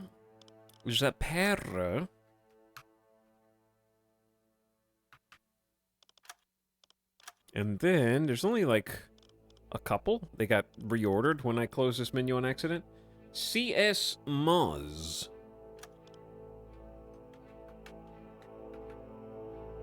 Or I guess it could be C-Smoz. I don't know. You're CS Moz now.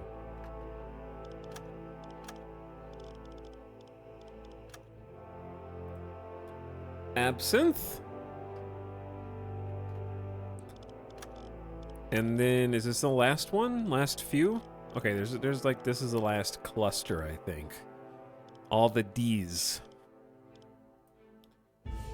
There's more than I thought. Am I naming too many people? Hopefully these guys are all on board. I think so. POF QC. I can't wait till you all die on the first mission, and this was like took longer to do than it did to get you killed.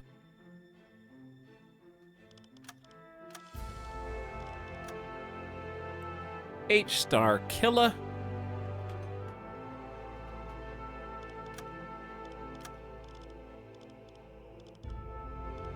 Last two, Zeltergase.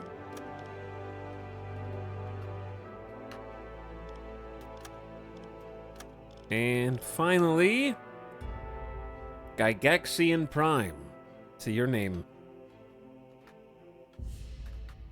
It's getting split up.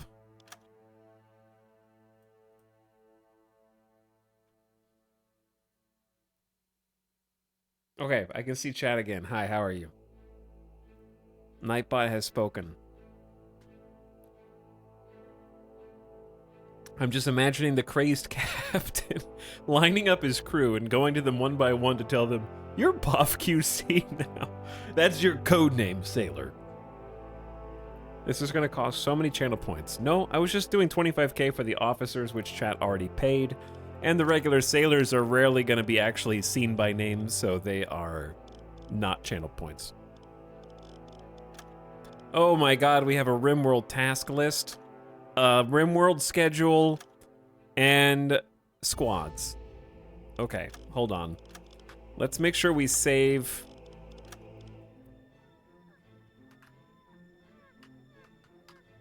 That I've renamed all of you, so I don't have to do that again if something bugs.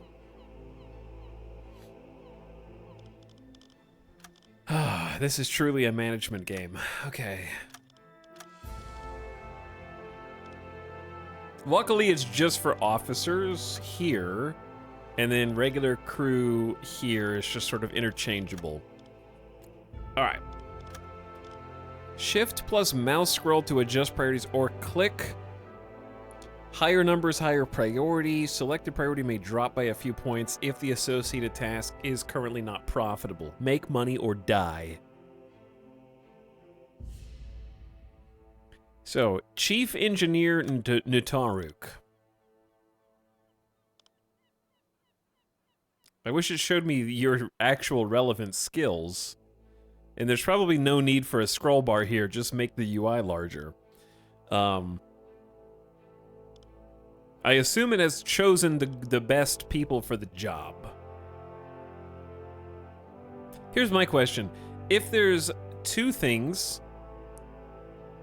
like, okay, some of these people, right? No one has more than, like, 5 selections. I wonder why this one's, like, 1. Should first aid be 1? Should it not be... Why is rest the highest priority? Okay. This is similar to getting the hot potato. Let's do... You have to do first aid, dude. First aid has to be more important than sleep for you. Oh my god.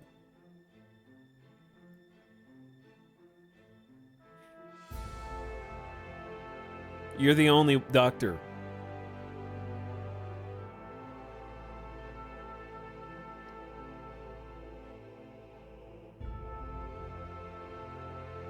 Chat, why are you all saying 1 is the most highest priority? Chat, you dum-dums. I just read it out loud. A higher number means higher priority, and they're green instead of red. It has both a visual and a text-based instruction. And I read it out loud. Jeff Chat has just never gone offline today.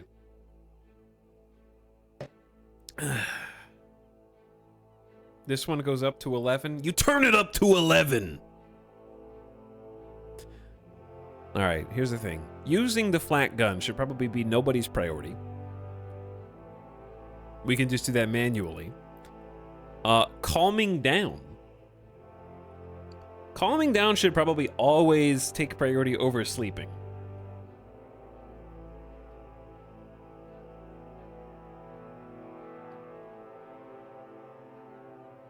It only lets me do one number at a time. Observation, sure. That's your 9 when you're not sleeping. This isn't calming themselves down, it's calming other people down. Navigation. Okay. Overtly esoteric is also going to help us calm the recruits down. Yeah, it only lets me type one number at a time, which is silly, but okay. I guess you could do a shift mouse wheel. So only one person on observation. I guess they don't need that many jobs. They need to be doing stuff like around the clock. Navigation's a 5. So esoteric is going to be in charge of navigation, basically at all times. I like how esoteric's also in charge of playing cards and cooking sometimes. why is playing cards the same as cooking? That can't be right, right?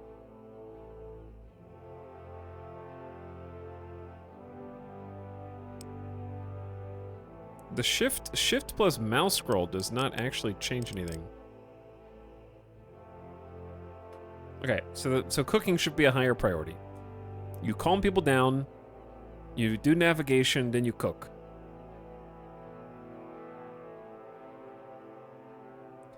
I feel like repairs should be a higher priority than sleeping as well. I might change these later if I realize something is going wrong.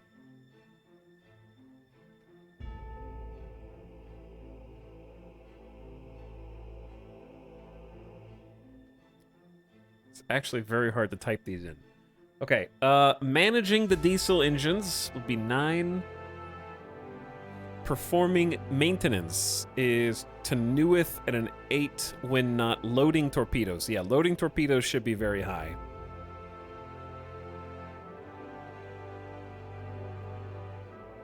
Maintenance and loading torpedoes. Those are like two different, those are like combined. Salvage replacement parts is a 7 for Tenuith. We'll leave that as it is. Listening is a 3, so it's kind of just like something you do when you're not doing anything else, Hugo. When you're usually listening in on the radio versus listening. I don't know what the difference is. Listening on hydrophones, maybe, instead of the radio? First aid, cooking, and rest. All right, so there's your officer objectives. And then the crew, we have morning, evening, and night shift crew. So their top priority is the engines at all times, which makes sense. Followed by helmsman station. So someone that can help steer, right? Observation and depth steers. So that's like when we want to dive and surface. Followed by observation periscope, followed by either power switch and bulkheads.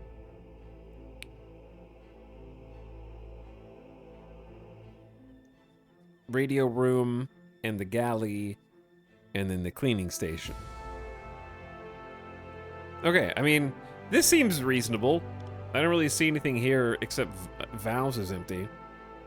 It's so funny there were 4 hours of tutorials and they didn't even mention the screen. I mean, that's just how it's gonna be. I kind of realized that when we were halfway done with the tutorials, that I was just gonna have to...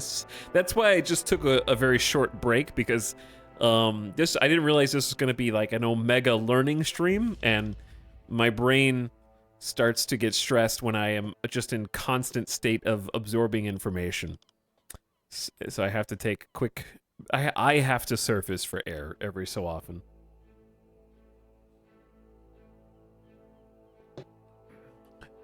Alright, the schedule though. I like all the detail, however. It's not because I dislike detail, it's just because that's how brain work. Especially when you do it something like many hours in a row.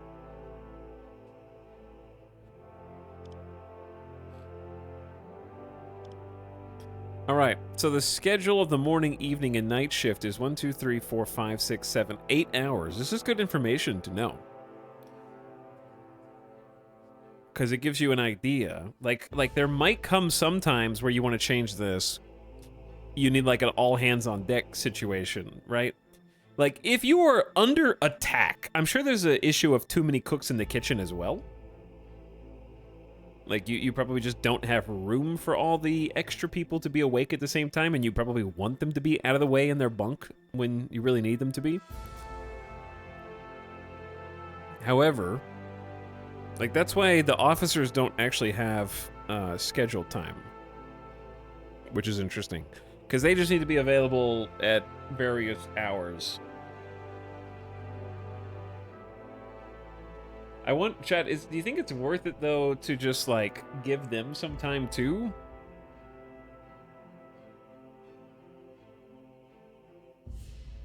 Like I feel like obviously they need to be available and not necessarily free all the time, but anything can include free. I don't know, in my mind,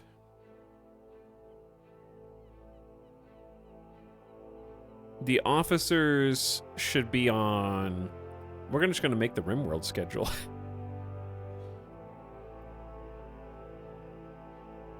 Guaranteed work for at least like 5 hours. And then 3 hours of anything time in the middle of the day. Like if you're an officer, you got to be pulling like potentially 10-hour days. I don't think that's unreasonable on a submarine.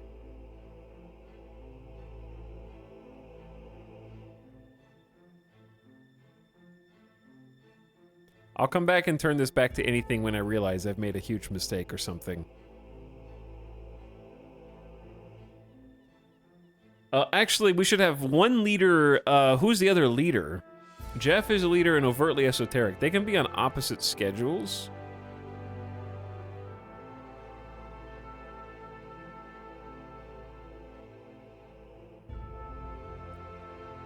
So you've got like free time. Actually, we'll just do anything time since that's what it defaults to.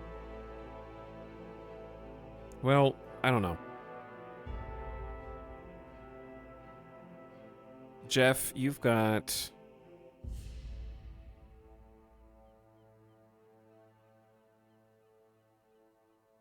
that much. Was that 8 hours? Okay, so we'll just tone this down a little bit.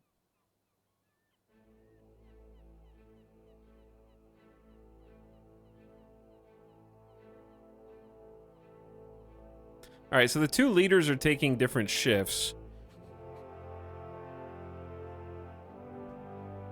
Wait, every officer is asleep at the same time. Party, boys! Come on, let's go! We can drive this thing wherever we want. We're gonna defect to the UK.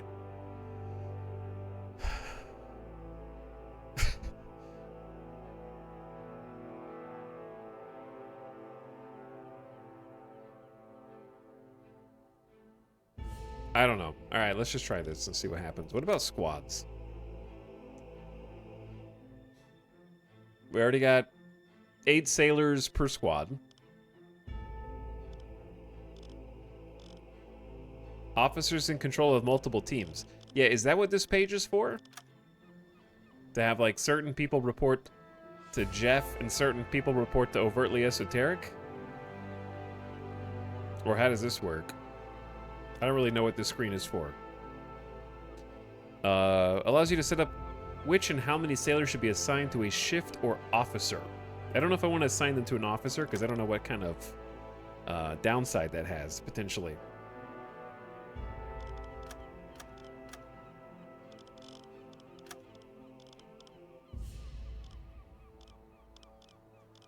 Okay, let's save again. And then it's time to check on our logistics. Number 1, I know for sure that we need fuel. Was brauchst du, Herr Kaloi? Schau mal. All right, let's go full refuel. Let's check our food rations. So right now we still got 50 units of pork and 50 of canned bread. All right, so that gives me a good idea of how much we ate. We ate like 10 units of food, right? They tore through the potatoes. They ate all the potatoes, which were like 15. There wasn't that much.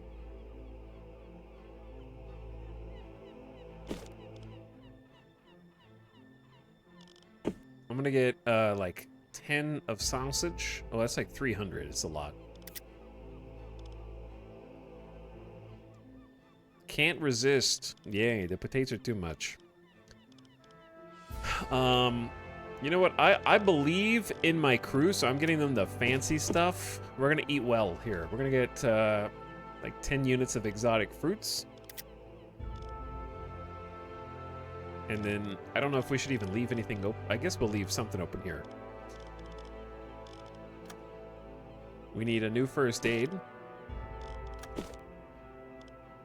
I'd say let's buy, like... Oh god, that's 2,200. Okay, let's buy, like, one first aid. Can you go up to the other stack? Oh, no.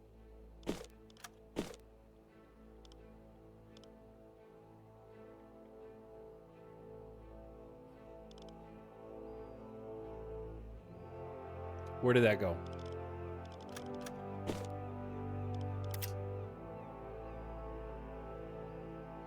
Okay, I don't know. Well, we can probably move it once I actually, like, send that up.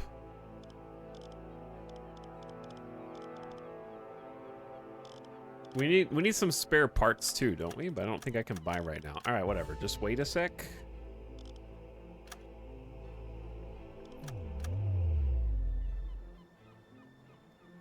You can just click and drag. It looks like if you click and drag, it's going to buy the whole stack, which is not what I want. And you can't click and drag when you don't have it yet, chat. Hey, what's up, Big Sorry? Thank you for 45 months. I appreciate the prime. Almost 4 years. Long time. H-Star Killer says, here is the sub promised. Rigged confirmed. Chat is buying their way into my games.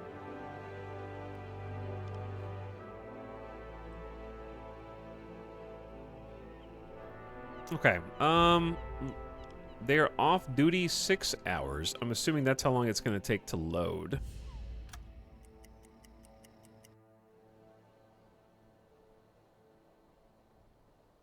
Was brauchst du, Herr Kaloi? Schau mal. Okay, now I can do that. So unfortunately, it just doesn't buy into the slot.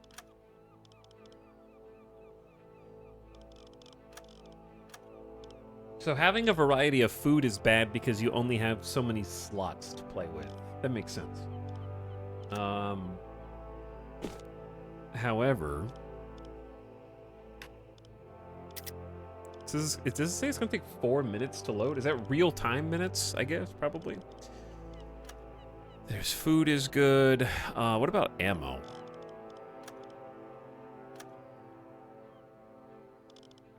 We got 23 large caliber high explosive, 23 armor pierce. Wait, no, sorry. 20, 15, and 5. And then the flak has like 3,000 rounds. So I feel like that's enough. The deck gun, I don't know how much I actually want to put in here because we just have armor piercing. Did this spend when we were on the mission? How much money do I have? 66? Let's buy like 10. Torps! Chat, we're out of torps. We'd be really sad sitting ducks if we just went out on a mission now.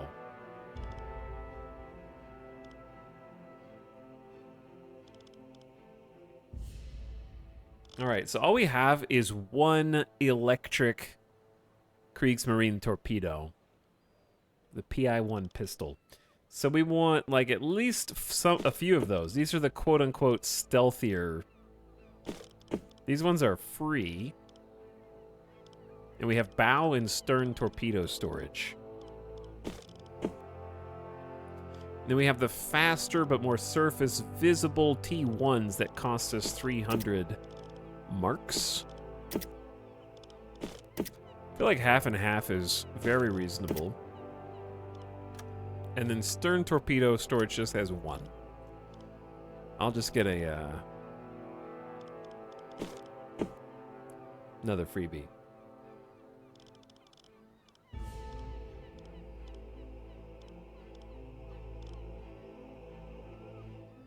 Okay.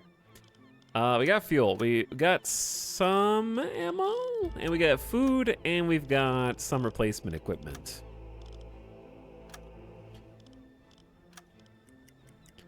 U-boat is off duty 2 days. I don't understand what this notification means.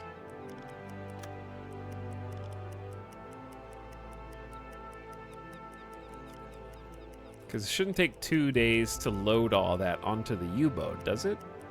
Maybe the torpedoes take that long?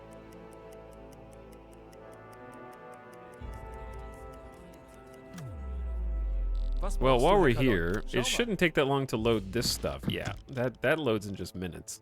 Chat, should I have more than 4 spare... I mean, this is what the game started me with, so I thought this was a reasonable amount of spare parts and first aid, but I can see now it's giving me a warning that that's not very much, actually.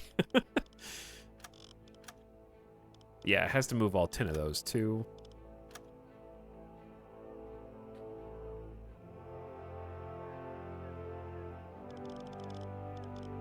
All right, well, in that case, I'm just going to buy... I don't know if 4 first aid kits is enough now.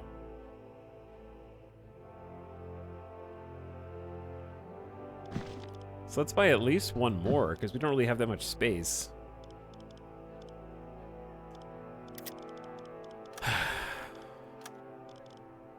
I could probably just buy another stack. Because this only takes like a couple minutes to load.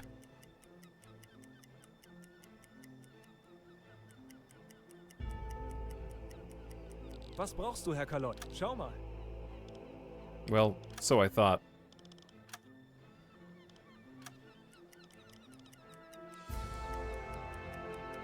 You literally have to take apart the sub to put the torpedoes in. Yes, that's fair. Was brauchst du, Herr Kalot? Schau mal. Okay, this one's just not moving. I wonder if I have to, like...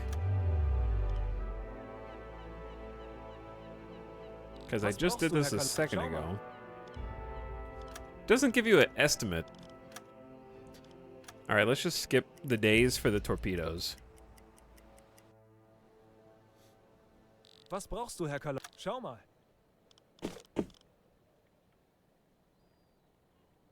They load in order of purchase, maybe. Oh.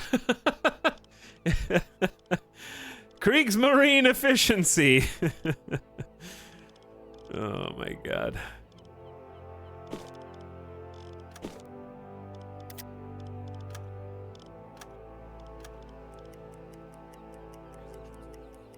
Should I buy, should I leave a space open or should I get 5 more repair parts? What do you think, chat? Was brauchst du, Herr Kalot? Schau mal.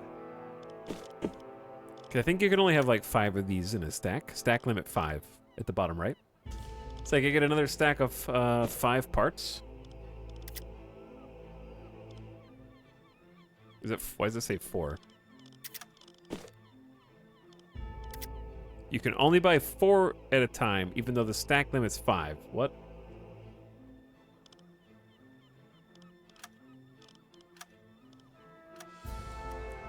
I'm out of money? Oh, I'm broke. I'm broke, baby. That's okay, because it was worth it getting exotic fruit and sausage for my mariners. We're ready to go. Did we do a full inspection? Inspection required. Okay, so how do we do this? I have to go on alert. I have to take an assignment first. Beim BDU wird viel über ihre letzte Patrouille. Okay, are there any orders? My crew needs a break. Vacation menu. What's in the headquarters? Dies sind die heutigen Aufträge. These are current orders. Geheim.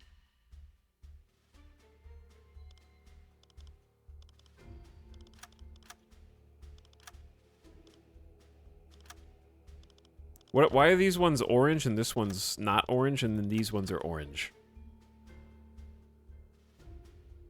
I need to take some low difficulty just to ease us in to the management side of things. Definitely not going for espionage in Belfast Harbor. This is mine laying. The British Empire's largest weakness is interconnectivity and dependence on naval trade. Our U-boat forces are especially capable of striking at this weak spot by blocking major trade routes. Our U-boat forces... Okay, yeah. Your order is to travel to Sector AN-43 to AN-58 and travel 1,070 nautical miles to complete a patrol. You may receive additional orders after approaching the area. Anticipated number of vessels, small, plus 4,000 marks. Let's start there. The North Sea. Okay, mission received, chat. Now that we've got a mission, sink enemy trade ships with total gross tonnage of 4,000 tons. Now that we've got a mission, we need to go to alarm. Alarm! Auf Gefechtsstation! For an inspection, and then assign an engineer or a radio man to the command station in the control room with a few sailors to perform a check of the boat. All right, Engineer Nutaruk to the command station right here.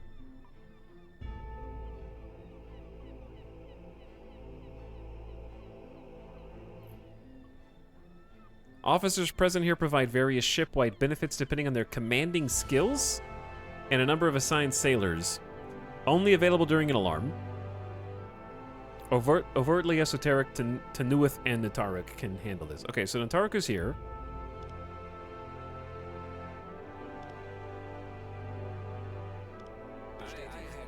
I'm going to assign you sailors.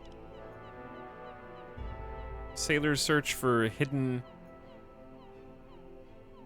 Assign sailors search for hidden flaws. Damage done to the internals is reduced by 10%. Alright, they're looking for hidden flaws now.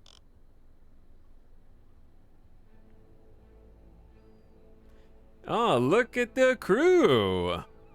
Chat's in here. Honeychain, Maz, Starkiller, Zelter Kasey, Ponyboy, Try Way Too Hard. There's Poff QC, sweeping the deck. Hugo Prev on the radio, even though we're safe in port, to Nuith and Nutaruk, overseeing the search for hidden flaws, because we took some damage earlier. Overtly esoteric, also here to make sure everything goes smoothly. Influx in the background running around. Feistel in the kitchen. Bad Joke Joel in here. Schwartz on the engines. Narfwak helping with the engines.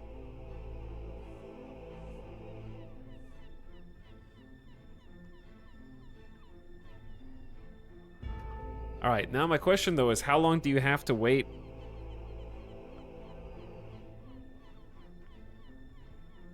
until you know whether you found anything or not?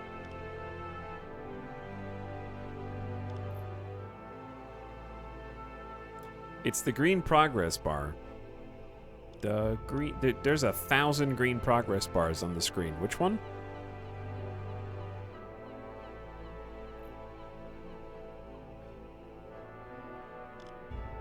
This one?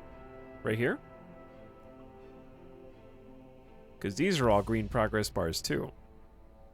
We only have 88% discipline. Too much work from officers. Does that mean the officers are giving them too many jobs, or do the officers themselves have too many jobs? Alright. So, I think we finished the search. We can turn off the alarm. There's an active alarm. Disable it at any time with the F4 key. Just don't hit Alt first. And click on the button that says Octung. When the alarm is active, it has the following effects. Additional sailors can be assigned to officers. Work performance is increased. Officers have new activities at command station in the control room. Officers will continue to work even if their energy drops to 0. and will refuse to rest. It may be dangerous for their health if they work for a long time like this. Stress is growing among the crew and discipline falls.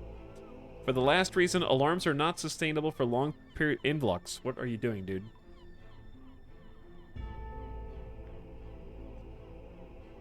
Sir, you said Octong. I am on full alert.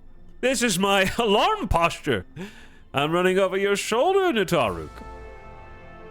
All right. Alarm canceled. Everyone as you were. Find your stations. What is this notification? Do you see a target? Shoot it.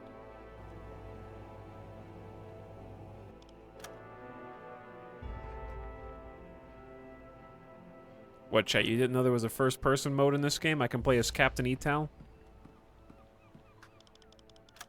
You know what I have to do, right?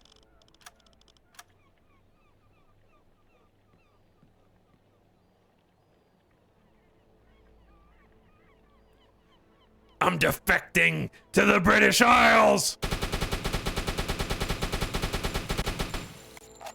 I gotta reload. Hold on, don't do anything.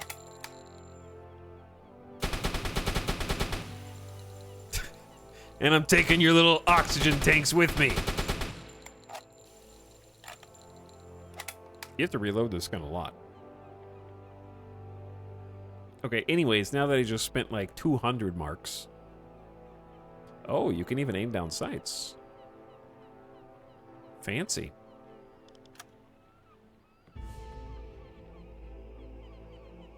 Alarm! The hunt for Etaltober. Alright, gamers, we have to go on a patrol. Is there anything else that we should look at while we're here? At home?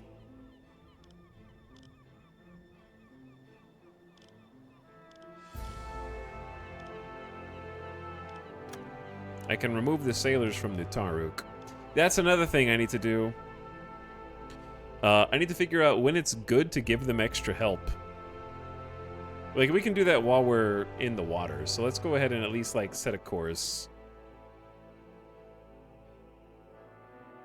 We're supposed to be going up to this block. Legen Sie den Kurs an. Alright. That's the course we're gonna set. And just head to the North Sea. Legen Sie den Kurs an. Let's go, baby. Forward 3. Schneller, schneller! Time to disembark. And then I'll look at the stats on when it's good to, like, add some extra sailors and what the bonuses and benefits are here. Try way too hard. Absinthe, Hitman, and E himself are up on top.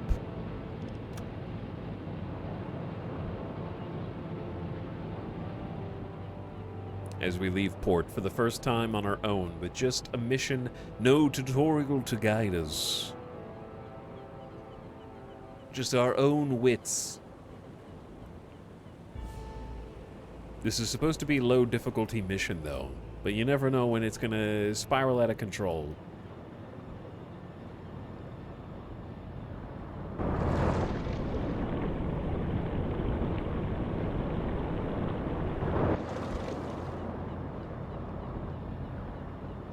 Alright, I don't want to fast forward too much here because the ports are spooky. And I don't want to ram into the wall. We just did a full inspection. I don't think we have any long-term damage.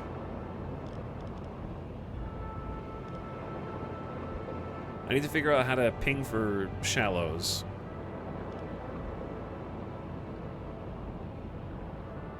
Air quality's great, fuel's great, battery capacity's great. We have no reputation and 600 marks to our name. And that is it.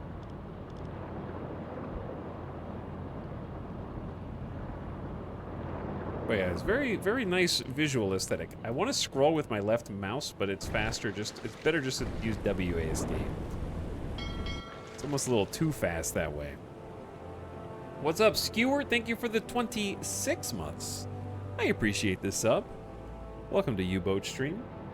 No, Me-Boat. And also, thanks again, I try way too hard for 40 months. Welcome back. Okay, while we're heading out, I would like to scope out a bit more down here, right? So each of these officers, we can click on them. That's cool. Loud! You good, Nataruk? Okay, so Nataruk is in the engine room, managing the diesel engines, unlocking 4 gear forward and 3 gear backwards. So if no one's managing the engines, you can't go the fastest. Right? If you add sailors, all gears are unlocked, fuel usage drops by 10%, ordered speed changes executed in at most 6 seconds. So it's just like faster responses. And better fuel usage. 2 sailors is all gears are unlocked, and fuel usage drops by 30%. And then 2-second speed changes. Wow. So here's my question. Is there ever a reason not to have, like, all the crew assigned to them?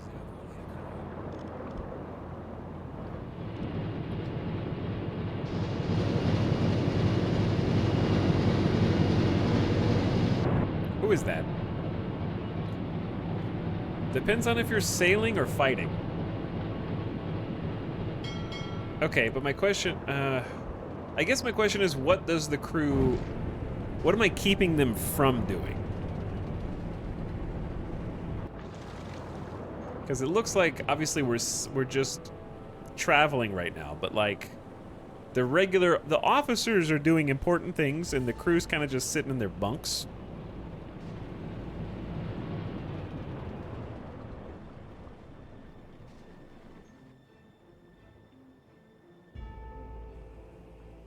Peeling potatoes. But yeah, this is where the water levels, I think, are supposed to change. At least it kind of seems like they do. But maybe not. The water lock opens for us, and we're going out to the North Sea.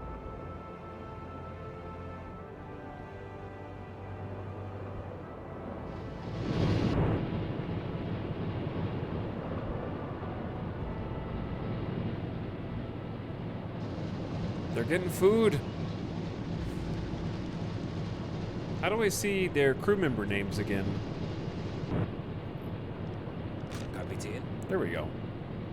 I have to have someone selected. Feistel's in there. So Ponyboy and Sir Whack are currently helping in the engine room to optimize our fuel usage and help us respond to changes in orders faster.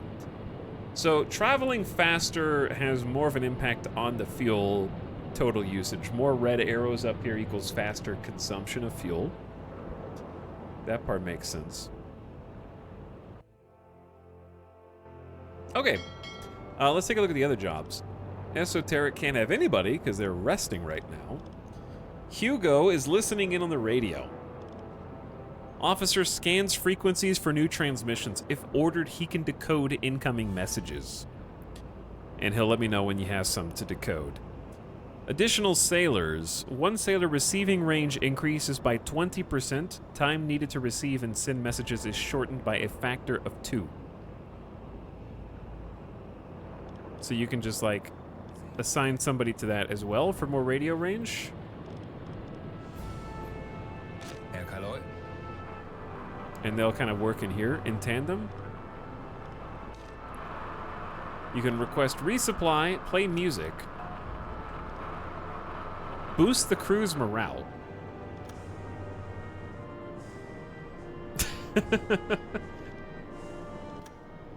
Perfect. Herr Kaloy.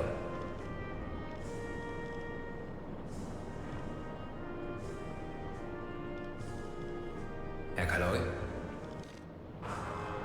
Kapitän? Beautiful song. Okay, and then Tanuith is Herr Kaloy? kind of chilling. And then Captain E, what are you up to? Targeting site observation. Officer watches for targets, increasing the U-boat's sight range. If ordered, he can aim torpedoes at a chosen target. Extra sailors increase the observation and aiming speed by 25%. 2 sailors is 50% observation and aiming speed. And those are just the stations they're currently at.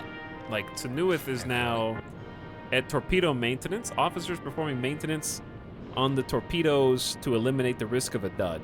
1 sailor increases maintenance speed by about 100%. So that's super worth.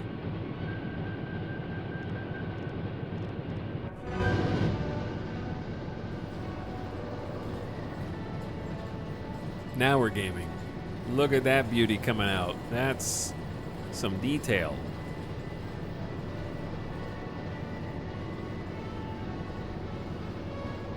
Torpedoes are big. Walking through I-beams casually.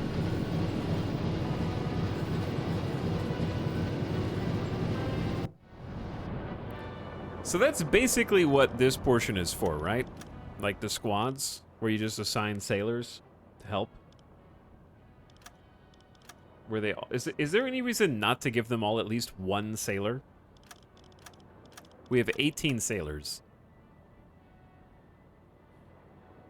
That's just taking 5 to make sure that they're always...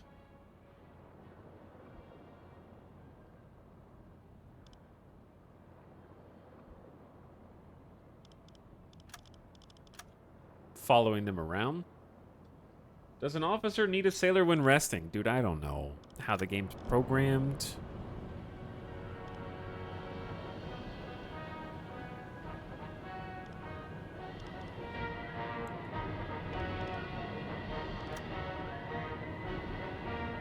Who is that? U-1014 Submarine 7C. We're gonna ram them.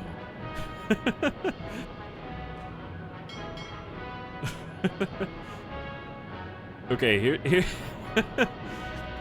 How do you make the periscope go up and down? Collected data, 25%.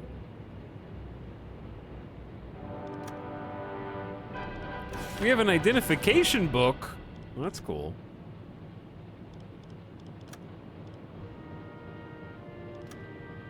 What does recognize mean? Can we just go doot doot? Fire some friendly deck cannon shots over them. Assigning sailors to officers drops crew morale. Why? They don't want to work?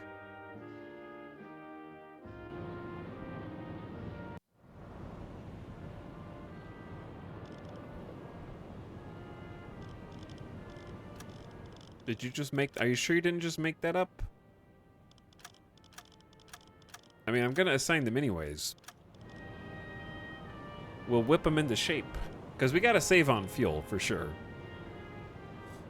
And there's probably not new transmissions here.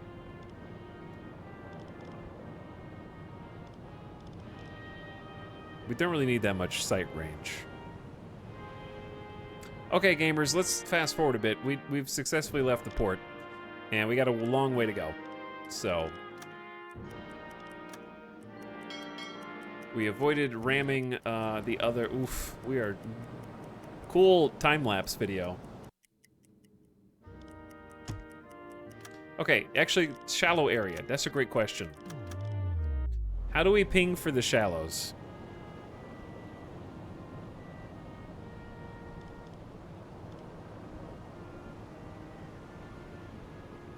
Is it just on the map?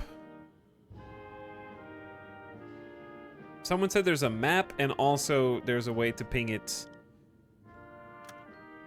Tactical map is neighborhood and detected contacts. World map is seas and ports.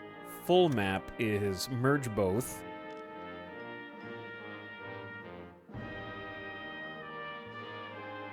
Tab and ping. Top right of the map will show you estimated depth where the cursor is. Okay.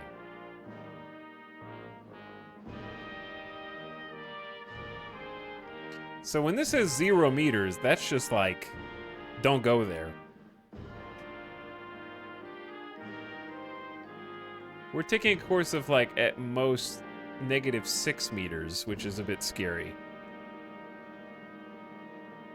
And there's -1 meter here, but that's just the depth that it is. So as long as you just don't submerge and you just kind of float like we're doing, it should be fine.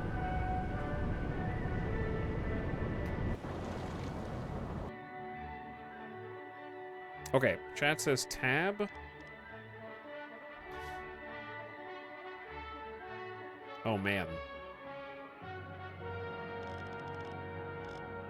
This is your like quick orders, huh? That was a lot of orders. Closed bulkheads, alarm disabled. An operating gyro compass reduces navigation errors by 4 times. The searchlight. Ventilation for the air recycling. The pumps for the bilge water. And then the electric and diesel compressor to replenish the air pressure so that we can basically surface. Lighting. Red lighting is used at night and in dark weather. Red lighting makes it easier for the eyes to adapt to darkness. Sight range in dark weather plus 15%. Screen becomes brighter in a dark environment. Blue lighting is your quiet. Okay. You.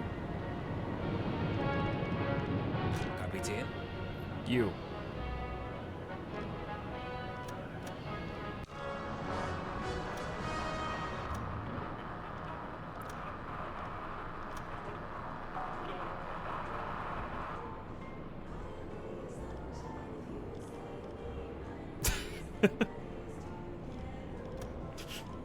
Okay, no. There.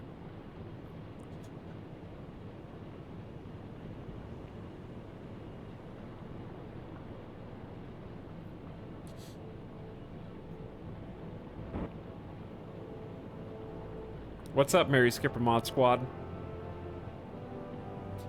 Dearest Elizabeth, the captain has been playing classical music for 3 weeks since we've been at sea. I fear I will not survive to see you again.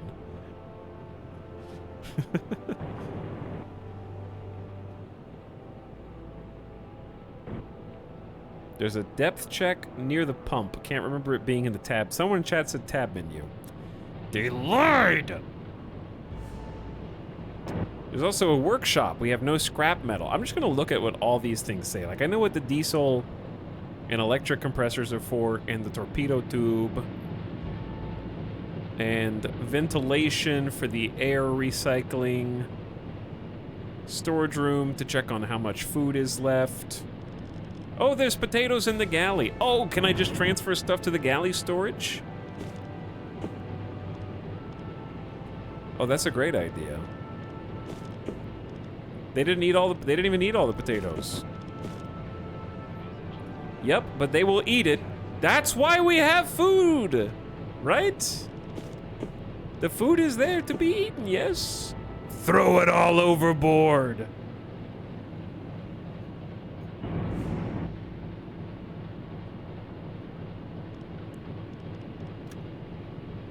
All right, deck gun. Transfer those over. You guys got plenty of jobs, dude. Flak, I may have spent some of the ammunition, but that's okay. I don't know what goes into ventilation, though.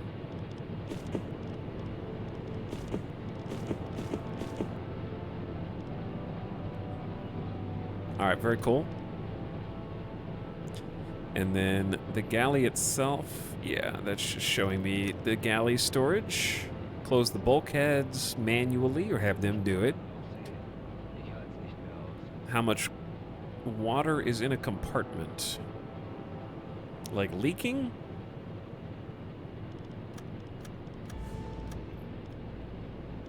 Chat, is this how much what does this UI mean? Is 99 a lot? Do I need to turn on the pumps?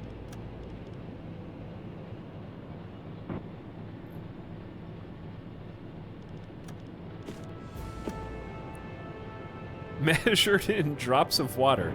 Like, what's a lot of drops of water?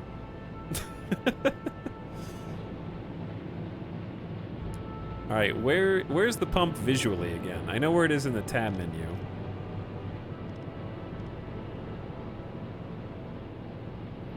I'll find it. Hold on. Pump.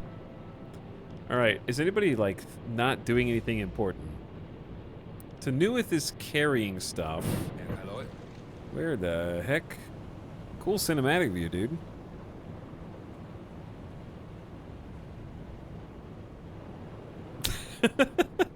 I feel like a GoPro attached to a dog right now in a YouTube short.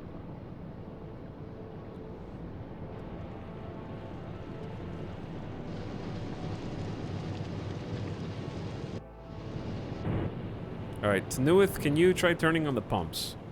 Why do they let you drag and drop 99 waters? That's a great question.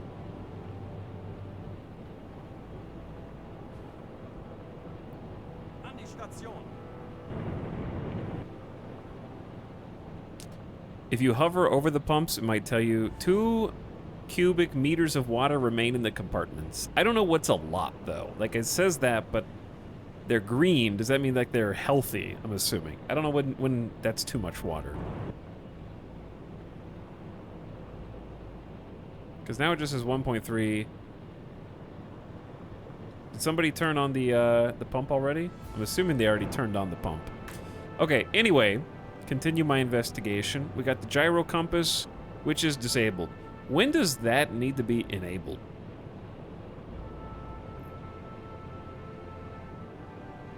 We are currently in a known area. There is no risk of getting lost, so we don't need to be at the navigators. Depth steers is for when we want to dive, which we don't. Hugo's just constantly in the radio room, which seems like just a nice place to be, to catch some signals. There is a rogue cabinet here that just has two breathing apparatuses, a combat helmet, and some coffee. And then the tubes. I think that's pretty much it. All right, so we're just moving some stuff around.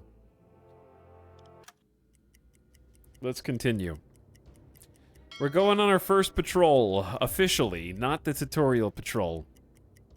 What does the U stand for in U-boat? The answer may surprise you, Yellnuts.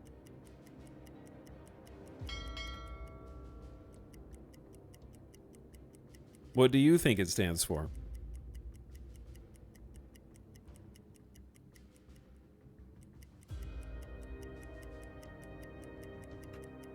Underwear. You're so close. You are so very close.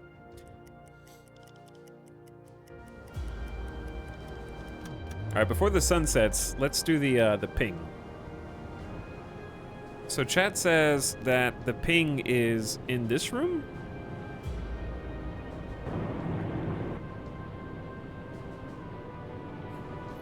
Our current position is 94%. If it falls to 0, we may get lost, which is hilarious.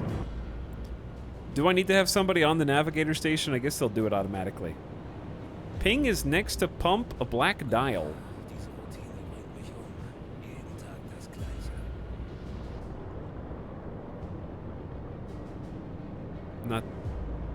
It's not this? Maybe I have to click on somebody first? Is there a person who's better at it job-wise?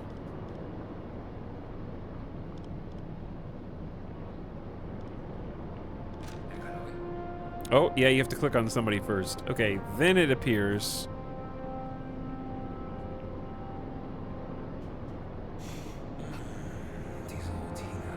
Tanuith is an engineer, are you not?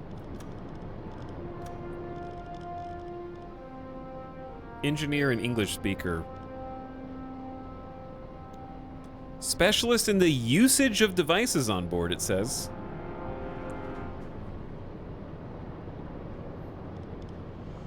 Zu Befehl. Okay, what did that do, though? They push the button. What does it do? It pings. But what does that mean? Is the best way to see depth just to like mouse and look at the top right?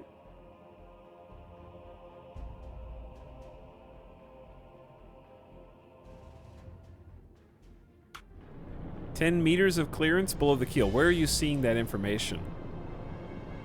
Jawohl.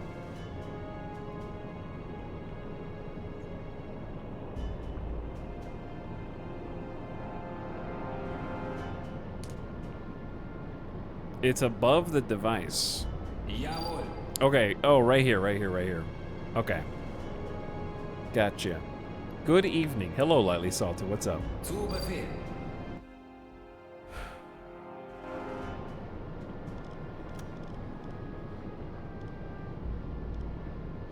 Zu Befehl. All right, you could do your own thing, Tanuith. But yeah, you can also like, how accurate is the mousing over of this? Either way, thanks. I figured something else out. How goes the patrol? This is our first patrol since finishing the tutorial, which left much information to still be learned. So I'm trying to fill in the gaps. If you right-click on it, you can choose the silent mode in case you need to measure what destroyers are near. Sounds good.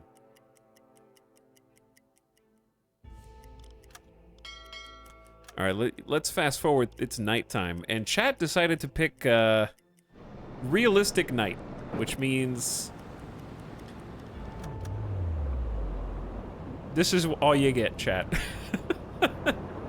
Hope your screen brightness is turned all the way up.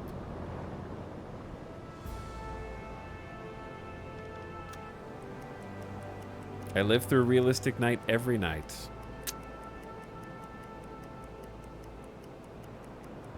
Me too. All right, let's go. We can probably, So müde. Here's my question. When we're on patrol, do we want to primarily be surfaced, or do we want to be at periscope depth? Like, what is our kind of default position? And do we really only go periscope when we get a contact? I guess. Surface until contact. Okay, that would have been my first guess. Have we tried the spotlight? I have not tried the spotlight. Let's see. How do you turn? I like knowing where these things are in the tab menu, but also if I wanted to turn it on with just clicking on it, where would that be? Oh, another thing we can do is go to red lighting for nighttime. Maybe? You can't see much at periscope depth. Yeah, that's fair.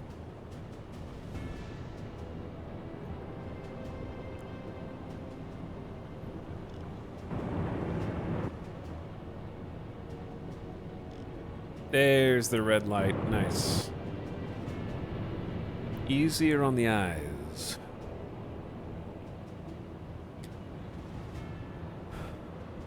Oh, there's a searchlight up there. We got the mast.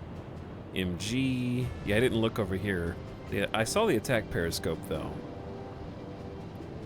Alright, who's up here? Invlux. And Captain E. Alright, Captain E, would you do the honors of maybe turning on the searchlight? Lighting in this game looks awesome, doesn't it? That's really cool. Very haunting aesthetic.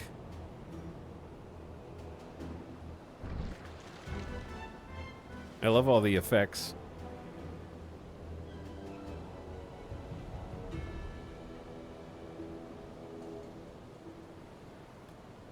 You'll hear contacts before you see them. Yeah, I got that from the tutorial. That was one of the things they actually did cover. Oh, good. We can see where we're going now. I don't think we're going to want to leave that on. But it does increase our sight range at night and during bad weather, so it's probably what you want when you have the advantage and you really need to make sure that you finish the job, I would assume. Not something you probably initiate with.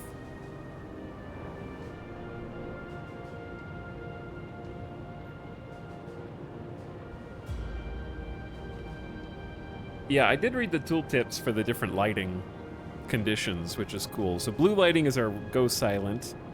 Red lighting is our nighttime. It makes it easier on the eyes by actually giving us better visibility at night, which is a cool way to introduce that. All right, lights off. Man, these some big waves here. A lot of chop. Talix, can the sub implode? I mean, stick around and I'm sure that I will find the answer to that in my own submarine.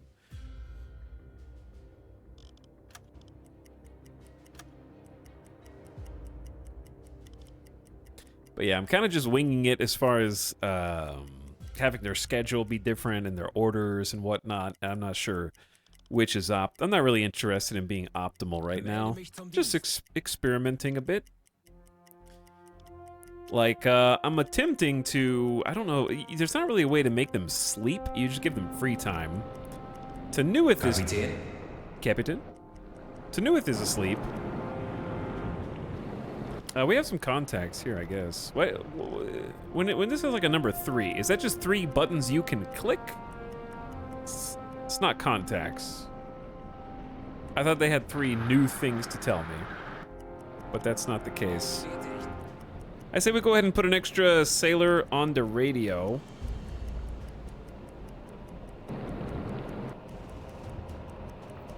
Potentially decode messages. Esoteric is working on navigation. Updates our position, eliminating the risk of getting lost when we're on the open sea. So I can give you a sailor as well. And each assigned sailor is better navigation, and we will save fuel and energies. That's kind of... seems kind of OP.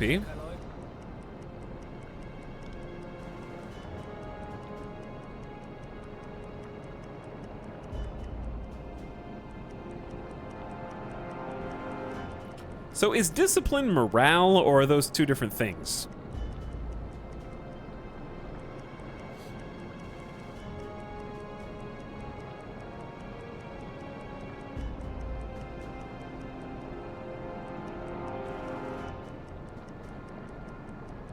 Can you imagine having to plan all of your operations by the full moon? That does not sound fun, no. But it is 5:37 and the sun is just peeking over the horizon as we approach the very edge of our patrol zone. And we're supposed to be sinking enemy trade vessels, so we're gonna have to do a little hunting.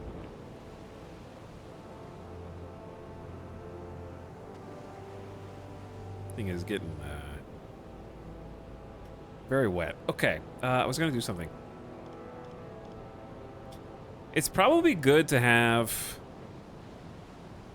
targeting site observation. I assume we will, like you said, be able to hear them before we see them.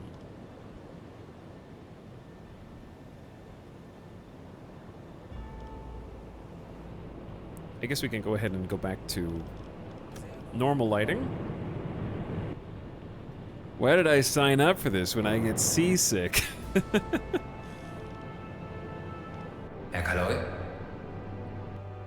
It do be bouncy. We having extra sailors here just seems good. Can we only have 1 sailor? Yeah, only 1. During patrol, extra sailor on observation is a good idea. Well, that's what I was going to ask. When you say we can hear them before we see them, are you talking about intercepting radio transmissions primarily? Or who is on any, like, do we have a sonar station? I know it's a dumb question.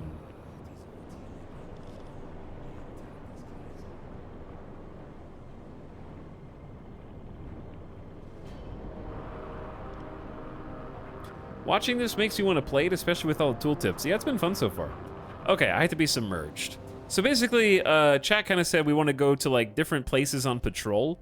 Like, hit somewhere, submerge, do some scanning, and then go somewhere else, submerge, scan, and then kind of like up, down, up, down, up, down, and as we like zigzag over the patrol zone, basically.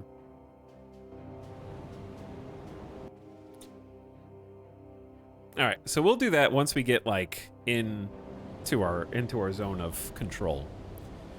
Let's yeah, I think assigning. Where are you?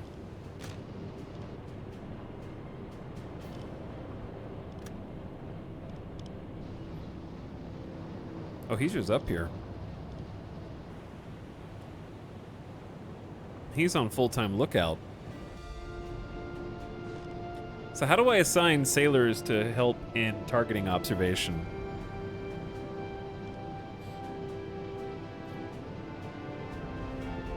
You should just check marinetraffic.com. Reports will be sent to you. Hide your phones, though. You can hear underwater much further. Yeah. I just forgot the little detail that you have to be submerged. You are out of available sailors on this shift. Okay, so they might just be asleep then.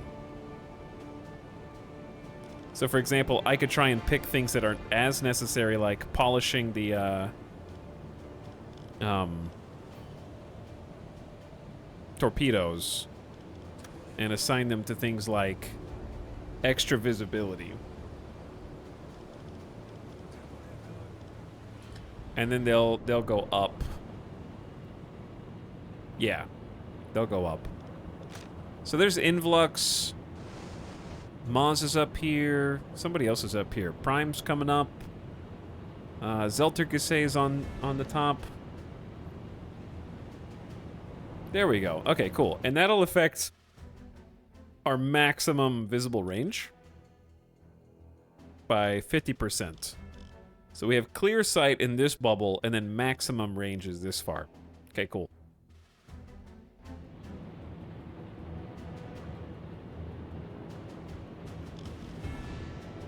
So we got one helping navigation, one helping radio. Everybody else is asleep. Absinthe hanging out here. Honeychain sweeping the deck. Nataruk just now waking up. Cool. All right, let's get inside of our little patrol spot here.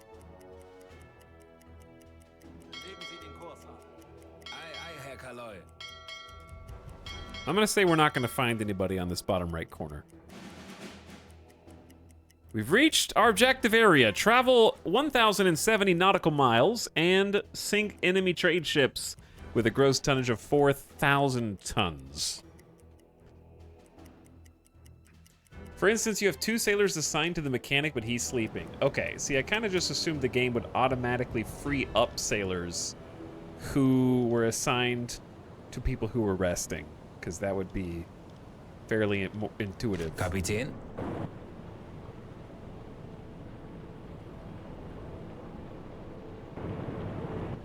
And have them go do other stuff. Currently, 10 of 18 sailors are on duty. This drains discipline by 5 per minute. So that's just a list of who's where.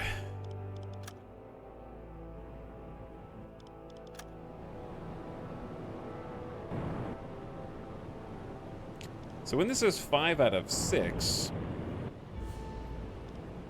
does that mean I have 5 officers out of 6 possible officers?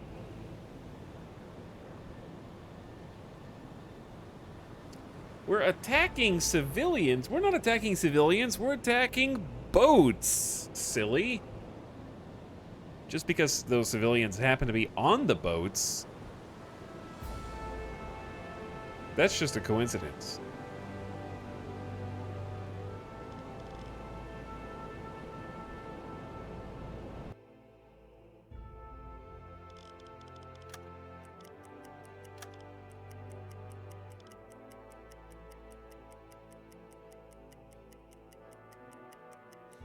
Okay. We are doing pretty good. We've started traveling a very, very long way. Now, we're just going to go here.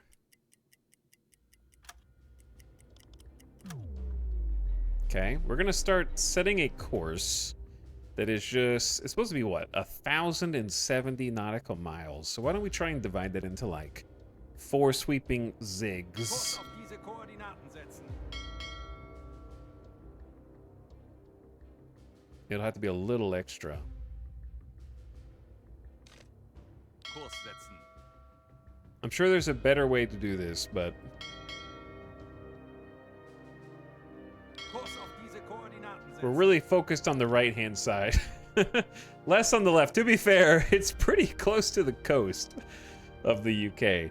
I mean, that's close to 1,000 nautical miles. And then we can just finish off by heading south and then out. Okay, so here's the plan, chat. It's time to start looking for baddies. So we're gonna take people off of observation, put them on radio, and also go to periscope depth. Auf Seerohrtiefe gehen.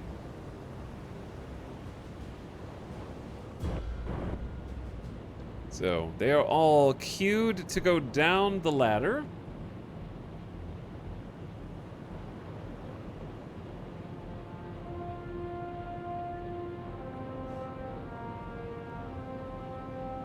And then seal the exterior hatch.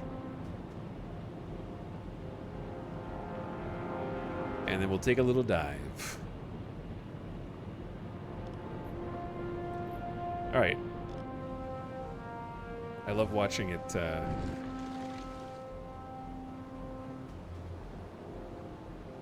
shift into that underwater cam. E-Motor.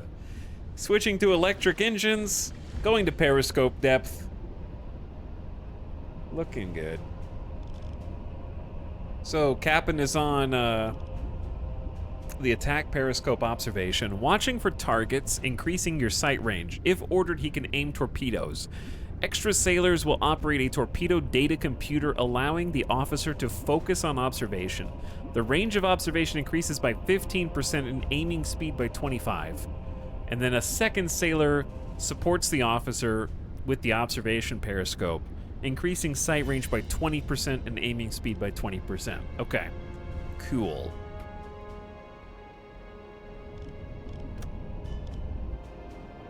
So now that we're at periscope depth,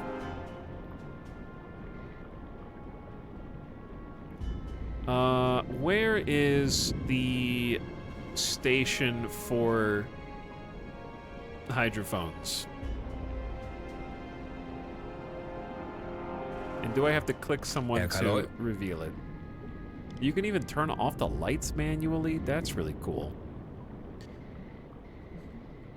Dive? You mean underwater? Hang on, this thing can go under the water too? And not just above?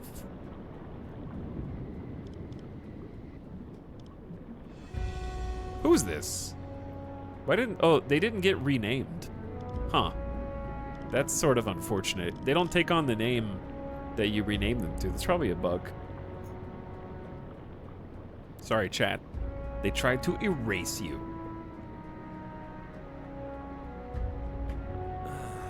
Diese Routine bringt mich If you press the blue headphone button, yeah, I know that there's a check, but I like knowing how to do things manually so I know where the stations are.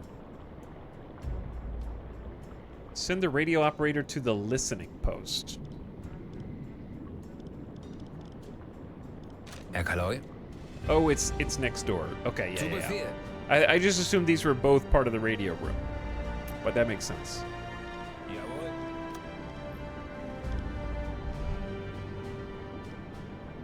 Okay, so while we're doing a routine check, air compressors are disabled, U-boat dives at 50 meters or lower, the most rested radio man goes to hydrophones, listening for screw sounds for 5 minutes, U-boat goes back to the surface, air compressors are enabled to replenish lost compressed air in the process.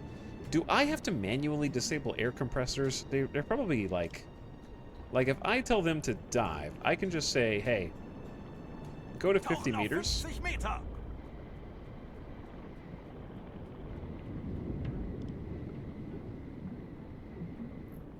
der Marine hat Tradition in meiner Familie. 20 Meter. Do we have 0 compressed air? We should have 100% compressed air. There's a fish!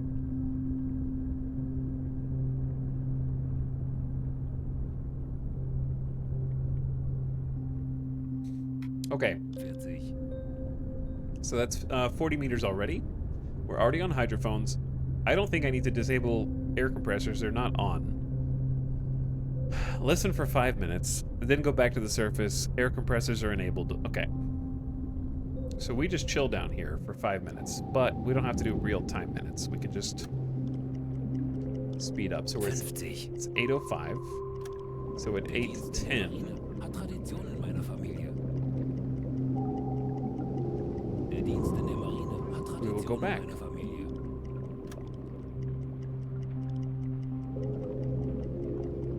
So far, we got nothing.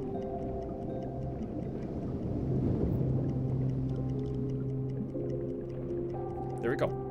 5 minutes. So now we can surface. Tanks anblasen! Blow the tanks. I guess, chat, the only thing I did wrong is I should have checked what the surface level was, because I mean the seafloor. Before I told them to,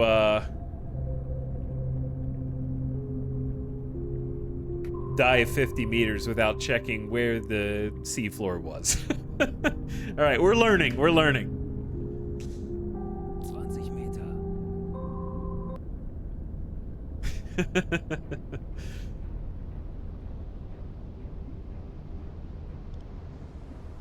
Wechseln auf Dieselmotor! All right, back to diesel engines. So we got 70% compressed air. I don't know. I don't think they'll do it automatically. I can just have Tenuith go back. And we can use the electric compressor, which is quieter than the diesel. When do you use the diesel compressor? I know you can use both, but like, under what circumstances?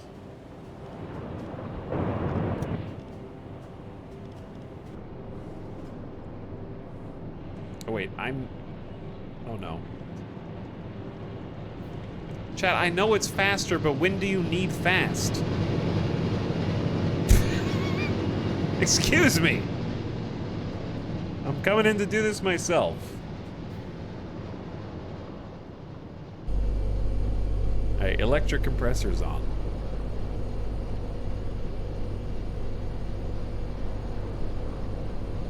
There are parts of the North Sea that are extremely shallow. It's pretty infamously difficult to sail in. That's fair. Seems that way, yeah.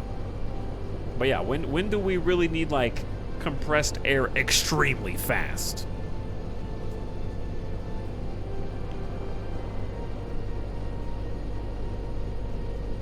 If destroyers are coming toward you, you need air before you dive, and being silent is useless as you're already spotted.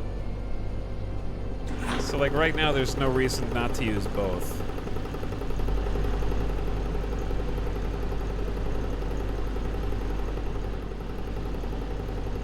Because we just did some listening for our own hydrophones and didn't find anything. Alright, I feel like I'm starting to understand some of the basics in operating. What recharges the battery? I would assume that, like cars, the engine recharges the battery somewhat. Obviously, they're subject to wear and tear and can be... This is fully depleted in 17 days, but I don't know what does it. I assume being surfaced probably uses an engine that charges a battery. Like a car. Because when we go under, we use an electric engine. And when we're surface, we use the diesel engine. Diesel recharges? Okay, that's sort of what I was expecting. I really like that these sort of simulation games run at essentially real time, and you can fast forward just like hundreds of times faster, because it's definitely more satisfying to me when they actually, like, it isn't fast to refill this compressed air And I know that they can sort of abbreviate some of the simulations in the interest of having fun, and that's fine. And I've got some of those settings turned on too. Like, we're playing on medium difficulty, but we have some of the realism stuff turned on. I think we're at like 66% realism as measured by the game. Is there a fuel efficiency thing? There is the faster that you push the engines, the more fuel you burn. Diesel engine says plus 12 per minute, and then, yeah, compressor is minus 12 per minute. So the diesel engine is helping cover that for us right now.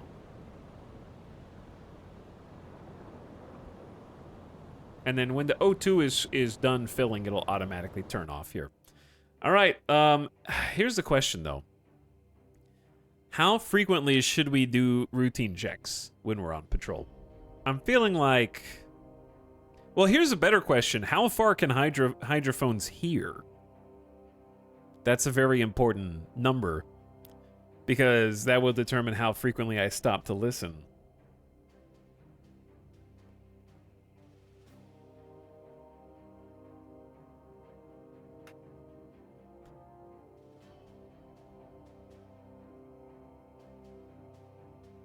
It can show on the world map.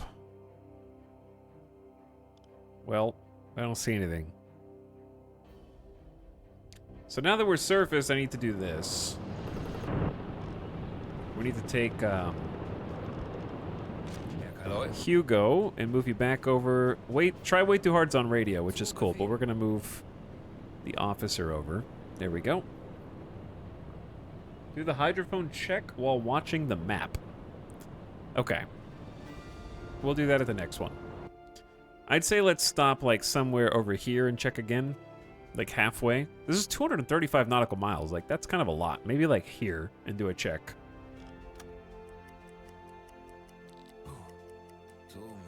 The Taruk is tired. How do you see like how tired the crew is? What are you looking for? I mean, we're just on patrol and we're looking to sink trading vessels to hit convoys. Which was apparently not a thing in 1939. Or at least like there was an attempt, but we're going to be successful where history was not.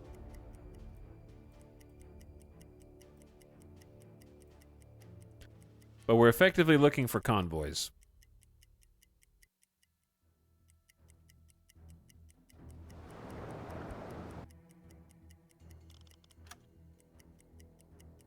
Which did not go well in 1939. New communications. Merchant ship heard in a naval square, AN 763 or near. Hydrophone operator reports slow speed northwestern course, carrying on with other orders. How are we using the hydrophone if we're surfaced?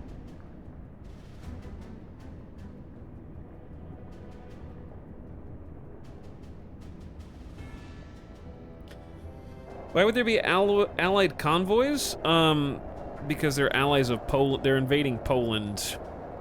And then, in theory, there would be potentially supplies coming from Polish allies. Obviously, that didn't happen because the war happened way too fast. And the allies never had an opportunity to mount any kind of aid to Poland because, well, the Soviet Union invaded them and kind of ruined any chance of a holdout on their Western front.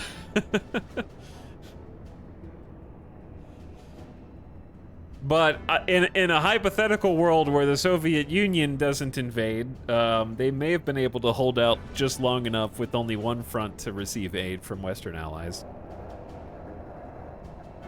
But that's a big maybe. All right, AN 763 or near.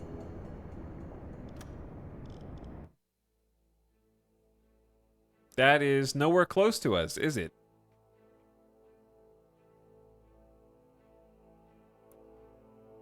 Chat, what is AN 763? Am I reading this map wrong? There's no hundreds. It's only 2 numbers.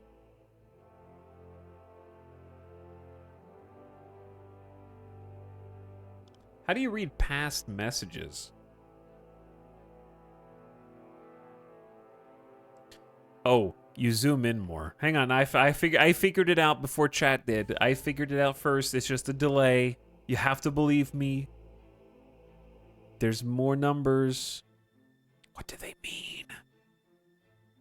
Here's AN763. Not in our patrol zone. Zone? Not in our patrol zone.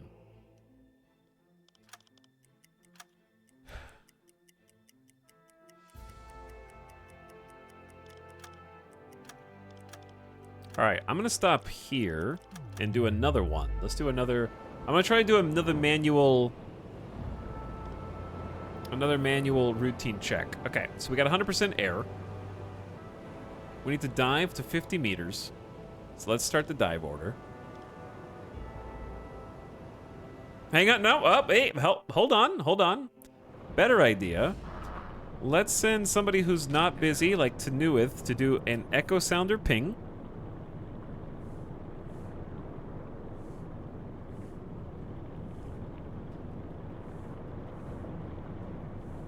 That way we know for sure how deep we can go. 32 meters. So diving to 50 meters is not sustainable.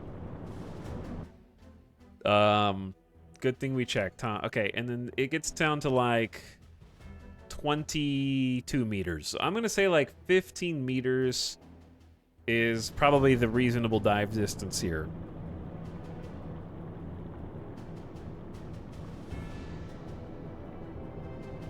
But basically what's happening, chat, is that the developers were just like, you know what? A period of time that the war started, September 1939. That's when we're going to begin our game. And then we're just going to grab things that are in the realm of that time frame and put them in our game. That's what they said.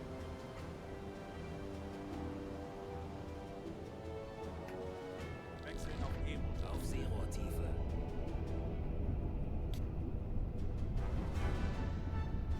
All right, and just because it'll make me feel better, once we get down to...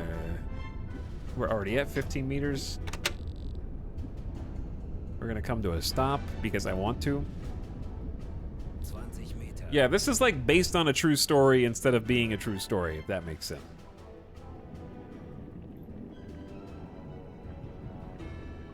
There were some attempts at Wolfpack tactics, according to Wikipedia, attacking convoys in 1939 that were unsuccessful. Auf Seerohrtiefe. And we are the successful alternate Der Dienst timeline. in der Marine hat Tradition in meiner Familie. All right, Kapitän? Hugo Ei, ei, Herr Kaloy. needs to go to the hydrophone listening room. We don't have space below this to go any deeper than this.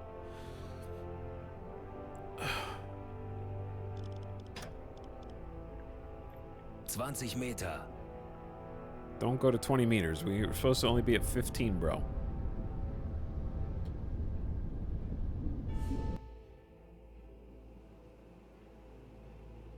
We got 30 meters below us. We could go a little deeper if we just come to a stop, and that's okay.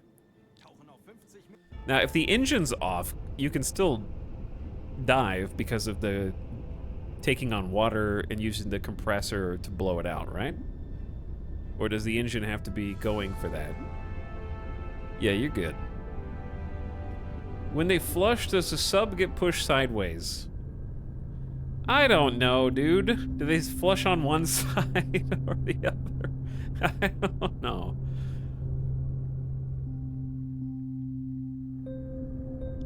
I like the underwater music. All right. So we're going to have Hugo and Feistel scope that for 30. 5 minutes.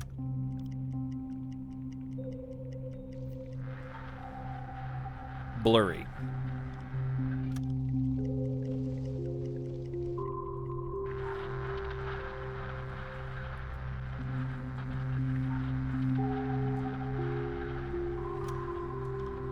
Wait, Hugo's got What is this?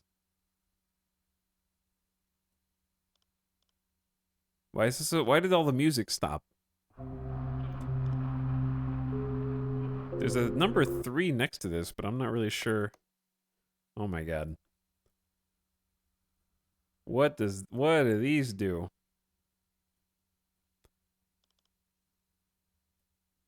Manual listening?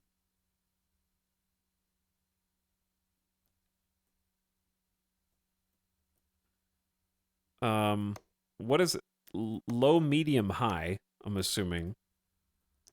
Plus or minus. Are these the only things you can interact with? Use WASD. Okay, thank you. That's what I was missing.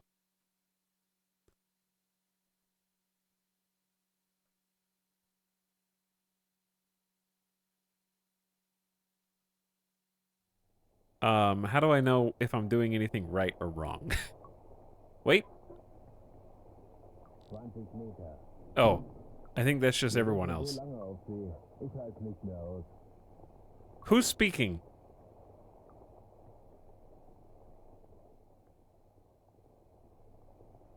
Who's...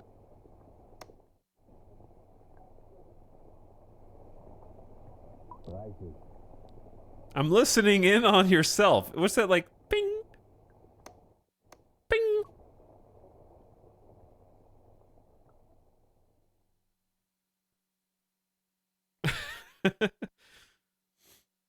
All right, how do I know what to do on this? Chat, is this relevant? Why is this blurry part with the green relevant?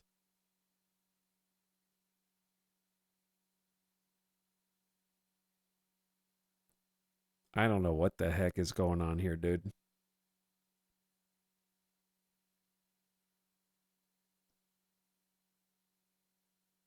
I'd probably rather let the AI do it, and then if they find something, then I do it manual. You know? So that I can kind of confirm it. But why is there a number 3 here?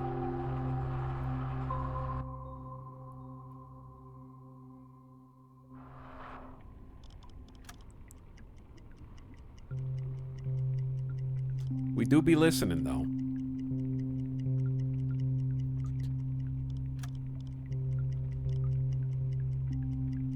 Yo, hey, you don't hear that? Alright, if you haven't found anything by now,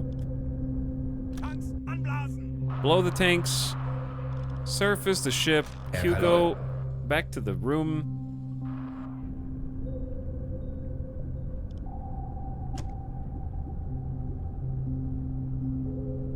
And then we also need to start going again. Forward 3.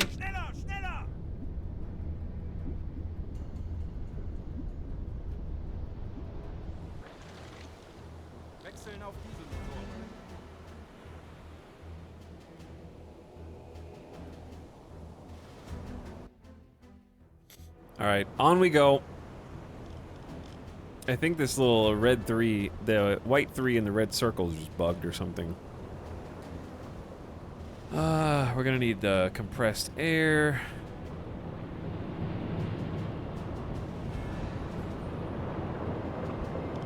Oh no, I accidentally told Hugo to do that instead of the radio.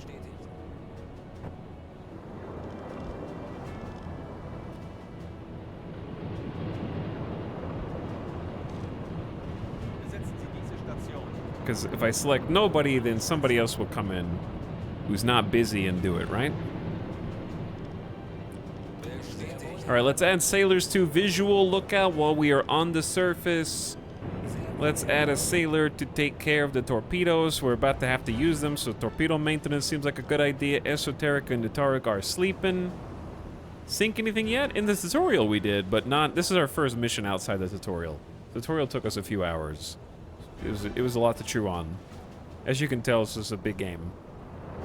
It's also in early access. It's buggy as hell. Like, we definitely had some big tutorial problems. However, I got it for $8. It's on sale right now for $11, so I can't really complain. It's got a. It seems like it's really cool for especially an $11 game. But yeah, it's on sale right now.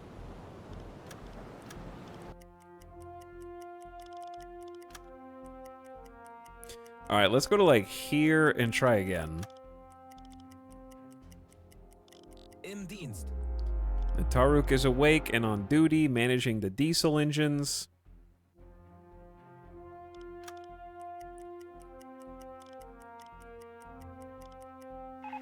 Important message. We were attacked by aircraft and sustained heavy damage. We are out of replacement parts. We are asking for help. Oh God.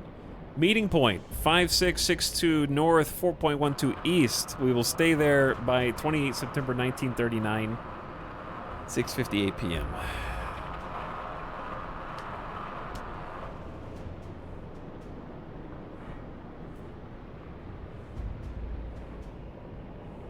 Well, I gotta respond. 5662 by 4.12. Confirm.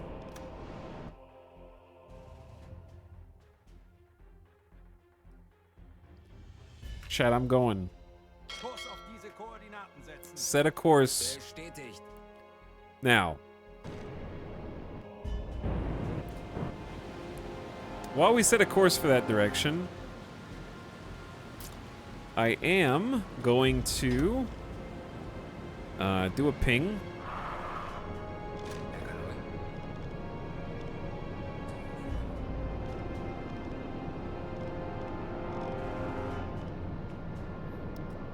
Put someone on navigation for fuel usage and navigation quality. We've already got 2 people on engines, which we'll have to take off. 32 meters. Okay, let's dive to like 28. And Hugo is our radio Kapitän. person. Put them on the Jawohl. listening posts.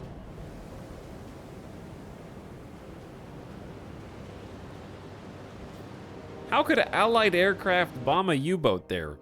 Maybe they've got carriers. Does the UK have carriers up by Norway?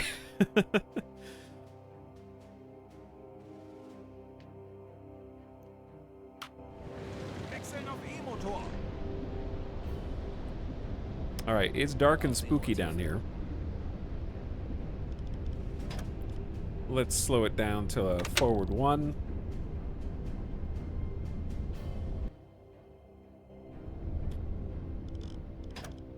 Am I forgetting anything on the routine checks? Just listen for 5 minutes.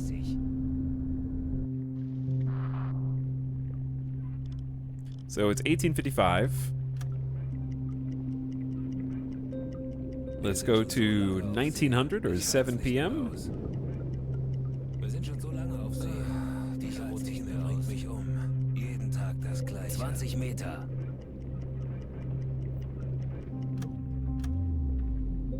Okay, nothing's happening. Tanks anblasen. Surface.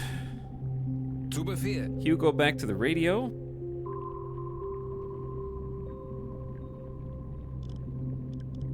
But yeah, we should unassigned people who were not from officers who were asleep.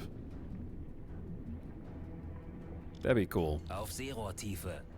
Jawohl. All right. We're surfacing. We're gonna turn on the Wechseln auf diese air pumps.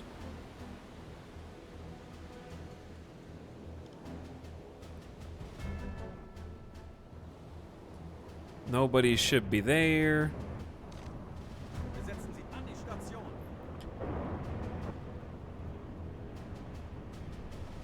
Why are we still losing oxygen while we're on the surface? I guess it was still pushing out water.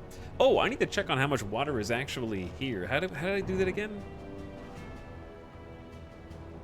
1.7 meters? Cubic meters? Besetzen Sie diese Station. Sure, let's turn the pumps on, I guess. I don't think that's very much. Okay, compressed air is refilling. We got the pumps pumping out the water. So, do I just need to use ventilation, like, as soon as I go periscope depth when we expect to be underwater for a long period of time? When is the best time? I forgot what the tutorial said about that. Also, we should save.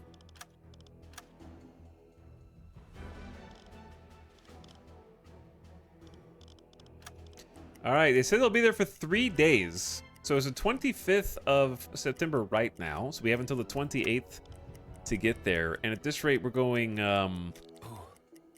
So müde. about 130 nautical miles. I wish I could calculate this information. We're traveling at 9 knots because I'm going slow because I'm a dum-dum. So let's start increasing the speed. Lightning? Oh yeah, lightning. We can go to red light.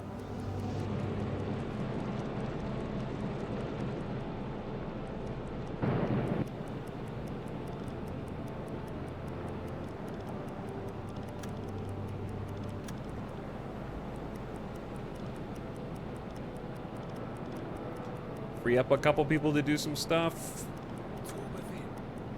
One on maintenance, one on navigation, one on engine, and then we got a couple people free. All right, but yeah, now we're traveling. The wind is 9 knots. We're traveling a different speed. We're traveling 13 knots.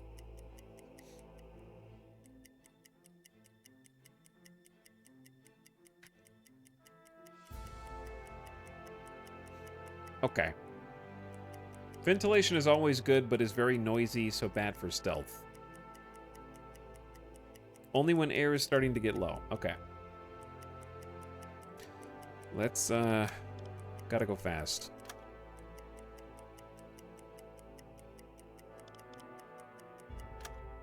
Chad, this is probably a bad time for our radio operator to be asleep.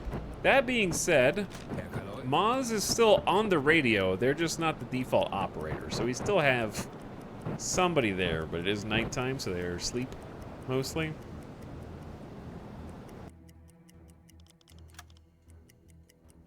We should actually get there during the day, which is convenient.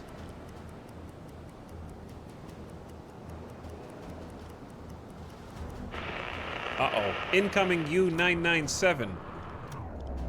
What that mean?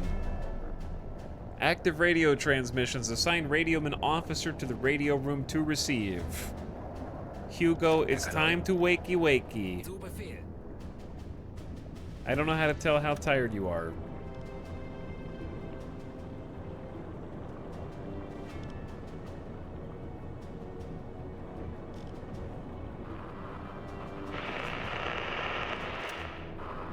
Ei, Herr Kaloy.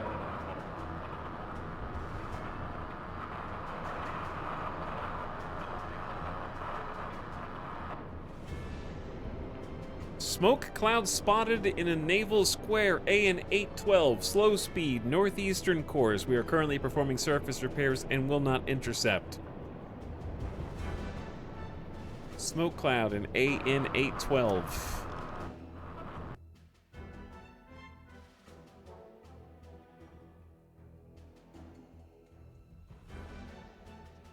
Dude, that's way down there, bro. We were just there.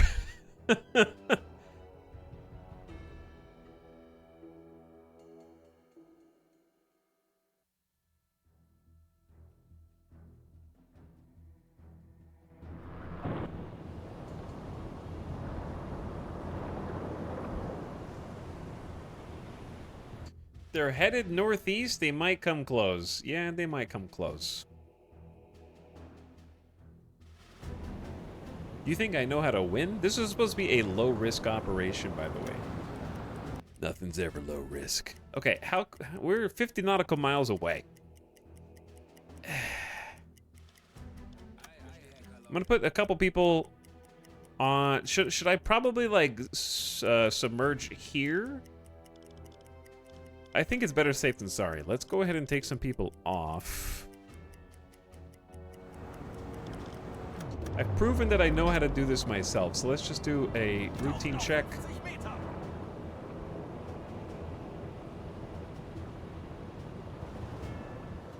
Take a little dive. God, the graphics are so nice. One sec.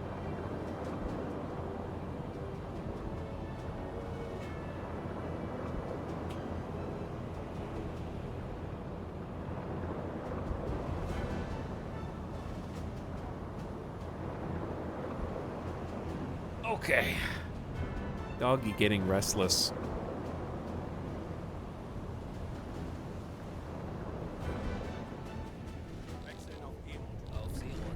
And we're under.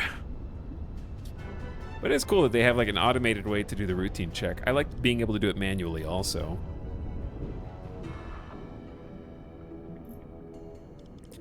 So let's wait until 4:35. 30. Oh, I didn't check how deep we can go. We actually have plenty of space. 67 meters of depth. 50. All right, give it about 5 minutes, and then they'll come back up. They're listening. Schiffsschrauben, Herr Kaloy. Propellers detected, chat. We got propellers detected, dude. Propeller noise. Tiny group to the southeast. Inaccurate contact. Units may be anywhere in a radius of 8 nautical miles. We have an actual TV show decision to make. Do we continue heading toward I think we got to take the contact. They said they have 3 days. It hasn't even been 1 day, right?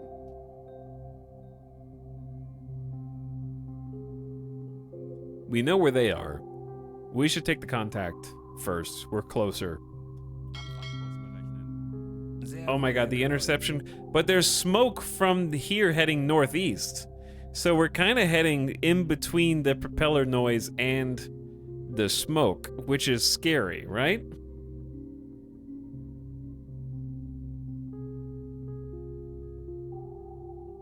I don't know what to do. What do you think? How do you see how much time is left on this?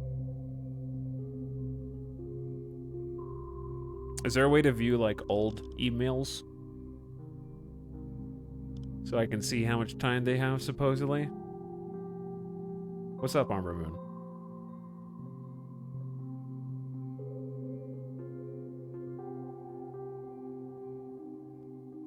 Left of the depth. Oh. Help ally. Remaining 2 days, 14 hours. Okay, thanks.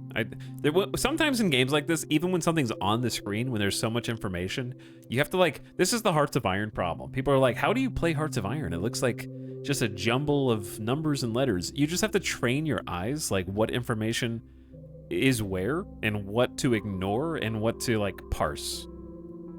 There's just so much stuff on screen. It's not really like a hard game to play, Hearts of Iron, in my opinion, but it's just, there's so much data on screen, you have to figure out where you're supposed to be looking, even when it's like right in front of you. All right, I say we head toward the propeller group first. We have time. This is why we're here, though.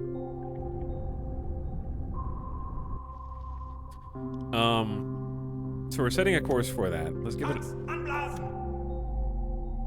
And we're coming up. 40. 20 Meter.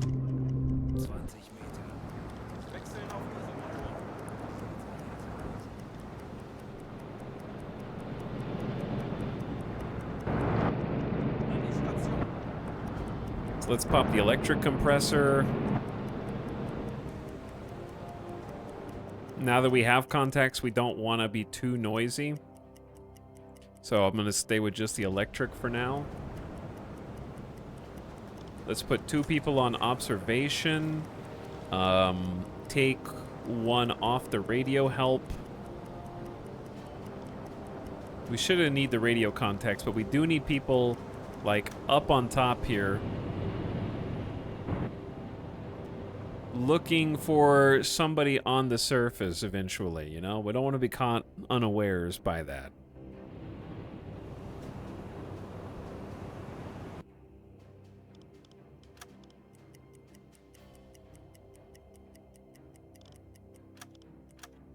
All right, our visibility range is going to get larger as the sun comes up more. It's after 5 a.m. So what that means is we can probably get off red back to normal.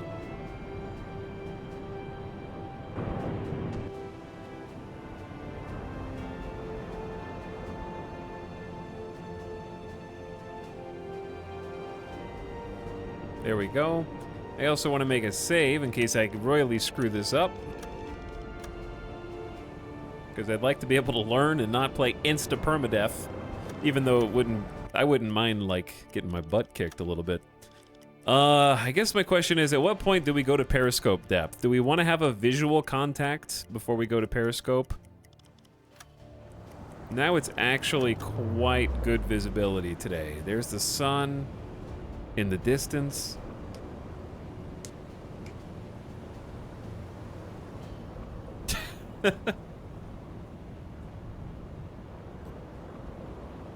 Anyway, new game Who Dis. What's up, Armor Moon? This is a submarine simulator that's $11 on Steam right now. It's still got those bugs, especially in the tutorials. Tutorial's a little rough. It doesn't really tell you everything you need to know. But it's a cool game for pretty cheap.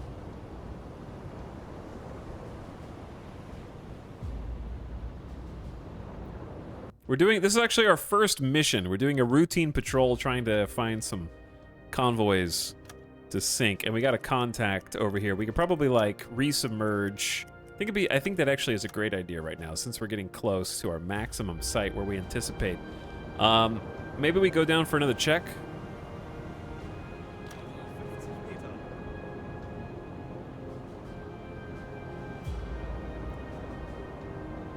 To make sure that it didn't change courses. I don't know. I'm just gonna do it.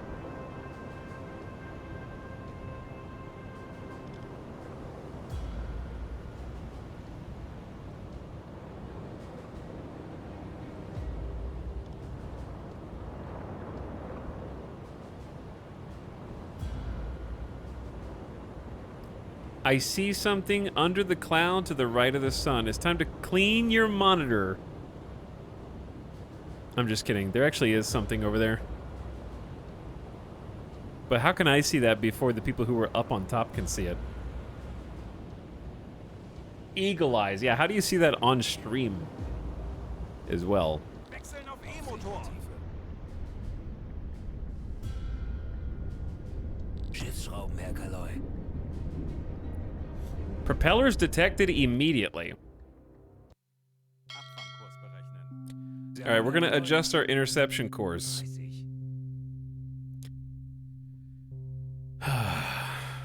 4K monitor scout. If it's only a merchant, you can get risky and get closer, especially at night. If it's a convoy with escorts or a military patrol, dive the moment you see them. 40.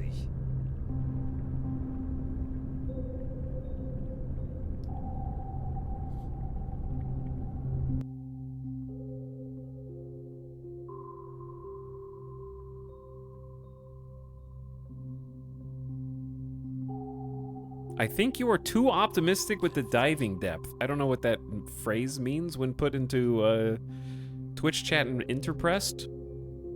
That's just the default that the game goes to when you click routine check, because 50 meters is a good depth to get pings on your hydrophones, A, and B, in the North Sea, that's as deep as we can go. Below us is 54 meters of clearance before we hit the seafloor.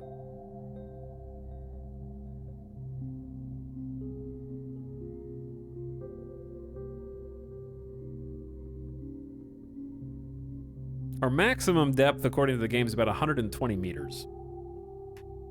But you can only go further when you have seafloor.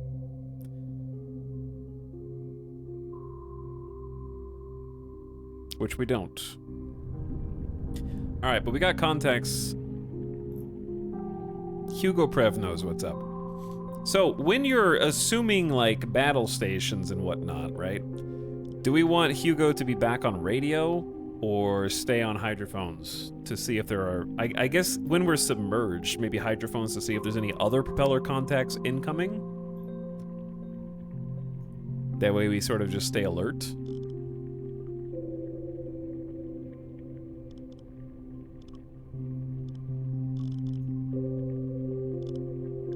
What is Captain E doing right now?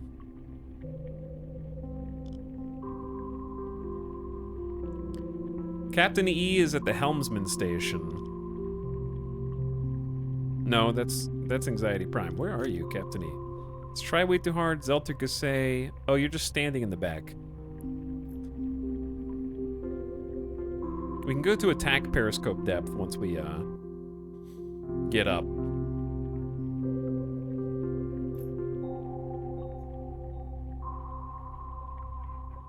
Okay, so should we go to periscope depth then? Since we know that there's a contact there.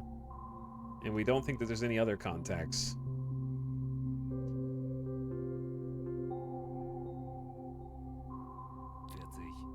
Why does it say interception not possible? Is it because I'm like at 50 meters?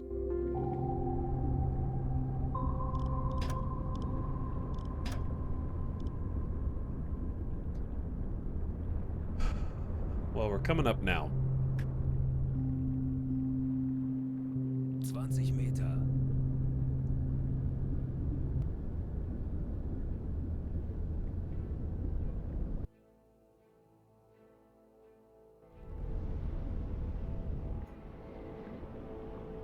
Okay, Q goes back on radio.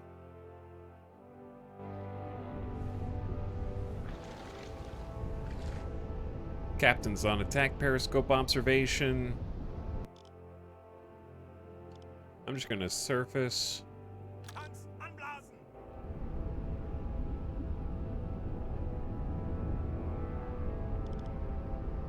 Auf Seerohrtiefe. I'm gonna increase the speed to forward 4. Schneller, schneller! Wechseln auf Dieselmotor! Besetzen Sie diese Station. Let's refill the O2.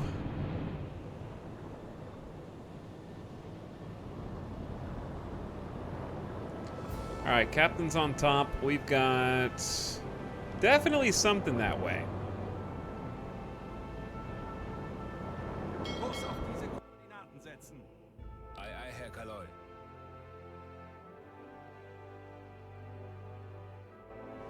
There's definitely something right over there, dude.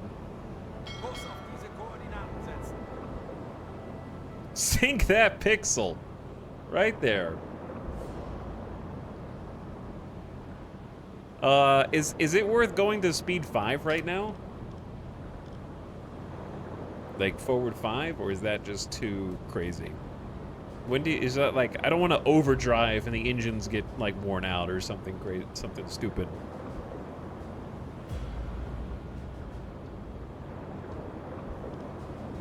I don't know if there's any kind of overdrive mode where you wear down something.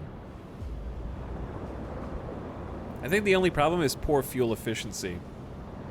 It's useful in this situation to do small sprints to the target. That's sort of what we want to do, yeah. Okay.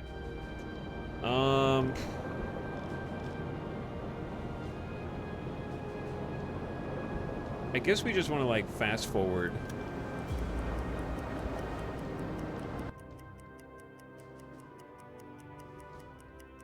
Until we get like an actual...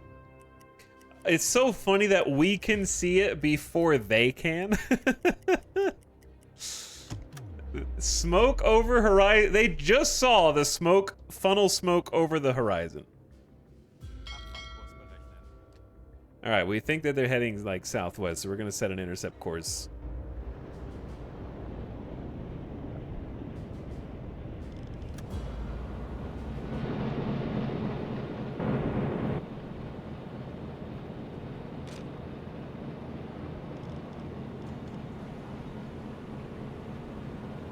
Are you looking the right way, Captain?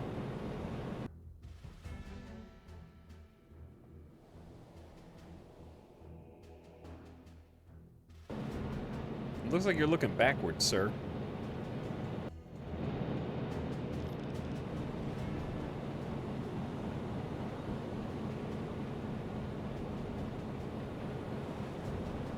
All because of a 4K chat member. Well, I mean, we got a ping first. We already knew that there was somebody over here before chat. Holding shift? Oh, shift makes it go faster. Is there a zoom on this? Because it really doesn't seem like... I see somebody.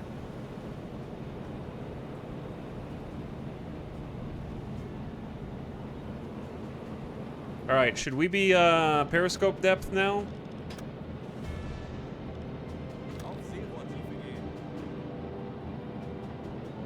We don't have 100% O2, but we have 90%.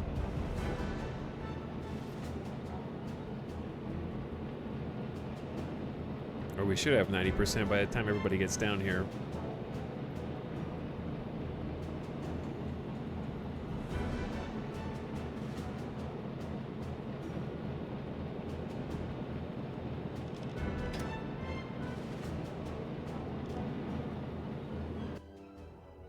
Wechseln auf E-Motor.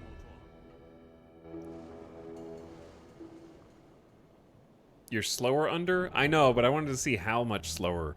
Okay, it's like 5 knots. Oh god. Okay, it's getting a little faster. 8 knots. 9 knots. Merchants, you can just roll up on deck and gun them. Yeah. I want to be stealthy. I don't want them to know I'm coming. And I want to use torpedoes.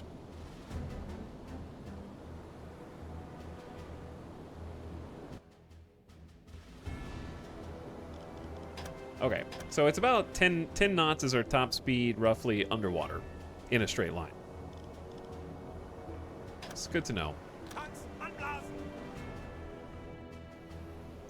You can try running diesels at deck awash depth. What is deck awash depth even for? Just lower your visibility profile?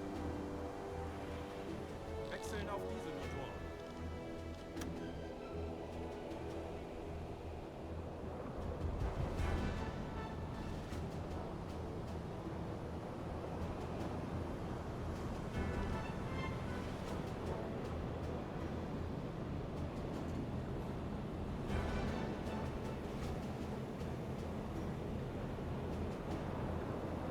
Okay. I feel like there's still too much water going up here.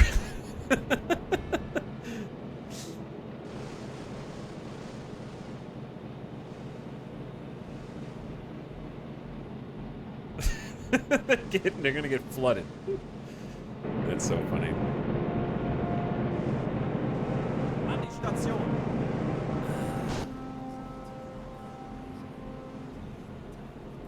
That's water physics for you, dude. Catching some of the wash. No, I don't think it updates the intercept course. In fact, I don't even see.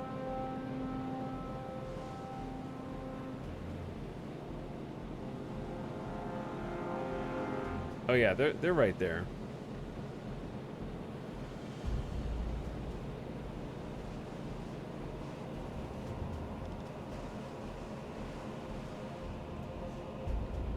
Okay, so what's deck awash for again?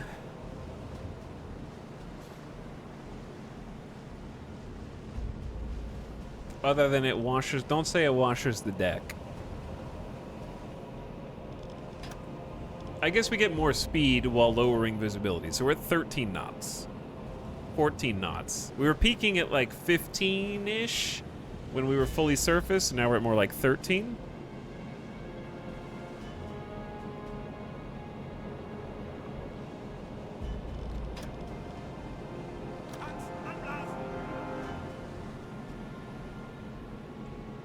Why is your sub smoking? Because we're using a diesel engine, I think?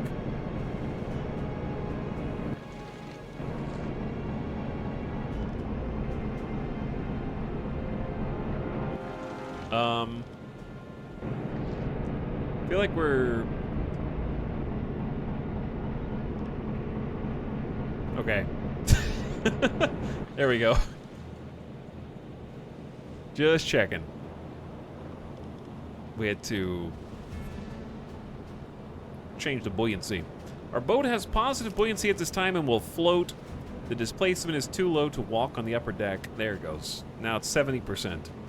Displaced buoyancy doesn't account for the volume between the holes that usually slows down submerging. Alright, so this is how we're going to go max speed, which is actually like 17 knots now. It's even faster. And everyone's gonna go back up to detecting. We're supposed to be on an intercept with these nerds, but they aren't pinging them again.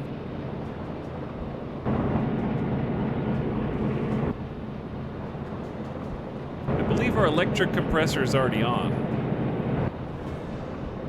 Pump some dude, chat, it's already on, you dinguses. Smoke over horizon detected, that's the one.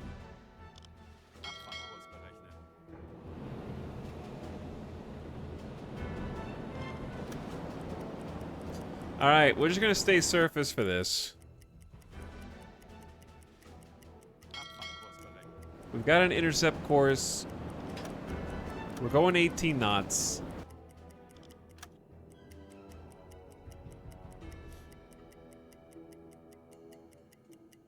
It's 6:20 in the morning, so visibility should be great. We need more oxygen, sir! Alright. We should actually have them in range to get a visual confirmation on them. 5 nautical miles away, traveling at about 7 knots.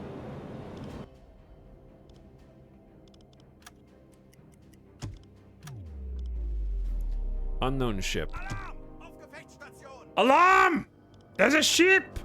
Skipper, there's an active alarm on our boat. You can disable it by opening F4. Okay, additional sailors can be assigned. Crew's work performance is increased. Officers have new activities at the command station and will continue to work even if their energy drops to 0. Stress goes up as discipline falls. Not sustainable for long periods of time.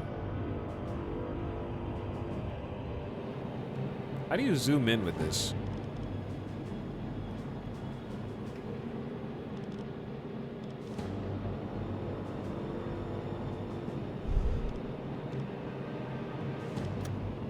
Ooh, filters.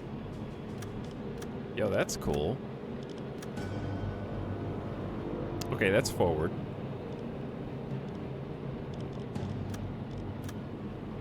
Hey, there we go. The zoom. There's a boat. Let's go kick his ass. I mean, that looks like a merchant. That looks like a fishing vessel, actually.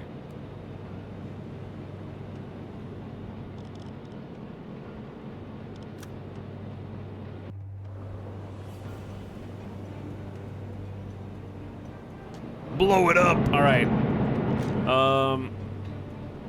Somebody needs to be at the command station, yes? Officers present here provide various ship-wide benefits depending on their skill at commanding and a number of assigned sailors. Leader, work performance plus 5%. This perk affects all tasks done on the ship, such as torpedo loading, repairs, speed of torpedo course calculation, and affects the effective observation range of the watch crew. All right, we already know where they are, so I'm gonna bring, actually, put him on the attack periscope.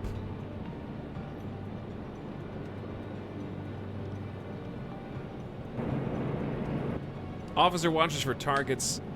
If ordered, he can aim torpedoes. We're not really gonna need that. We're probably gonna go out on deck and pew pew, like chat said.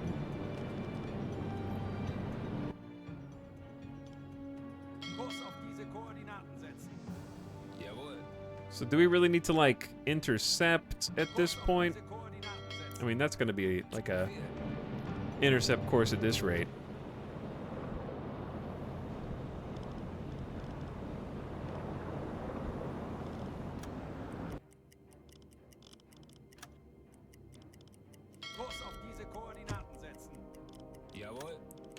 All right. He's listening to chat.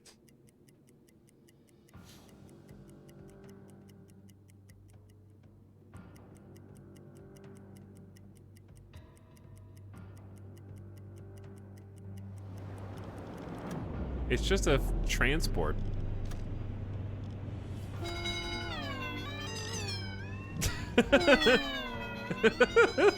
The bells, dude.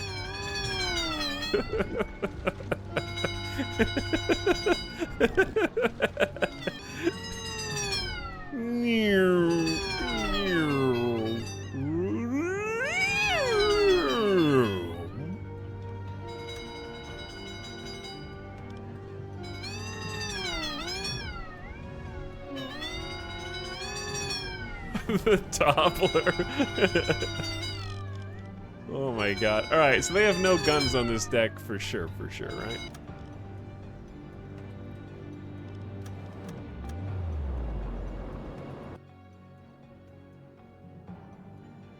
Kurs auf diese Koordinaten setzen. Jawohl.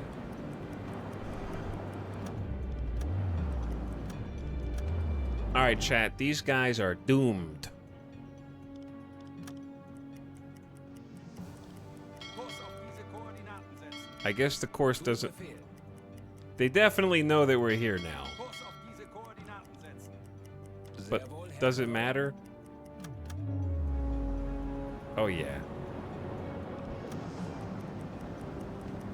How close do we want to get? Alright, we're close enough. We're close enough. Cap'n, let's go, baby.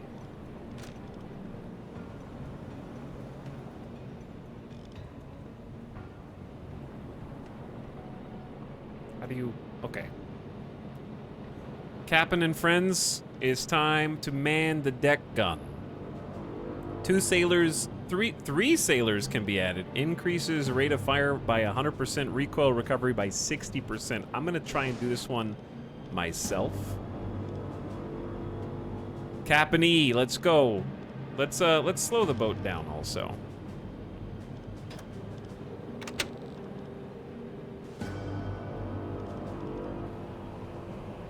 Oh yeah.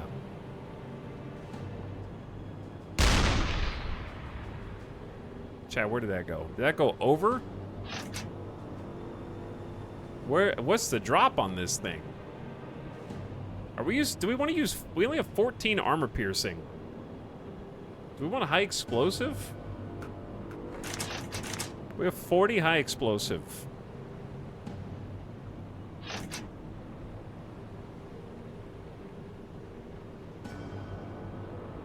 All right, let's see what the drop on this thing is.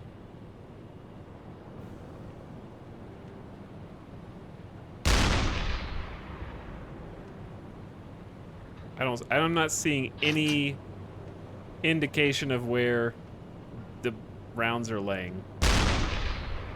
I'm not seeing any splash.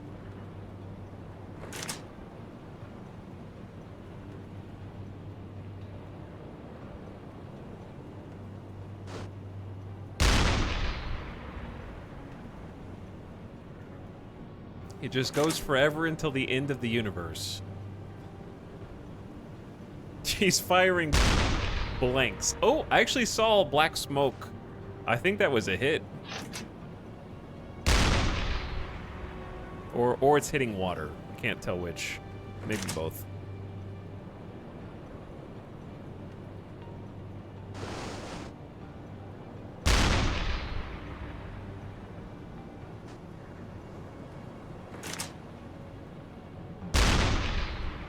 Ooh. That was a good clean hit. I feel like that hit water. That one definitely hit water.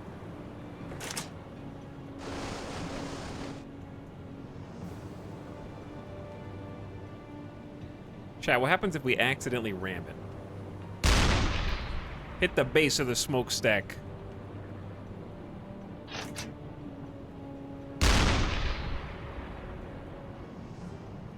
Oh, we're pretty far away.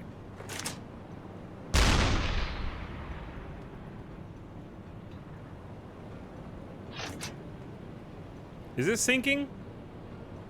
Am I hallucinating?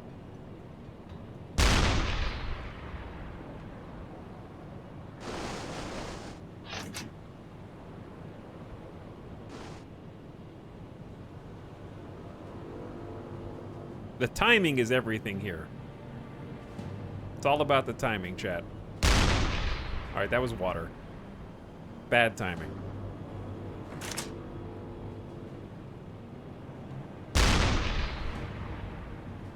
Oh, ooh, ooh, something just fell off. Like a smokestack just fell off the side, dude. Feuer an Deck. Ooh. See, that's how you know we're hitting him. Oh, baby, it's ablaze now.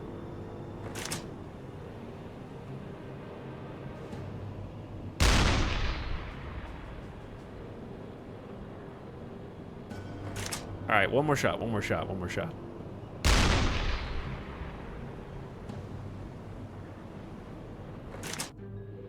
All right, E, you get off that.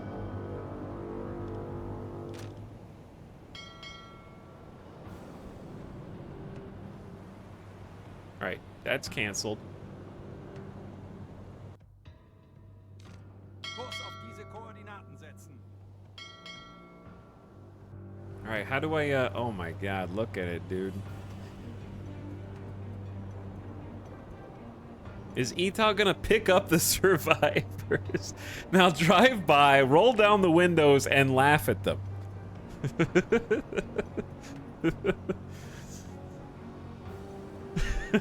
So mean. Kurs auf diese Koordinaten setzen. So rude, dude. So rude. Alright, here's my question. How do I, spectate them again? Oh, yeah. I mean, there's no way you're putting that out, right?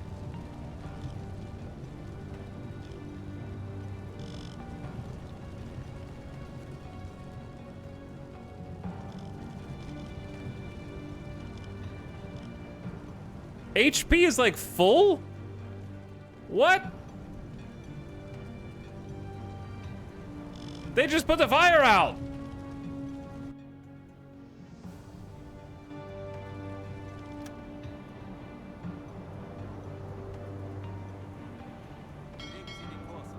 They didn't even lower the lifeboats. Kurs auf diese Koordinaten setzen. It's gonna take my entire arsenal. Slap a torp right under the smokestack. Kurs auf diese Koordinaten setzen. Okay, alright, okay, alright. Hold on, hold on, hold on, hold on.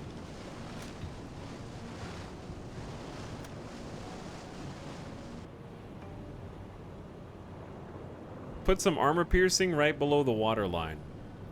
Wir haben ihn. Sie sinken. The ship is sinking, chat. Boom.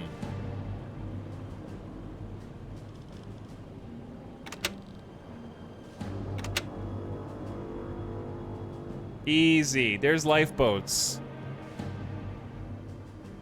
They got the lifeboats down. And then so that's when we go on to the anti-air gun and shoot the lifeboats, right?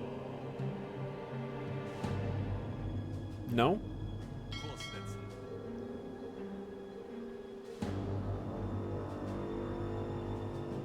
Alarm abgebrochen.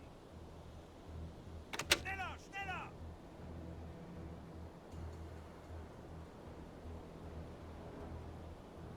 Okay, how do you pick up the survivors? That's the neat part. No, but there is a way to, There are 9 survivors. Oh no! There's too many survivors. What do you want to do? Decide if you want to take some of survivors. Saving lives of civilians may increase your reputation. In addition, headquarters rewards you for taking captains of enemy ships as prisoners. How do I know if it's a captain or not?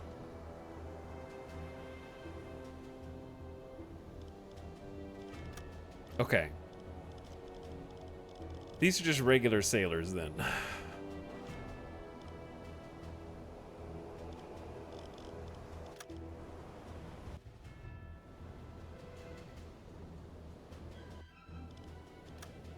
Hey, there we go. Desmond Stokes.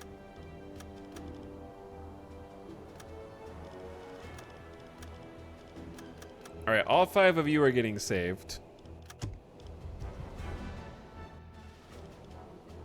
And then I can only save 3 of you. The rest of you, I will give you some supplies because I'm such a nice guy. Would you like some cheese? You can have some can. No, I don't want to give you 50 canned. Chat. What's a exotic fruits? I didn't leave the potatoes on board, and I don't know how to split the stack. Hold control to move items one at a time. What? I am holding control. Okay, it finally did something. There we go.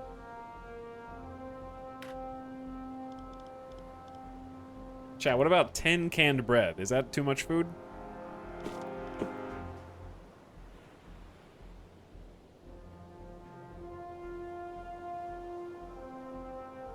I don't know how much food that is. Alright, that's the most they can have anyways. 50 kilos of bread for 4 dudes. 50 kilos of...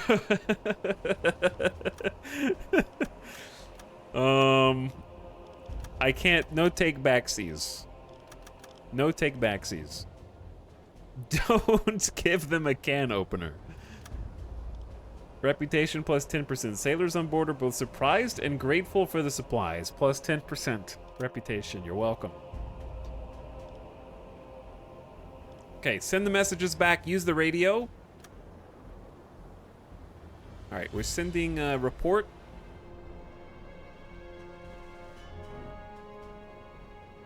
Hugo, doing the job. Hugo could use a helper to send messages faster.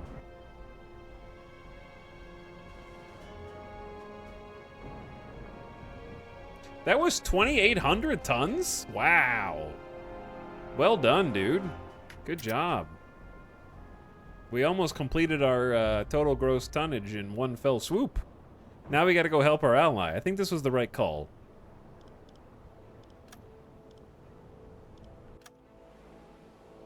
There is a wreck on the sea floor. How should we proceed? Send a diver to explore the wreck. What?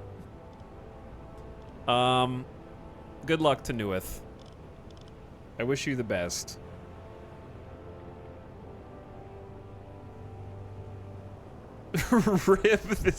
Rip this guy. He's got a breathing apparatus. What do you mean?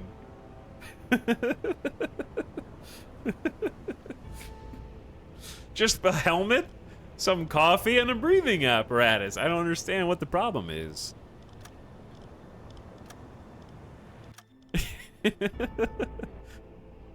Okay, so don't do that yet. Let's not do that. Instead, we're gonna leave the other sailors to fend for themselves while we head back. Increase speed to go respond to the U-boat that we were gonna rescue.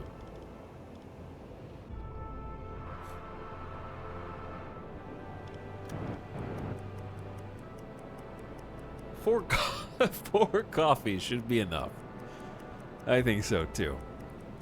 I know they didn't fight back, but that was still fun.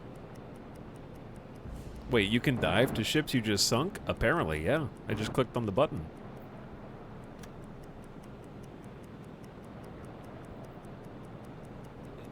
Are they still sending the transmission? Or did we already send it? Oh, we already got paid.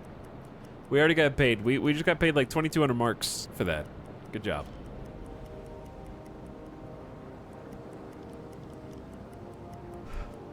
All right. I'd like to improve the fuel usage here.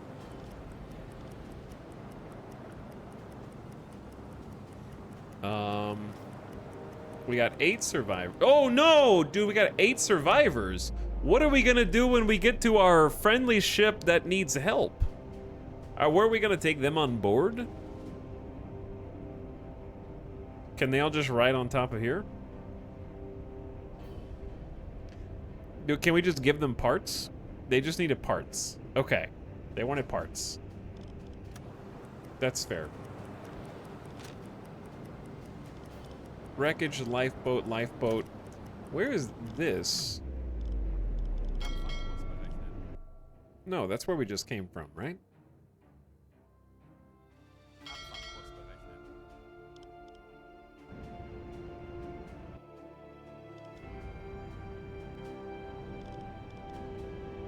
I'm confused. Why is there both wreckage? Alright, it's the same thing.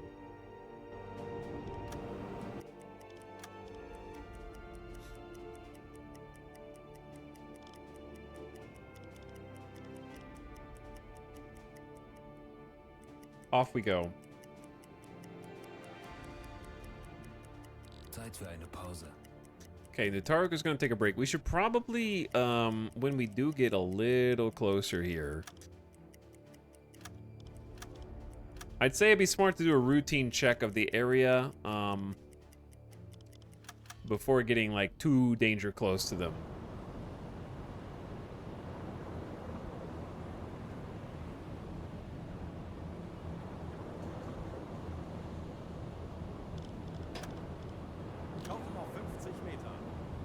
All right, everyone back inside.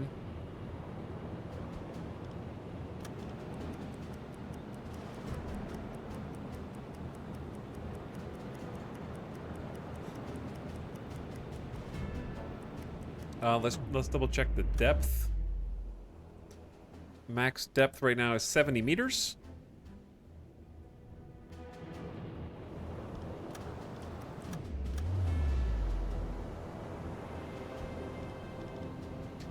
All right, buoyancy is going down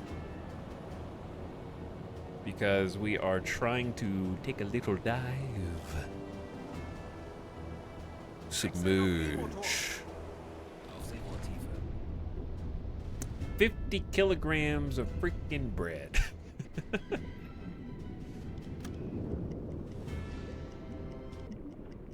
All right, so on hydrophones, gonna be listening for contacts. We don't have 3 even though, that's kind of what it looks like. No, don't change course. I misclicked. Zu Befehl. Der Dienst in der Marine hat Tradition in meiner Familie. Mi familia? Are we speaking German down here? What are you guys all doing? Polish the torpedoes. Don't look at the tubes. I'll put you in the tubes.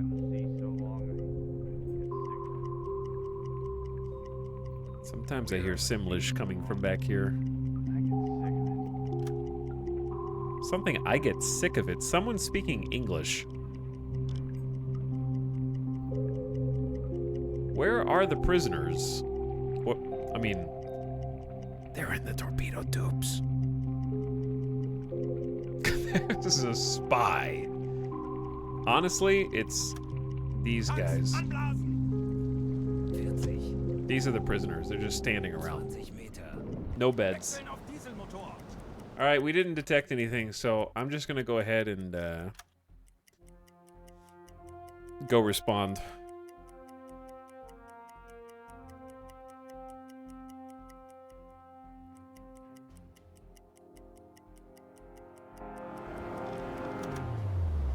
There's a lot of people up top.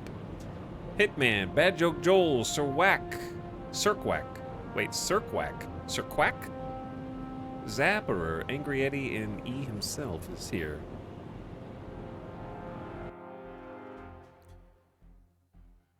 Yeah, when they do maintenance on the torpedo tubes, it actually increases the chance that they will not be a dud.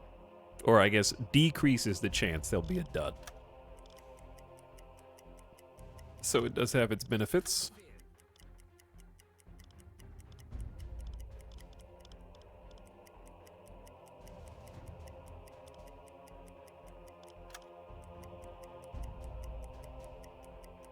All right, we should be within the max sight range now. So I'm gonna switch over.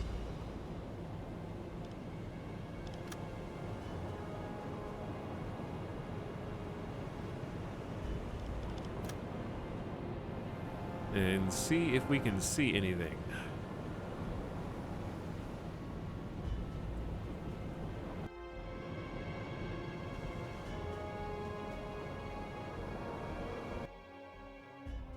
So far, nothing. But I mean, it's also a fellow U-boat, so they're going to be a little harder to see than average.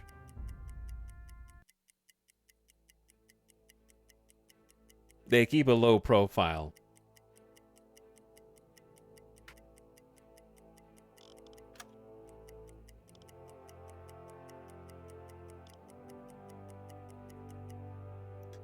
All right, what do we got?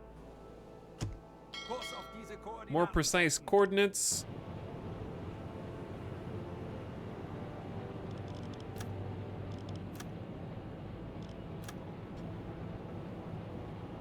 Fun fact, the 0.6 versus the 6X has a worse viewing angle, I think. 0.6, I think, is higher up, which is weird.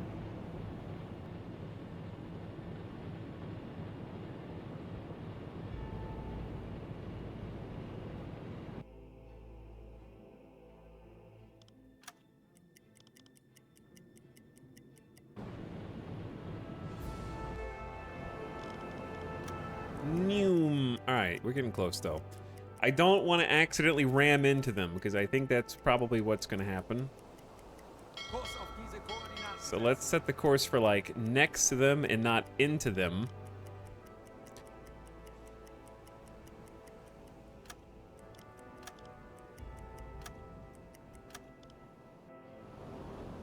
Hello, friends. Attack! Defensive escape. Here's our little friend who needs some help. This is a different submarine. This is my submarine.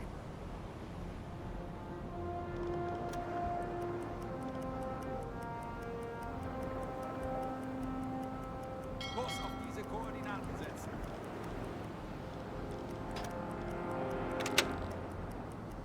I'm gonna slow down a little bit there.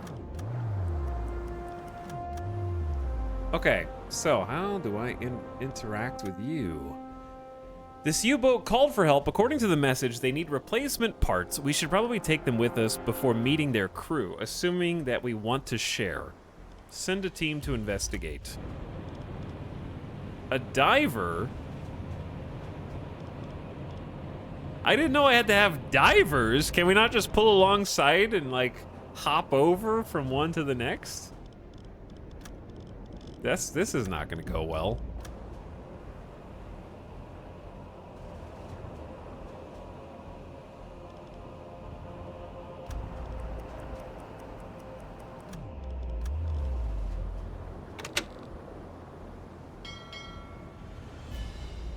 It's a bug?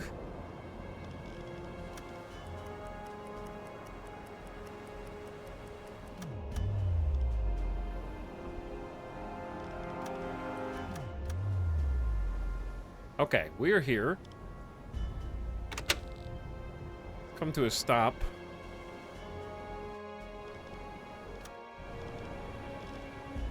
I'm sending Captain Jeff. He'll be brave. How? I'm gonna send him with some coffee. I'm gonna send Officer Esoteric. Actually, no, you stay in case I die, so you can be the leader. Nataruk, the engineer, you can have a breathing apparatus. And wait, 2 engineers? That's a bad idea. 2 engineers. 1.0 for over a year, by the way. Sending your crew outside may be dangerous. Worst case, they'll be lost. You want to send 6 more people with them? I'm gonna send 3 more people. I don't understand what's happening here. Please wait while the team arrives. You can leave this screen at any time. Until the wait is over.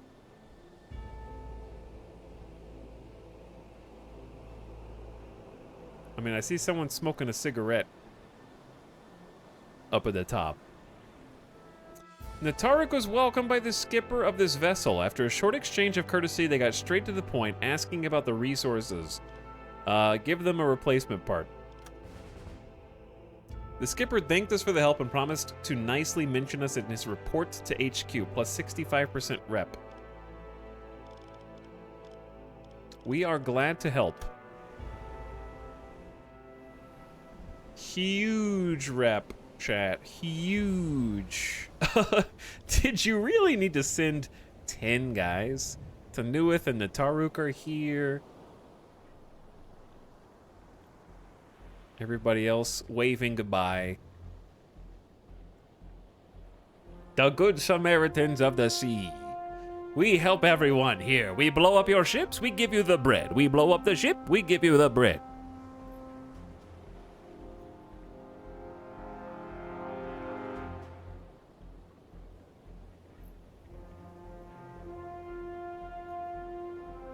It's easy.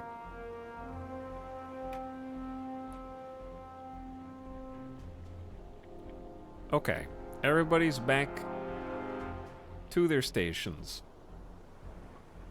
You're only blowing up their ship so that they'll stop, so you can give them the bread. Can you blow up my shippy top? I want to make some grilled cheese. Yeah, sure. I mean, while we're here, there's no reason not to, like... Tauchen auf 50 Meter. Wait, I guess you need to check your depth. Yeah, we got enough space. I'm just gonna dive into a ping. Aufseerohrtiefe. 30. So we'll be underwater for 5 minutes while the hydrophones are checking for any potential contacts.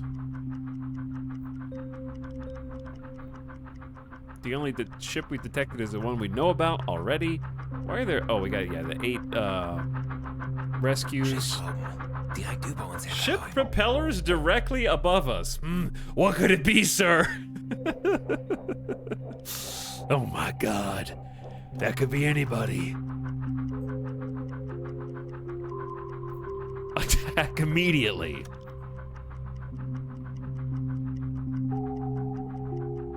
Could be another submarine.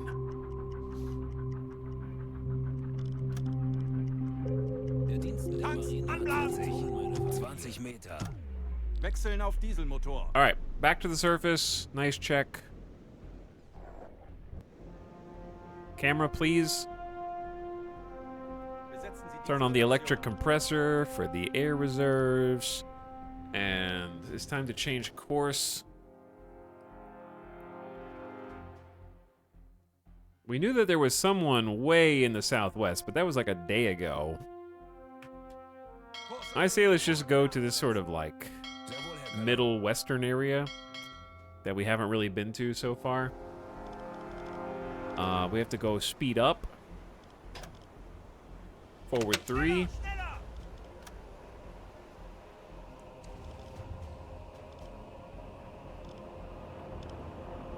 Fuel's looking pretty good. 92%. I'll take 1 off of observation. Add 1 to helping maintenance the torpedoes, and the 5th one to helping make sure the engines are running efficiently. Usage drops by 30%. Excellent. Okay, and off we go. Bye, other U-boat. I never realized how huge torpedoes were. I know, right?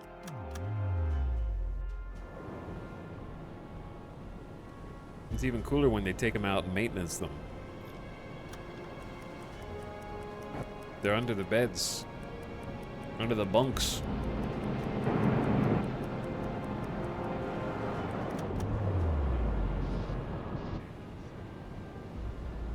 Zoom. Zoom. Zoom. Zoom. Too much zoom.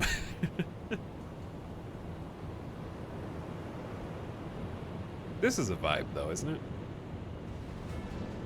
Out on the open ocean. The ebb and flow of the waves beneath your submarine.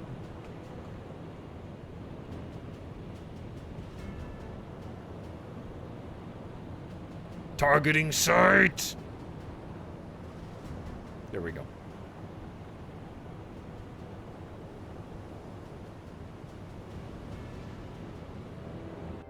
All right, later, Captain.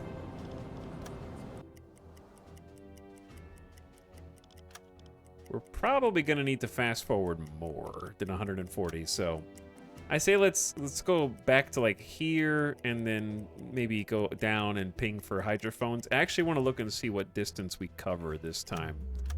Somewhere like here is good.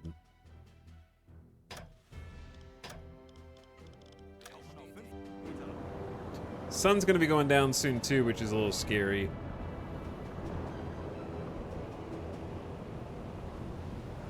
Little spooky.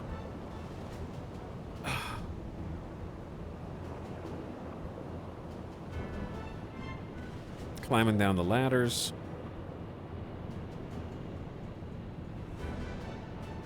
Hitting the periscope.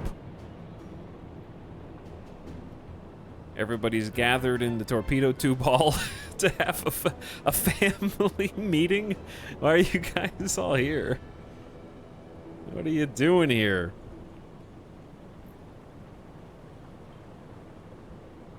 Torpedo birthday party! Yeah! I love torpedo birthday party. You can actually see the ballast tank filling up with water, which is helping us sink. The people that invented ballast tanks are incredibly smart people.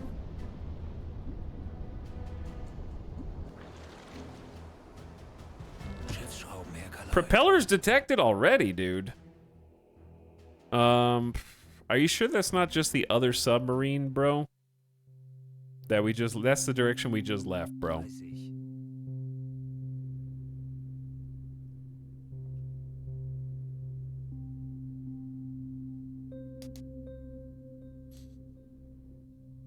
I mean, we were over here, and now there's propellers here. That's actually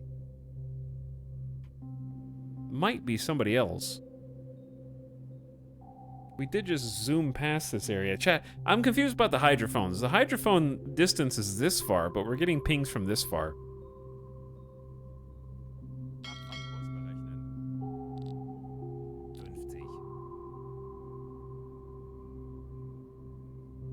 They're following us. I think, because our intercept course will put us. Huh. Interesting.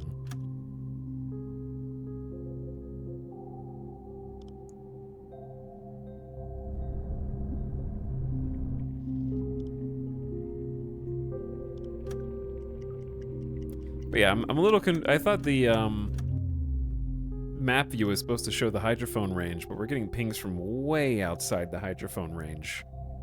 So I don't really know what that means.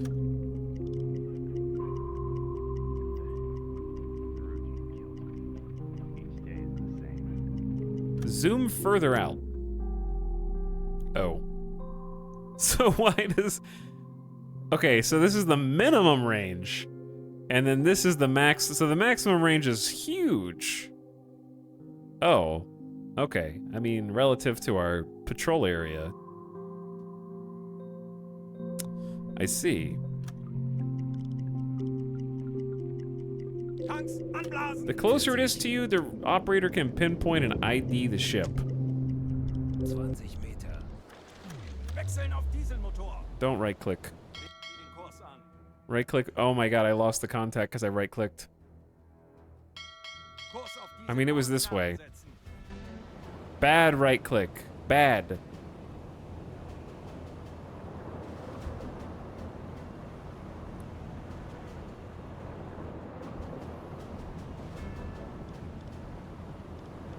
Alright, let's put another person up with the cabin on top of the deck for maximum visibility range. Kurs auf diese Koordinaten setzen. Man, I'm pretty sure it was like right in here. 4K chat, you're up!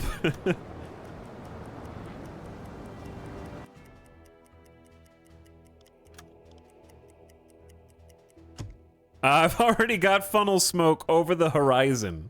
Abfangkurs berechnen. We're 4 nautical miles from it. I see it, actually.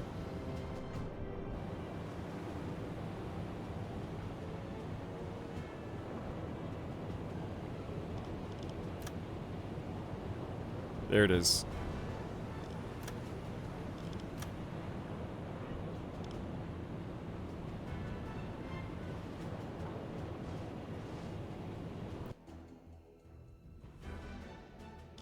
And the sun's going down, chat. Monkas.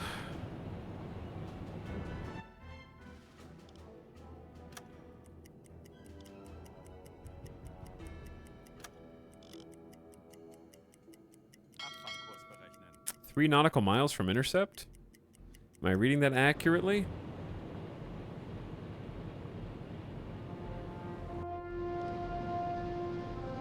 Is there anything I should be doing to prep? It looks like the air's fine, right? Compressor's good. We're very visible. We've detected smoke.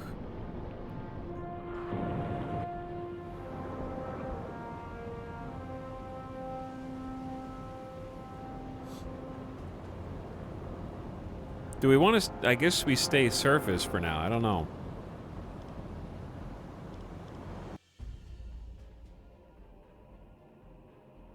You're good. Only issue you have is your radio operator and hydrophone guy is exhausted. Give him coffee. How do you even see that? How do you see their... Is this their energy? Kapitän? How do you even give them coffee?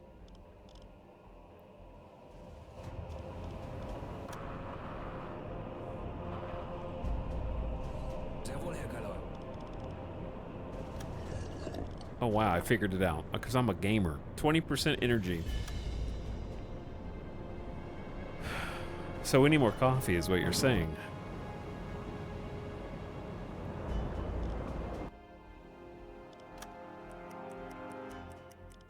Alright, we should be getting real close.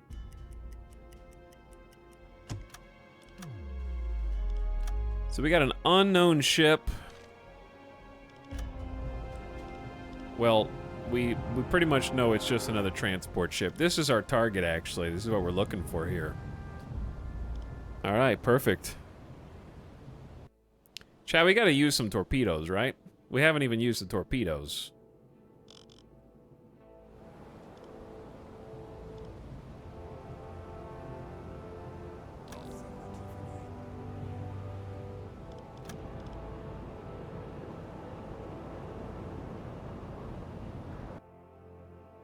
Kurs auf diese Koordinaten setzen. Bestätigt. Wait, do we need to be up top? Do I need to be up top to plot? Ah, I forgot the order of operations for this. You're not at war with Norway. Wait. Was that... Did they have Norwegian flags? Oh no, I didn't look. Oh no. I was like, I'm sinking any boat that's in the North Sea right now.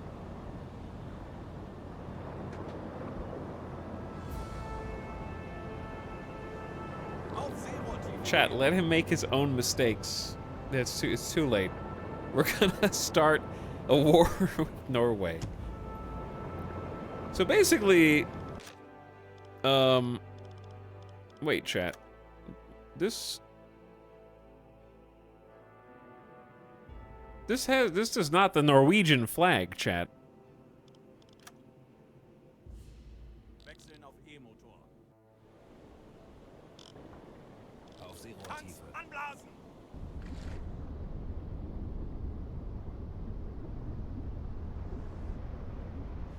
Did I just get like hardcore Jeffed? Hold on. Wechseln auf Dieselmotor.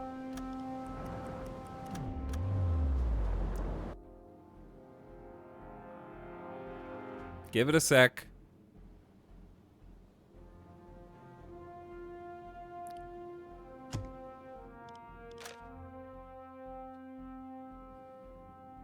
Visibility is like going down. Thank you.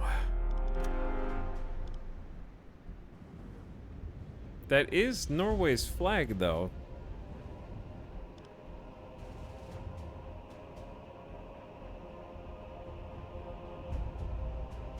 Right?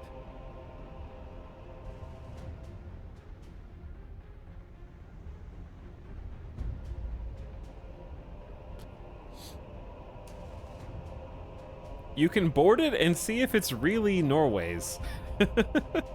Etal, can I give you a quick quality of life tip? That was your chance to do it. I read your chat message. Kurs auf diese Koordinaten setzen. Alright, so we can simply go investigate.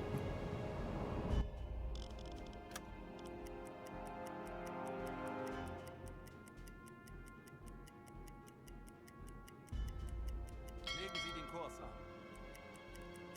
Chat, what if I just park myself in front of it, and if it rams me, then I shoot back? Right? Self-defense. It hit me first. Kurs setzen. Now it's Norway.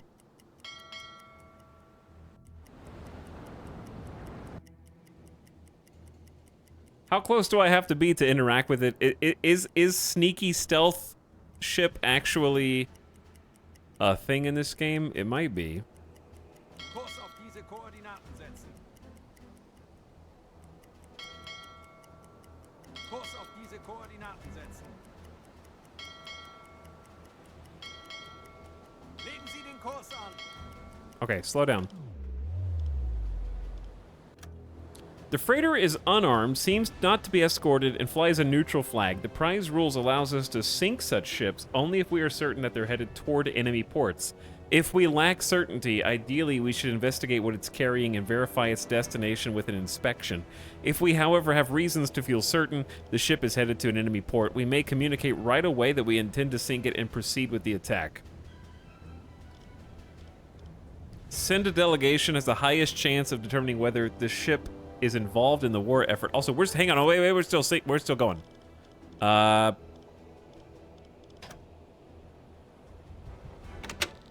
Cease. Actually, just turn. Schneller, schneller!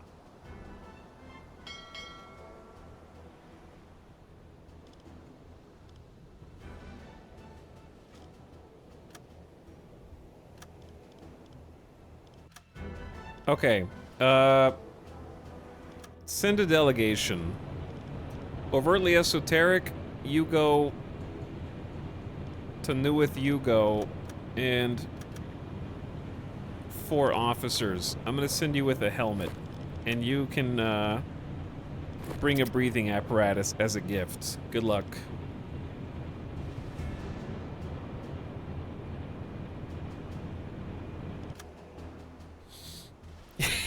Here's a helmet. Good luck. What do you need, officer? Captain of this freighter helps your crew get on the deck and greets each member of your delegation with a willkommen. He introduces himself as Thomas Dudley. He knows only basics of German speech, but luckily Tanuith speaks fluent English, so there's no language barrier. Wow, good job, Tanuith. After exchanging pleasantries, he invites you to a private room in the deck house. I accept. Your officers sit with the captain in the galley. After a short small talk, the captain asks them to state what they need. Ask for his shipping documents. He anticipated your request and quickly hands you the prepared documents. As you review, he begins to sweat. According to the documents, the ship is headed to the port of London carrying medical supplies. It seems this ship is trading with blockaded Allied ports, and it's a fair prize for you to sink. What should we do next? We confirm this freighter is involved in military activities. We can sink it without risking international incident. Search the cargo hold. The captain confirms that you can have a look if that's needed. He invites you to follow him. You are in the cargo hold. You are searching for potential contraband.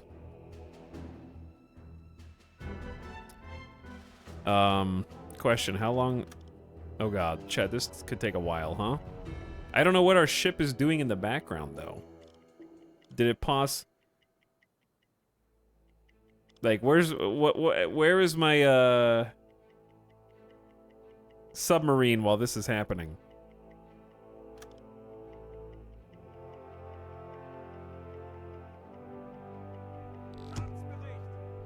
Damage report. Some things on the boat are damaged. Bro, how do I get out of the screen? How do I get out? Let me out! What are you doing to me while I'm stuck down here in the cargo hold? Did we ram into the ship? Emergency report! Emergency! Fix it! Everybody wake up! Wake up! Why? Dude. You can't. The people are injured! Nataruk! Okay, I need you to fix this, dude. Someone's dead? Are they? Alright, hold on. Hugo, do something! Stop the sub, but we're gonna leave our people on board this Okay. Can we pause for a second now?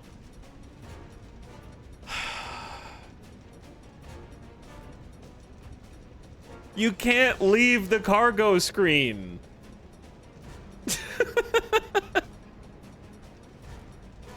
Okay, you should be able to leave them on the cargo while continuing command of your U-boat. Right? And then you do the U-boat stuff while it's waiting and doing the other things off screen, but it wouldn't let me leave. I mouse wheeled out, I clicked XX cancel, and had to abort the search before I could. I clicked on all the notifications on the side, and you can't. I just did it. Like clicking these, see how it moves the camera? Clicking them does nothing when you're searching the cargo hold. You can't mouse wheel out, you can't go to map.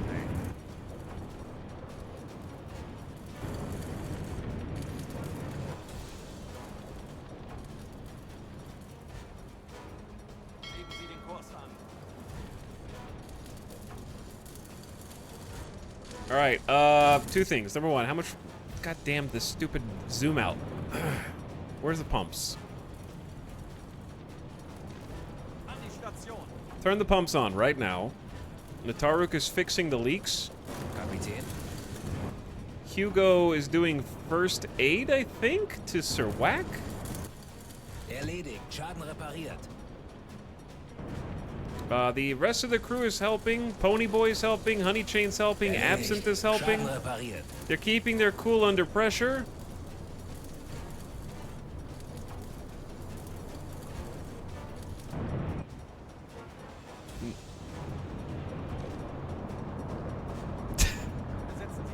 We're gonna turn the compressors on for the O2.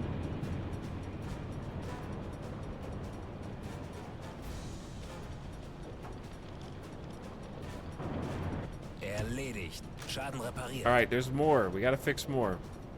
Jawohl.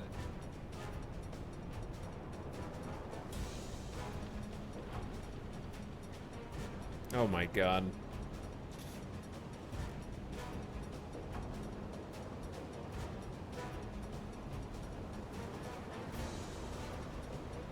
It takes so long to search the cargo hold, too.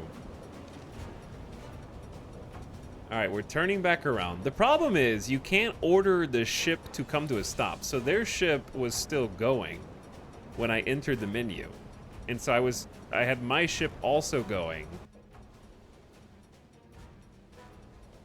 Now they're stopped, but they only stopped after I left the send a delegation screen, so I didn't have a chance to come back to my boat and come to a stop, because they were still moving.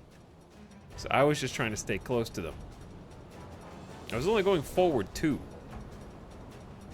That's only like 7 knots.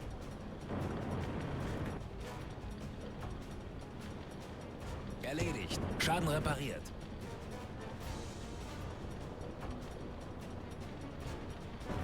Erledigt. Schaden repariert. Chat, there's some water in here.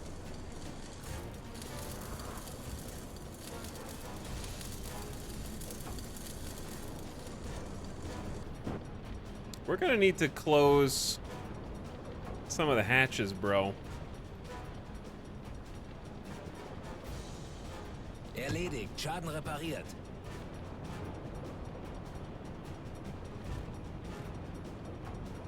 I think the pumps are on. That's what the green is.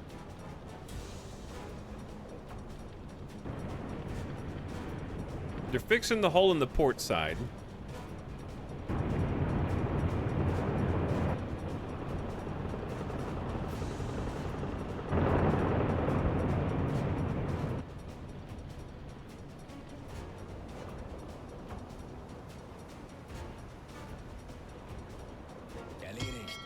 We are running low on spare parts.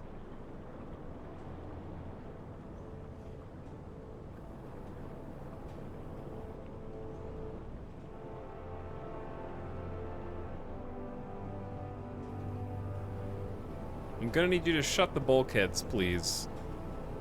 Alright, the water is going down. Is that a fire on their ship? No, it's just the sun reflections, I think. Which, that would be pretty funny.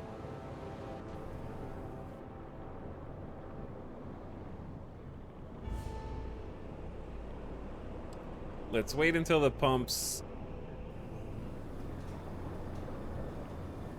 finish their job. Okay, let's come to a stop here. We're close. Are you guys still on the ship? Yeah, that's why I'm coming back. Pulling up alongside of it now.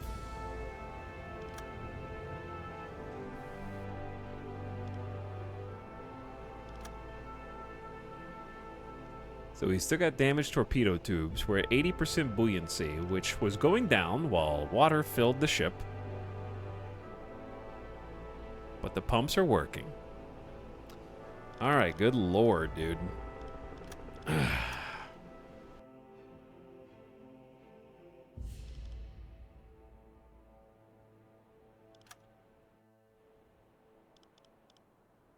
Time to order the evacuation of this ship. At night? That's kind of rude. Let's just hang out with them until morning. That way we don't leave them at night, you know?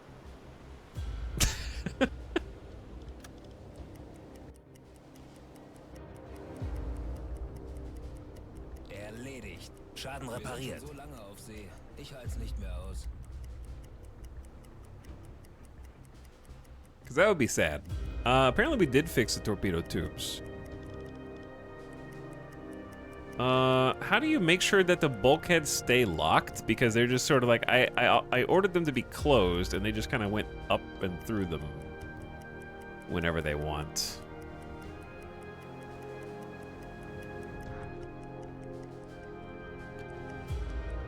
Besetzen Sie diese Station. All right, no water. Well, hopefully no water will remain in the compartments. It seems like it just keeps turning itself off.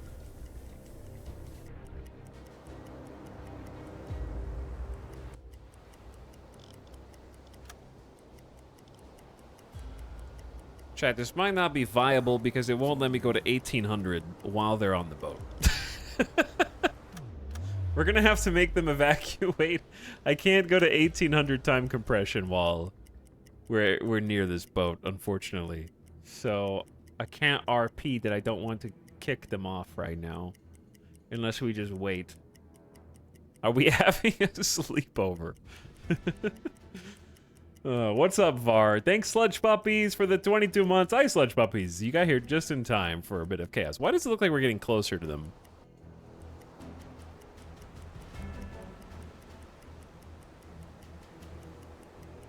We shouldn't be, yeah. I'm totally stopped.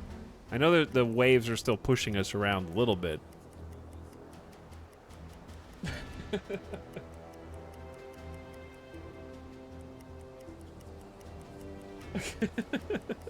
The new RP is waited for total darkness before giving the order. So rude.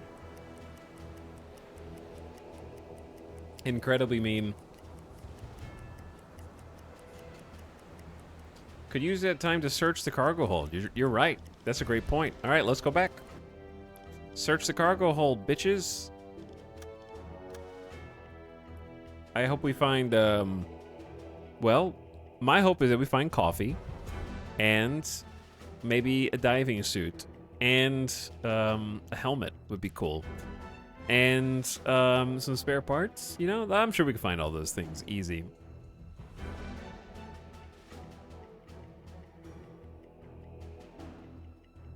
Performance is average. Your mom's performance is average.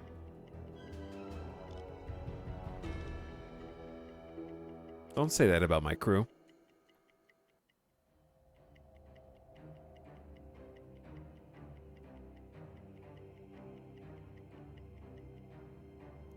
An officer from your group looked around the freighter, accompanied by a talkative sailor who speaks some German. He shared his view on the war and told about his uncle that married a woman from Hamburg.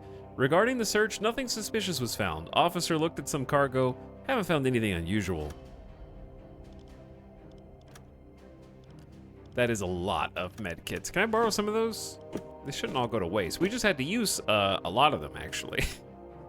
No, you're not allowed to take those unless you sink it and then get it afterwards. It's not allowed.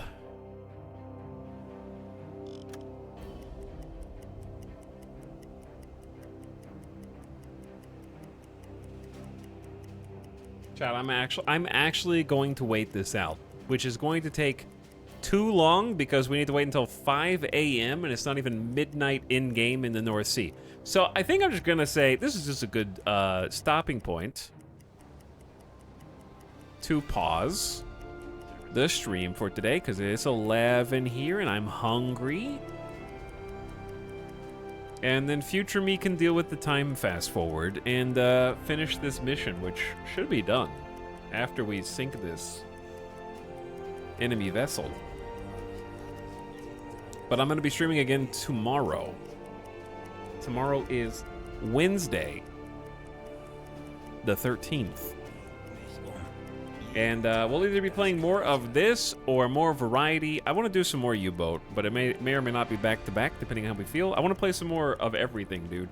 I want to play more, a lot of stuff. I've got like 3 other games that I want to check out, including another one that's thematically similar to this one. I want to play more Software Inc. I want to play a whole different genre that I've got. And then, again, as a reminder, I'm going to be in the competition on Thursday, which is the House Flipper 2 Invitational. And that's going to be starting at 1 p.m. on Thursday. So Thursday's already spoken for.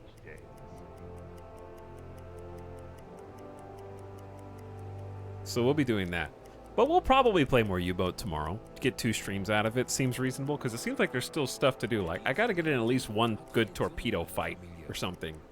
Or have to run and hide and get sunk. That'd be scary, too. So I definitely think we'll do some more U-Boat. Alright, it's still not midnight. Yeah, we'll just fast forward to the beginning of tomorrow's stream, because I wanna be nice to these guys. We're not at war with them. They just have medical supplies. And I can't fast forward any faster than 140x. Oh, it goes faster on the map mode. By a lot. Oh yeah, it goes way faster on the map mode. I'll remember that.